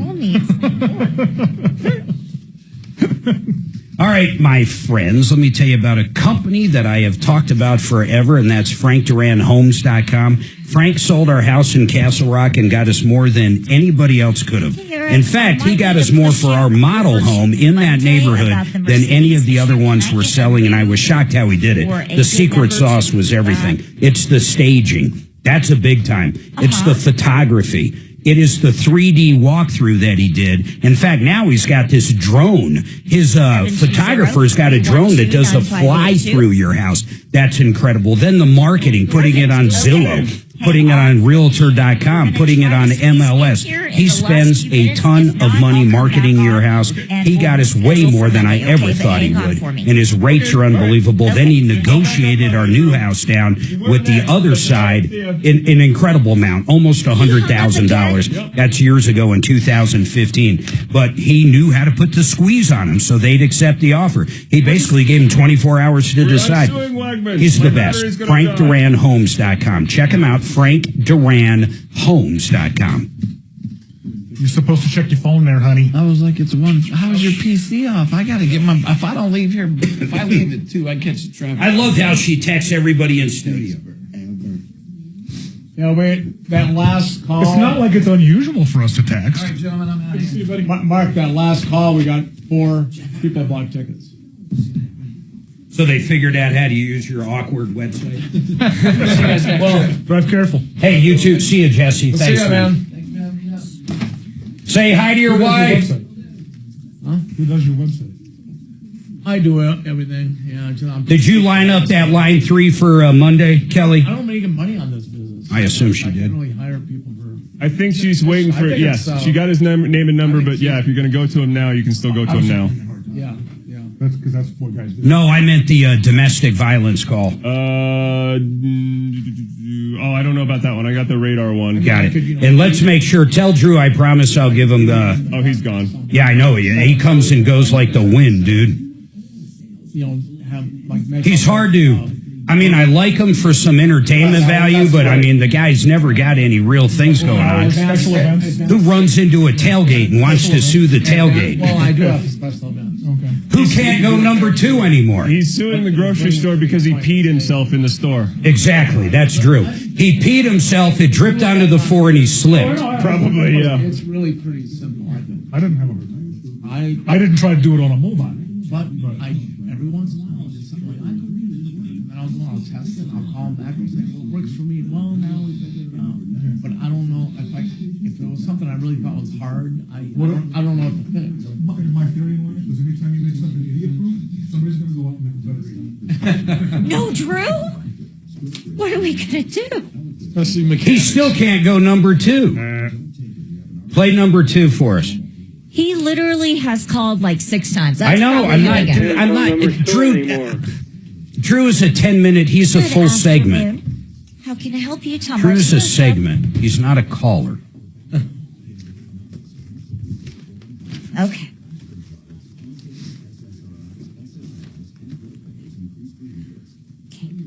But you do know that you're talking to me right now.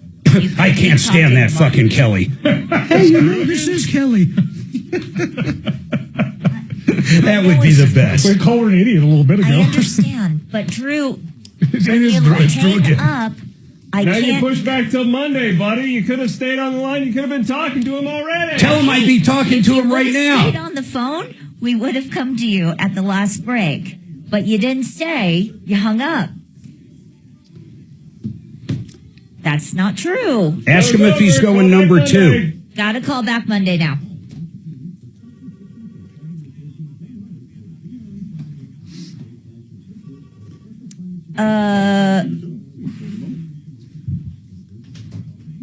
We have many attorneys, Drew. She's threatening to sue Kelly. She hung up on me so hard my ear hurts. Who works in Colorado? I can no longer go number 2 after talking to Kelly. Yeah, I can't go number 2 I was so anymore. frustrated I almost went number 2. I am dying to know how he got thrown in. How did he get thrown out? Ask him real quick. Tell her I do at least want to know how he got thrown out. He peed himself. Hopefully, I'm not joking. You're not bullshitting. I am not bullshitting. This is what he told me. He peed himself in the store, so they kicked him out. And he says he's suing because it's an ADA thing. He has a medical disability and cannot be kicked out because he pissed himself. You had sent us an email? Let's get our ADA lady lined up Monday so she never talks to us ever again. Yes, exactly. Get people coming on the Troubleshooter Show as an expert, and then I bring Drew on with the problem. How's an 80-year-old man get thrown out of a grocery store? Depends. Depends.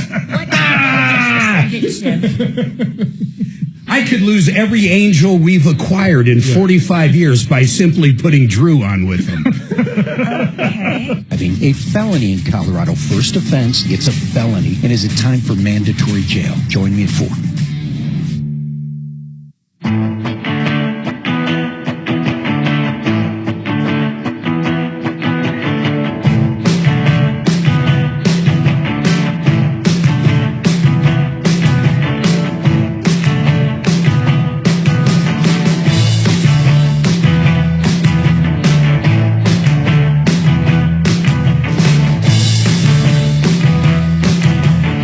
All right, 303-713-8255. Listen, coming up Monday, we're going to have Drew on. Serious issue. Drew got kicked out of a grocery store. If you're a longtime listener of the show, you know Drew's had a lot of problems over the years.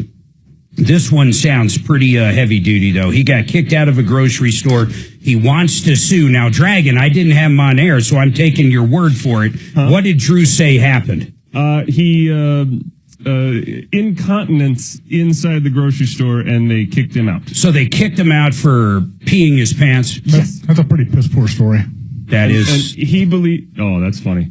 He believes it's an ADA issue because it is a medical condition that he has, and they still kicked him out anyway. You know, funny enough, we do have an ADA expert that was on, I think, yesterday.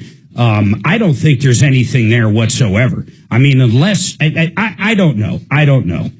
It depends. Anybody get it? Depends. No one? I feel robbed here. No one? It depends. Did you tell him? Forget about it. All right, listen, folks. Eric, please, I want to help you out, and we've got some really serious stuff coming up Monday, but 303 Martino, use that over the weekend. 303 Martino, 4 VIP passes left, rockandroll.beer. That's a week from Saturday. Susanna, I'll be out there. $45, you get the hat, the shirt, the mug, you get all kinds of stuff. Bye. Follow Tom Martino at Real Tom Martino. And stay connected with all of us at 630 KHOW. KHOW.com. And on the iHeartRadio app. This is Denver's talk station, 630 KHOW. I'm consumer advocate Tom Martino, and I've seen the wrong way to sell precious metals, tangled necklaces, mismatched earrings, broken watches, coins. The wrong way is not knowing who you can trust. That's why I recommend David Ellis Jewelry on 3rd and Clayton. He'll weigh it and pay it. He'll even buy your fine jewelry and diamonds. I've known him 40 years. It's time you get to know him. 2640 East 3rd Avenue. That's 3rd and Clayton. 303-322-8779. 322-8779. It's Henry Bretz with Excel Roofing. If your home was in a hail or windstorm, you should call Excel Roofing first. We'll let you know if you have damage and if you should file a claim. 303-761-6400. Excel is Martino's favorite roofer. Honest inspections, no cancellation fees. You don't pay a cent until you're content. 303-761-6400. ExcelRoofing.com. We're on top of it. Standing up for what's right. Helping out when things go wrong, seeking the truth, and speaking our minds. Not just making records, but breaking them. Leading the way behind the camera, beyond the runway, and on the silver screen. Not just making our mark, but making a difference. Now that's a job for a Girl Scout. Girl Scouts, preparing girls for a lifetime of leadership. KRFX HD2 Denver. KHOW Denver, an iHeartRadio station. Make us the #1 preset on the free iHeartRadio app. Listen for all your music, radio, and podcasts. Free never sounded so good. ABC News, I'm Michelle Franzen. In Arizona, it's sentencing day for the so-called doomsday mother, Lori Daybell. She's already in prison for the murders of her children and her 5th husband's wife in Idaho. Before the Arizona judge gave Lori Daybell 2 more life sentences on top of the life terms she already has in Idaho. She told the judge all of the victims that she's been convicted of killing in both states are happy and enjoying the afterlife. Heaven is a very busy and happy place, where everyone is engaged in projects that they love to do. The judge saying she will never get out of prison. It will take an act of God for you to go free. Alex Stone, EBC News. 2 days of meetings concluded between the Justice Department and Jeffrey Epstein's co-conspirator, Ghislaine Maxwell. She's serving 20 years for sex trafficking. Heat alerts stretching from the southeast to New England today, along with stifling humidity, and water rescues underway in Kansas City, Missouri, after flash flooding. This is ABC News. The Federal Communications Commission clearing the sale of CBS and other assets owned by Paramount. A firm called Skydance will buy the controlling shares held by Sherry Redstone. Paramount just settled a lawsuit recently filed by President Trump alleging that editing of a 60 Minutes interview with Kamala Harris caused him mental anguish. The FCC voted 2-1 to approve the deal. Democratic Commissioner Ana Gomez dissented, saying Paramount was only able to get approval after, quote, months of cowardly capitulation. The company's new owners, led by 42-year-old David Ellison and his billionaire father Larry, pledged to install an ombudsman at CBS News and ensure its reporting is fair, unbiased, and fact-based. They also say they'll prohibit any DEI policies at the newly merged company. The Ellisons have grown close to President Trump. Oracle founder Larry Ellison has made multiple visits to the White House. BBC's Stephen Portnoy. Lord of the Dance, river dance performer and choreographer Michael Flatley says he has plans to run for president in Ireland this fall. Michelle Franzen, ABC News. Coloradans could vote in November on whether to redirect certain state sales taxes to road and bridge improvements. Dustin Zavanek with the lobbying group called 76 Group that's backing new legislation says money spent on roads should go back toward fixing them. What these measures would do is ensure that going forward, that all of this revenue that the state is already collecting, this isn't new money. This is money already being collected. It's already being collected. It's just ensuring that it's going to be allocated to improving the condition of our roads. The proposed ballot measures would shift taxes already collected on vehicles, ride shares, deliveries, and auto parts toward transportation projects. The Elk Creek Fire Department reports a person is dead following a fall of 150 feet off a steep rock face yesterday southwest of Conifer. Fire crews had to navigate challenging terrain and coordinate with several emergency response teams in the recovery effort. The victim's name has not yet been released. That's the latest. I'm Chad Bauer. Now, Impact Traffic. This report is sponsored by Red Pilled America. Down on the south end of town, I-25 northbound approaching Arapahoe Road. We've got a crash in the left lane with stop-and-go traffic back from Dry Creek. All the way to the north end, E-470 northbound, crash in the left lane between US 85 and Quebec Street. There's an overturned box truck, This one may see some major delays for a while. I-70 eastbound to DIA, we're seeing some normal Friday slowdowns between Peoria and Pena Boulevard. With traffic, I'm Mark Swan. What's an American? Red Pilled America's 8-part series takes a deep dive into this question. You may think it's easy to answer, but it's a lot harder than you think. Listen to Red Pilled America on the iHeartRadio app. That's Red Pilled America, a storytelling show. Are you tired of the stock market roller coaster? How much money can you afford to lose in your retirement accounts?